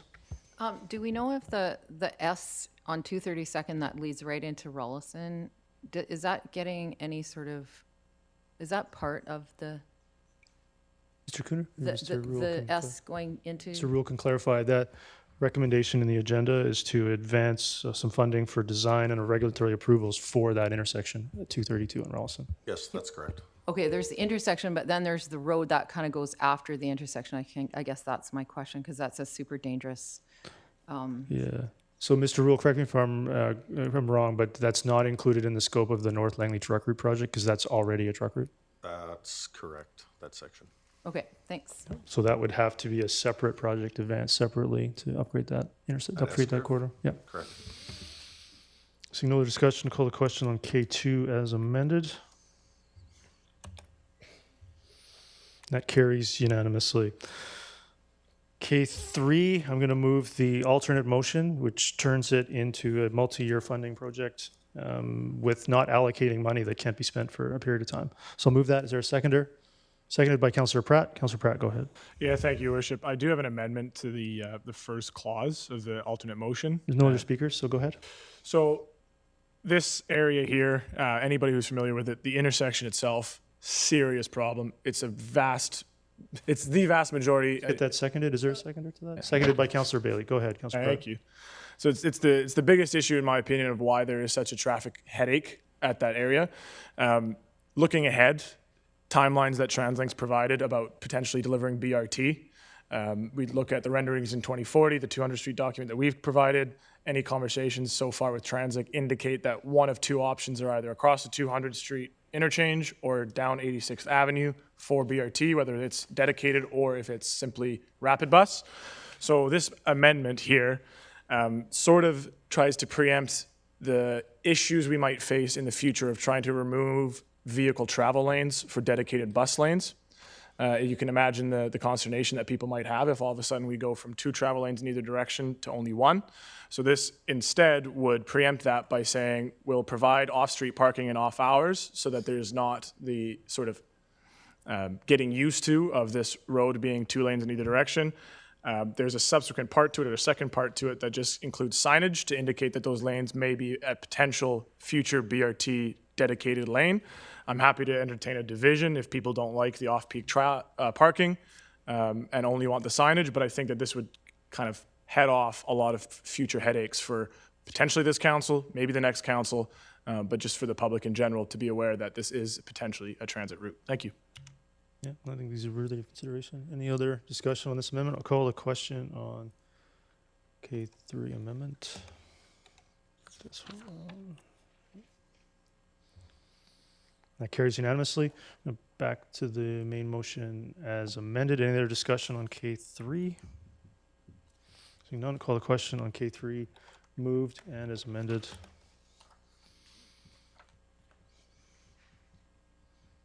Councillor Richter?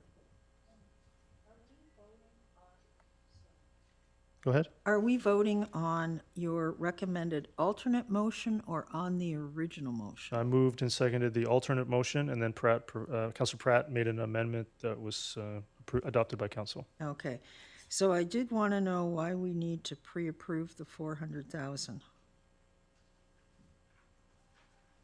in the 2025 budget.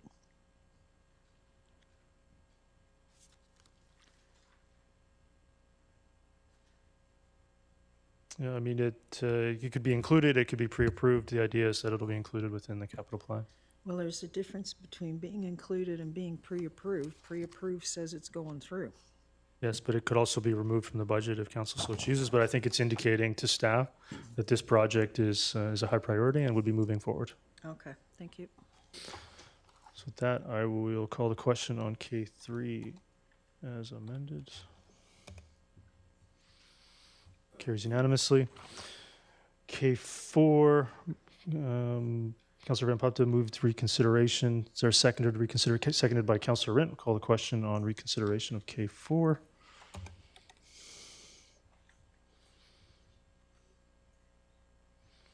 That carries with Councillor Richter and Councillor Martins opposed.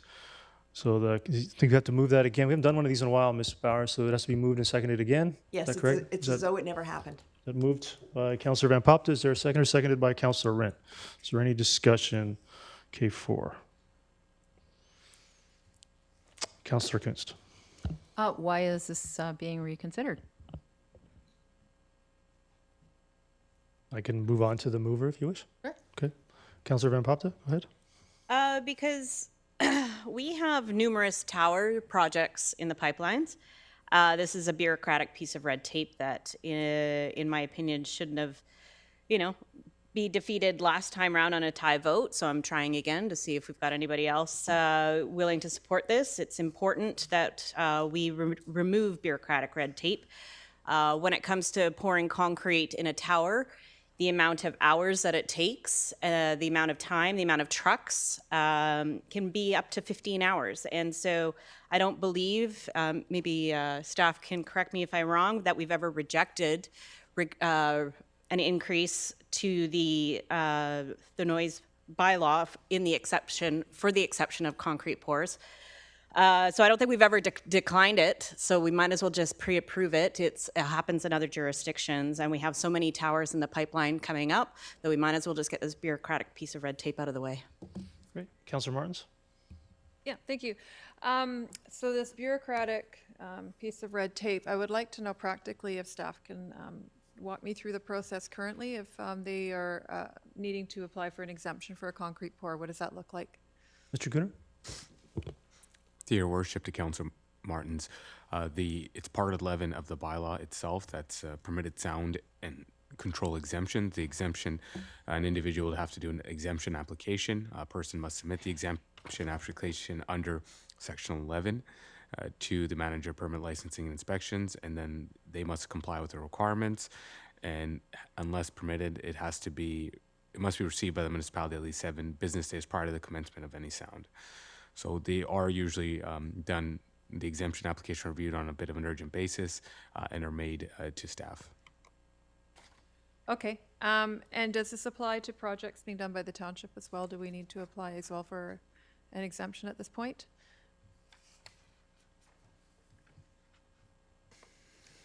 To your worship, Councillor Martins, I'd have to check with staff on that one, whether some of the projects we have forward, there's exemption applications, whether those are necessary or even needed. Yeah. Okay. Sorry, Mr. Cooner, you were looking, but I was looking down. We do go through this similar process for our projects. Okay, thank you.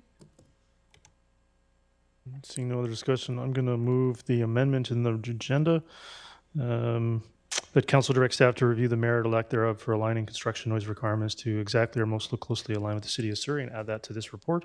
Is there any seconder to that? Seconded by Councillor Van Popta. Is there any discussion to that? Councillor Richter? Why is Surrey's better than ours? Mr. Cooner? I think there's no reflection, but I think it's potentially looking to align. I didn't make a judgment whether it's better or not. Okay, well, remember, there are still people that live in this community who need to get sleep and enjoy their properties. And we've gone through this as, well, previous councils have gone through this, and I think a very fair process was put in place at that time concerning noise.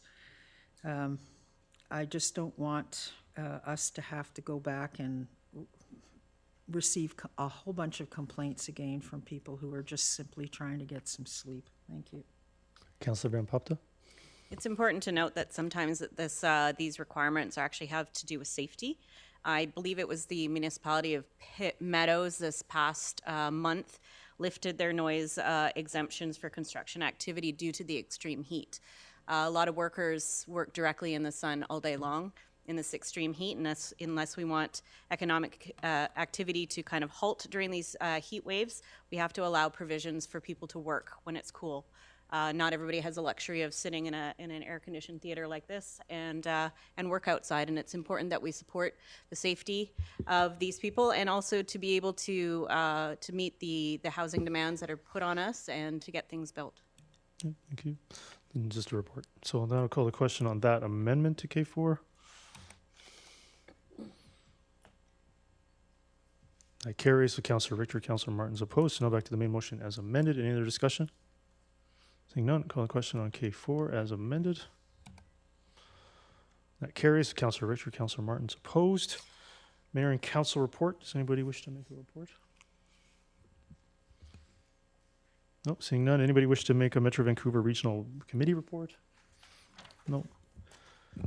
Councillor Ferguson? Yes, I did want to tell the council that I had a meeting with the Metro Vancouver Flood Resiliency Committee, and we are working diligently with the province and also with the Fraser Valley Regional District and others Indigenous nations to make sure that we have a positive and productive flood resiliency program for the future. So we're working hard on that, and we're preparing, if we hope it doesn't happen again, for another flood of some sort or protection from a flood. Thank you very much. Yeah, thank you. And I'll make a mayor's report in September. I think I've got a long summer of work ahead, and looking forward to updating everybody on what's planned for the next year in September. Is there any other mayor and council report? Nope. Move on to items for information. I have a motion for Q03, but if anybody wishes to speak to any item, come back to that. Councillor Richter? Yes. On the annual water quality report, I'm just wondering how many TO wells are still drawing from the aquifers, and has decommissioning of the 8 wells that were taken off been completed? Yeah, through your worship, the decommissioning of the wells is complete, and I believe it's 5 wells that we have left operating in Aldergrove and 1 out at Acadia. 5 in Aldergrove. Okay, thank you. Thank you. Anything else for any items for information? Councillor Martins? I've just a question, if I may, about 01, the ALC Commission decisions. Is this sort of information shared with the Agricultural Advisory Committee, or just thinking about our delegation earlier today from the Farmers Institute? Are they somehow brought into this so that they're aware of these decisions, or is it appropriate to do so? To your worship, to Council Martins, this is a public document. We do believe that some of these decisions are discussed at the appropriate committee levels, but in any event, we could check with the committee and report back to council. Yeah, I think it would be great if we could make it a practice of just messaging this back to the Agriculture Advisory Committee. If I need to do a motion for that, I will. I just think it's important that they're kept in the loop on these decisions that we receive. Does that require a motion? To your worship, to Council Martins, at this time we can just check the mandate and to ensure and review the minutes that these items are discussed. My inclination is that they are, and a part of their mandate as well, but we can report back prior to considering any motion. Thank you. Ms. Bauer, you could bring up item under 03 that I provided. I'm going to move it in a slightly different version. This is following up on a report for a cricket pitch, so that council confirms Yorkson Community Park and Brown Park, Yorkson Community Park, Brown Park, and Bell Park as the 3 options for staff to consider, review, and include within the 2025 capital budget for council's consideration at this time, seconded by Councillor Ferguson. So Ms. Bauer, maybe you can put those edits in there for council. Too fast? So it's gonna be 3 options now, and it's gonna be Yorkson Community Park, Brown Park, and Bell Park as the 3 options.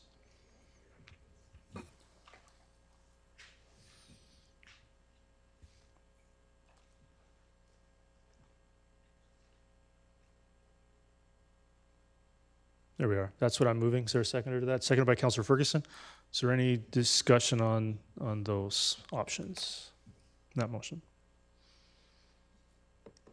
Nope, seeing none, call the question on 03.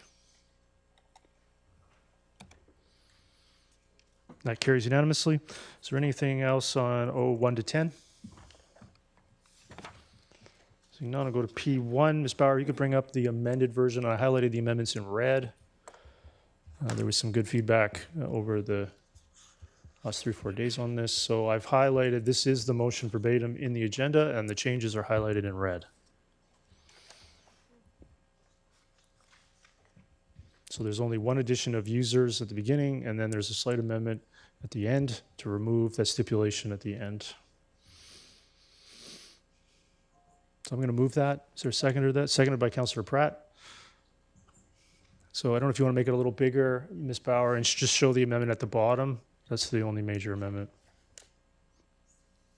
And that's been moved as amended, and it simply removes the stipulation that one item has to be delayed for another, which I don't believe was the intent, so that's been removed. Of course, council could amend it to put it back if it so wishes. Councillor Pratt, go ahead. Yeah, thank you, Your Worship. I'm sure there'll be a pretty fulsome discussion on this, but I just wanted to take the opportunity to thank staff, to thank the community, to thank the users, a lot of whom gave plenty of feedback throughout the process. And for myself, I know that reviewing the airport at the start of the term, I saw that, in my opinion, there was a lot of sort of loose ends that I thought needed to be strung together so that we had a plan for how this airport was going to fit into our community in the long term. And I know sometimes, well, not sometimes, all the time people don't like it when politicians don't say what they think. For myself, I think the airport is a part of Langley and needs to stay. That was always the intent. And I'm happy that we've come to a point here now where I feel like we are in a position to make sure the airport does stay. And it's because of the participation of everybody in the committee, the staff we had. I was grateful to be a part of it.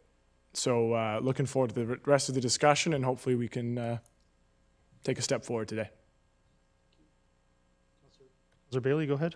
Yeah, this was a real eye-opener, getting on this task force and touring it, listening, especially from my first meeting where I went and listened to the comments after the report came out that mentioned a heliport. It was a little hot.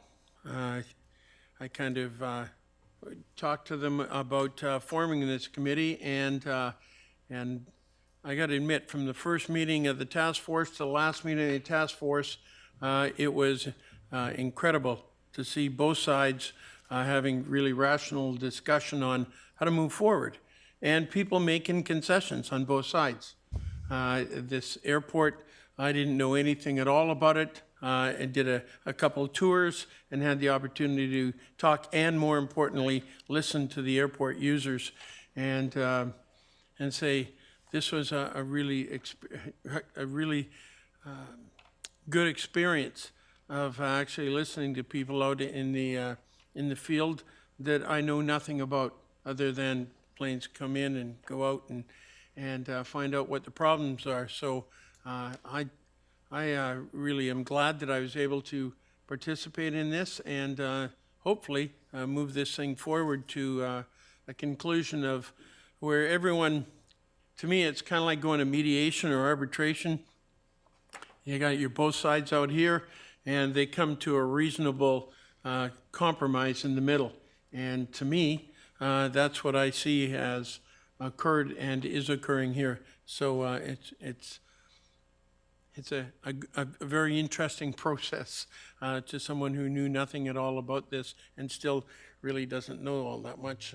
I'm not an airport person, okay, but it was interesting as hell. I also want to thank Councillor Pratt, Councillor Bailey for participating in the Mayor's Task Force on this. We think it was good to take a few meetings, to get to know each other a bit better, understand a bit more about the airport and the nature of some of the issues there, and really look and work together to come up with these recommendations, which are going to lead to a lot more work to, I think, move the airport forward in a positive direction. Not get in the hangar business, but also find a path forward for the airport to be financially sustainable and ensure that revenues from the airport go back into the airport, which is everybody's goal here, and to ensure that the airport has a great future ahead of it, and hopefully see it thrive and become more through this process and through a planning process that's collaborative and open and in consultation with staff and council. Councillor Kunst? Yeah, I just want to thank, there's a few members here of the Langley Airport that provided a tour for us and really opened my eyes to some of the needs and some of the desperate need for a new runway. So I just want to thank the people that were part of that. I had one question, and I didn't look super close in this, in the motion. It doesn't include the BC Museum of Flight, and I was just wondering if you could, if there's anything about the BC Museum of Flight that you could expand on, if that's part of the, I mean, it was touched on, but it wasn't part of the terms of reference. okay, so will that be something, I know that was something that we heard from, we went over to the BC Museum Flight. It was talked about, and I think that that would come through as part of the strategic plan that's Will it? Okay. contemplated in the motion. Okay. I think that important aspect of the airport would be considered seriously during the strategic planning process. Okay, great, thank you. Yeah, thank you. Councillor Van Popte? I think it's important to highlight that this is a great example of a committee and a task force that works. I was happy to receive an email from a member of the task force that spoke to being pleased with the process and the collaboration. And as somebody here who knows that we have a lot of committees and a lot of task forces, not so much task forces, we have committees throughout the township, and you always wonder about how effective they are, if there's actionable items that come out of them, and sometimes you wonder if they're kind of make work projects. But this is a good one, and I want to commend the mayor for creating this task force to bridge that gap, to figure out how we can do this better and how we can move forward with the airport so that everybody involved is feeling heard and feeling that they have a piece in this. And this is a good one. And when it was first created, there was a lot of flack up here for it. And this is a great example of something that works well. And I want to thank everybody involved. Councillor Richter? Yes, and I want to echo the comments that Councillor Kuntz made, which was how much I appreciated being able to participate in a tour as well. It's clear to me from having attended that tour that the hangar owners are happy with the process that's been undertaken. They're supportive of this motion. I had a couple of questions on it. And my first question is that why are we directing staff to do things before the strategic plan report comes to council? It just seems to me that's maybe a bit of putting the cart before the horse. And simply because if we're directing staff to do things, that whatever we're directing them to do is going to influence what's in that strategic plan. And my second question was, I hope that the strategic plan that comes back to council will include some way to ensure a long-term reserve or funding mechanism for the runway replacement.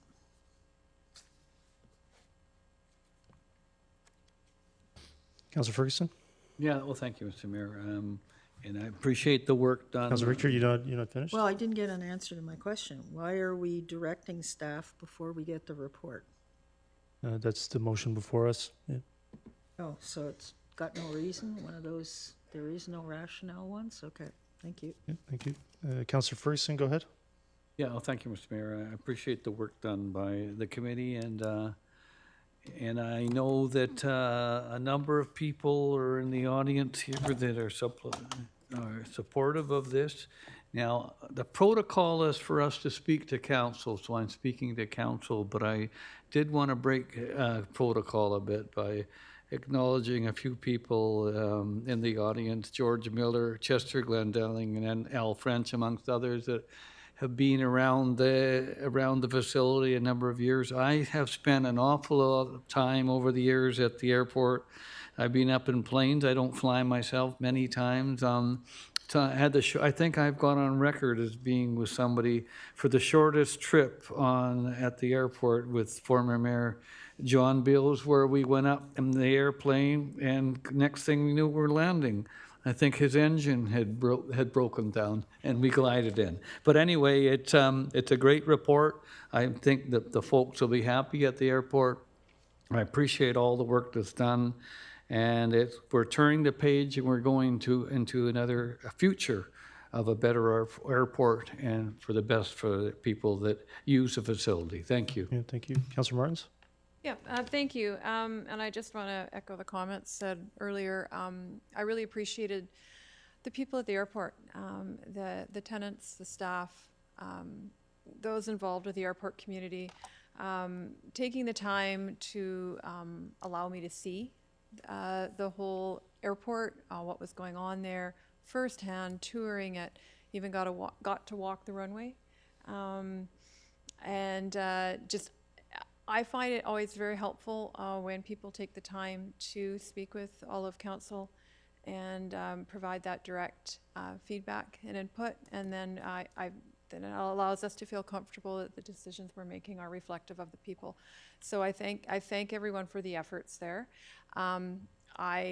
This airport is near and dear to me since I first arrived at Trinity Western University back in the 80s, and they had the flight training program at the time. I spent a lot of time being a willing passenger for all of my friends that needed to fly their planes to build their hours towards their credentials. I can't remember the first 2 digits, but it was HTD was my favorite plane.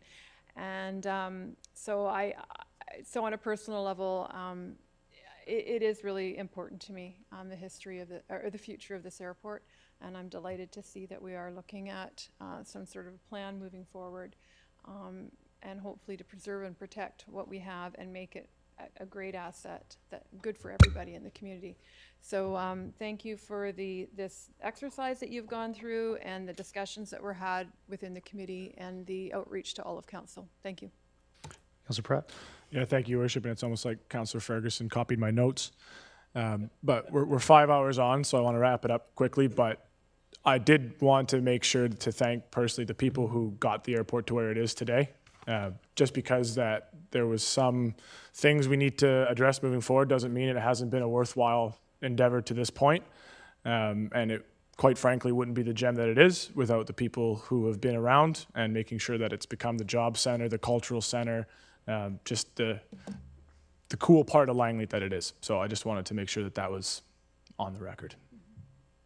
Great, thanks. I want to thank everybody, especially the 3 members of the airport community that participated, and all the staff that spent a lot of time working on it, and the great process that it was. So again, I want to thank everybody who had a part of that in the feedback. I think it's amazing that all members of council are now just in love with the airport so much. It's so amazing. Kumbaya on the airport. And it can all move forward now, right? It doesn't even look like the runway is controversial anymore. We'll certainly find the money for that, it seems. So I think that's great. And I think that was the objective of the task force, and that objective has been met. Hopefully these will be unanimous. That's amazing. Unanimous on making the airport awesome. And so that in and of itself, I think, means that we met the objective. And I'm looking forward to these resolutions getting over to management and getting underway, hopefully much more quickly than we see other processes. I'm not looking for a 100-page document on the airport. I'm looking for a consensus on the direction that it's going and coming up with a capital plan and standardizing lease agreements and all the other issues that exist, and working with everybody there to get that done. So with that, I'm going to call the question on P1. That carries unanimously. Other business, Q1, I'll move it. Is there a second? Oh, I missed a motion, sorry. I did miss a motion. I am going to move the recommended association motion, which is the council-approved capital project avgas fuel dispensers and payment kiosks replacement of $219,000 funded by the airport reserve. Is there a second? Or seconded by Councillor Pratt? I'm going to clear the queue. That one is rated as a critical project, and it has to advance, and I think it's time to fund that one with funding available in the airport reserve. Councillor Bailey? Yeah, when I learned about the way that the aviation fluid fuel is handled there, that was a little terrifying for a firefighter, and I am extremely glad to see that we're going to fix that very quickly and do it in a proper way so certain people don't have to spin airplanes around so they can reach the fuel, and they don't have to use a truck for some extremely flammable materials. So I'm really glad this is going forward now. Yeah, get that equipment replaced. I think staff raised that multiple times, that it's critical and needs to get done. So with that, I'll call the question on funding that capital project. P1. That carries unanimously. Q other business, Q1. What's your point of order, Councillor Richter? It's 6:25 now. What does the procedure bylaw say with regards to think we have to get a motion to extend past 6:30, Ms. Bauer, or do we still have that in place from previous iterations? I double checked, it is actually gone. It is actually gone. That's what I thought. So, Councilor Richter, why don't we go to 6:35? To 6:30, you're not going to get through all 4 of these in 6:30. We'll have to adjourn the meeting and reconvene after the public hearing. Okay. So with that, I will.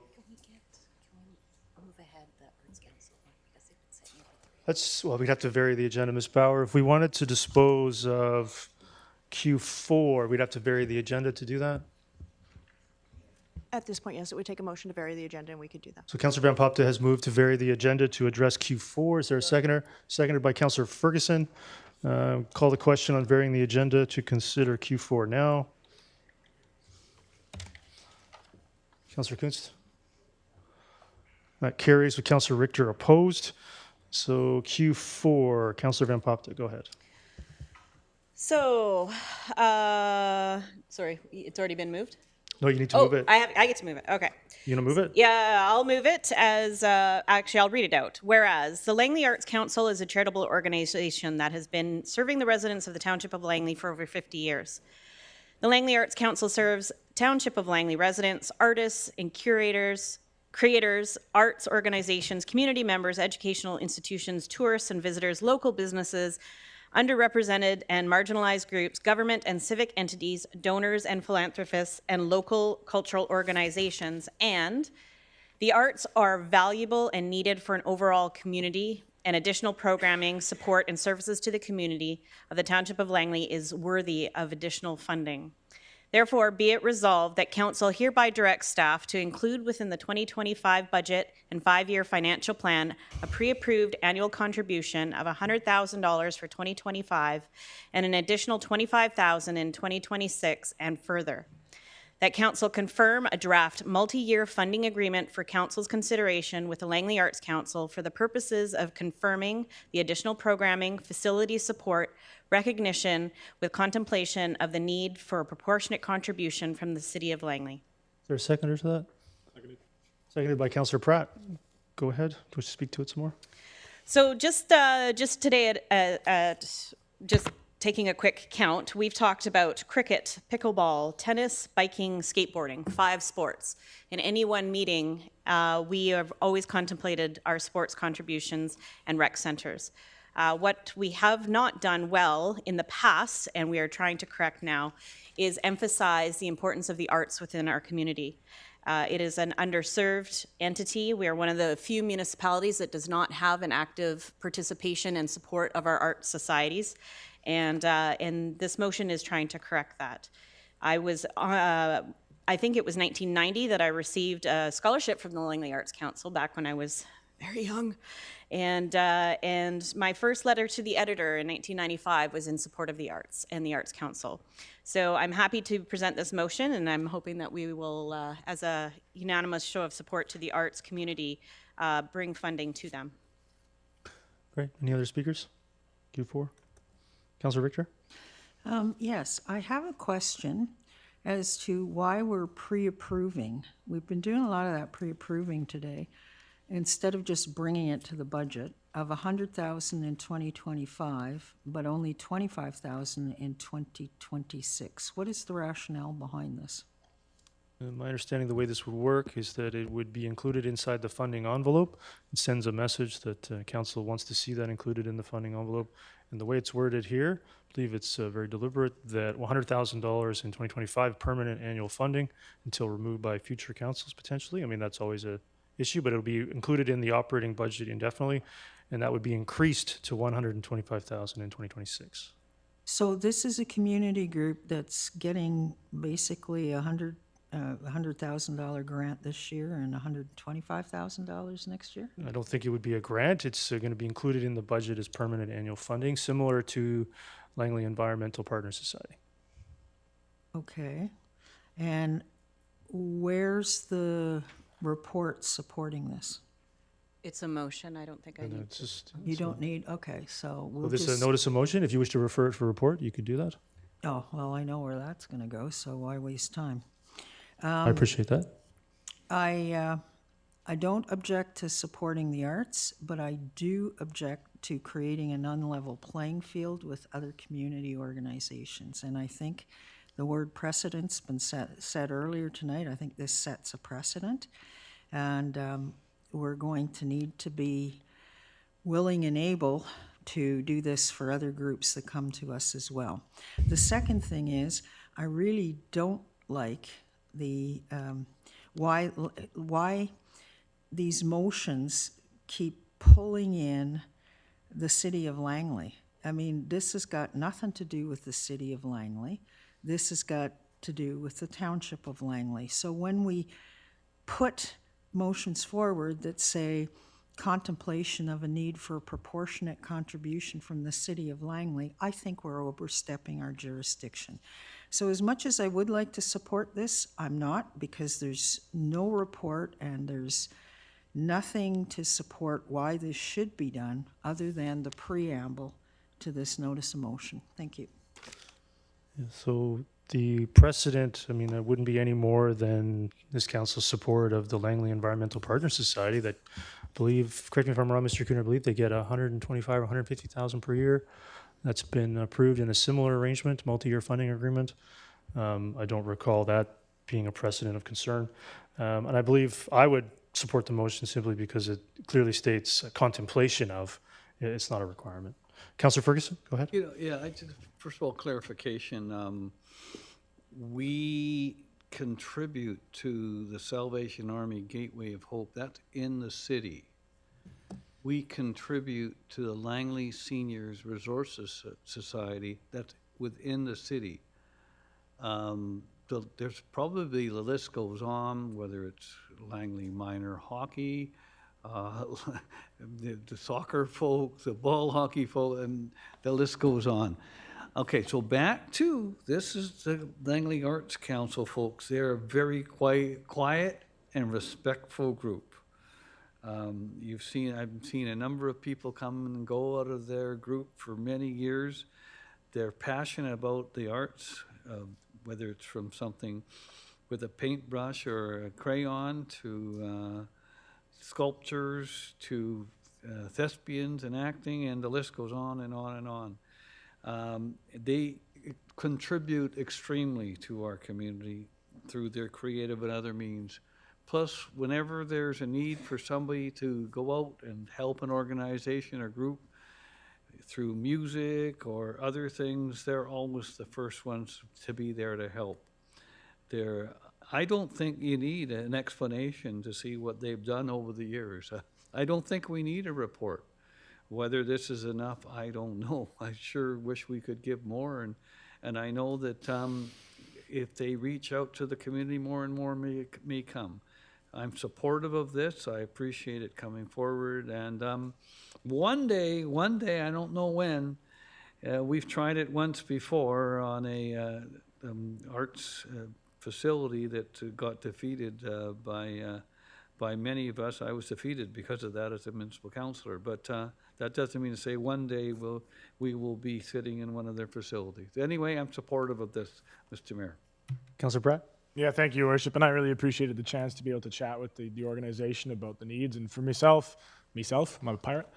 For myself, not being familiar with the ins and outs of the organization, but being able to see under the hood, so to speak, of just the impact that it does make, and knowing during our conversation sort of the challenges would be township increasing our contribution and not necessarily seeing the impact back in the township. So I do appreciate the fact that we'll at least have a conversation with our neighbors. I don't think, personally, I don't like antagonizing anybody, but I think it's a worthwhile conversation to be had, and I just wanted to thank the organization for the work that you continue to do.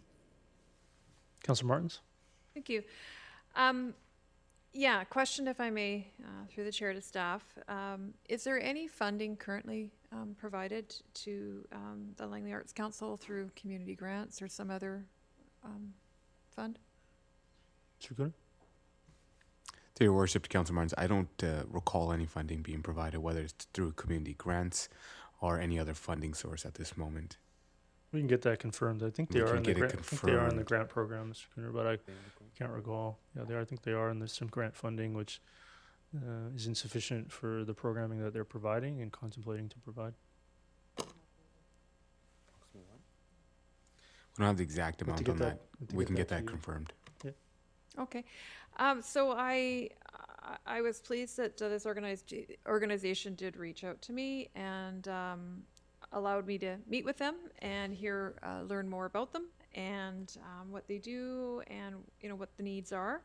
And I, just like with the previous motion with the airport, I appreciate that people do that and they reach out to all of council and advocate for their needs so that we can we know how best to support them. I actually thought from my meeting with the representatives from the Langley Arts Council, I expected a delegation or a presentation at some point, actually, so that we could have a dialogue with them. But I'm comfortable in supporting this motion based on the meeting that I did have with them, and they were good enough to send me further information for my review to further understand the program. So I thank you for that. I am a supporter of the arts, and I recognize that the Langley Arts Council does a great service. And yes, you're right, they are thespians. They tend to be very quiet. And I'm just curious if the final part of this motion where it says contemplation of the need for proportionate contribution from the city of Langley,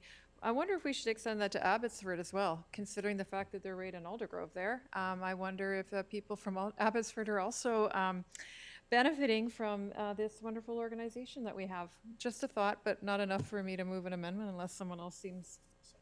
You want to second that? Okay. I will. I'll move a motion when you're ready for me. Go ahead. Yeah, there's no need to extend. We're just going to finish this item, Councillor Richter. There is no need to formally extend. Ms. Bauer already confirmed that. But thank you, so helpful. Councillor Martins, go ahead. Okay, so just keeping it really simple then, I'll move an amendment just to add the words on that last paragraph where it says the need for a proportionate contribution from the City of Langley and the City of Abbotsford. Second that. That's moved and seconded. Hold on, there's software malfunction.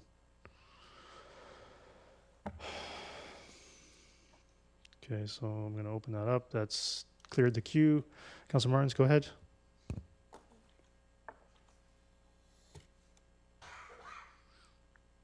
There it is. So all of that to say I have nothing further to add. Yeah, so I did discuss this with Langley Arts Council, and the challenge being that it's not called the Township of Langley Arts Council, it's called the Langley Arts Council, and that's why there was some discussion about this level of service to, if you want to rename it to the Langley Abbotsford Arts Council, maybe this would be appropriate, but I don't support it. Councillor Van Popte, go ahead. Yeah, I was going to say the same thing. I think the reference to Langley City was strictly because they offer services to both municipalities, not intentionally to the City of Abbotsford. So it's just more of an item to say, that we're hoping that they're going to pursue funding requests from them as well. And if they're not successful, then, maybe there could be kind of like what we do with our rec facilities, offer different pricing for township residents and things like that. So my concern is not Abbotsford. It's just more about servicing to the Langley City and making sure that they're contributing as well. Councillor Bailey? Yeah, it's a Langley Arts Council. It's I don't see the connection with Abbotsford at all. And having fundraised for decades, I don't see why we wouldn't ask the city of Langley to participate in something that they benefit from. So I am I don't see the connection with Abbotsford at all. Sorry. Seeing the speaker, I'll call the question on that amendment to Q4. That's defeated with Councillor Kuntz, Councillor Bailey, Councillor Rent, Mayor Woodward, Councillor Van Popte, Councillor Pratt, Councillor Martins opposed. Councillor Van Popte, any other discussion on Q4? No? No, oh, sorry. Go ahead. I just really want to thank them for being here since All 2 day. o'clock this afternoon and sticking it out till the end. Thank you so much for being here, being such advocates for the arts. And thank you to Councillor Van Popte for catching that we can amend the agenda to take care of it, not making you wait here till 9 o'clock. So with that, I'll call the question on Q4. And that carries with Councillor Richter opposed. Ms. Bauer, do you need a motion to adjourn? Or did we just adjourn? Yep, we actually need a motion to adjourn. Okay, so I'll move adjournment. Is there a seconder? Seconded by Councillor Pratt. All those in favor? Opposed? And that carries. We'll reconvene after the public hearing. Thank you.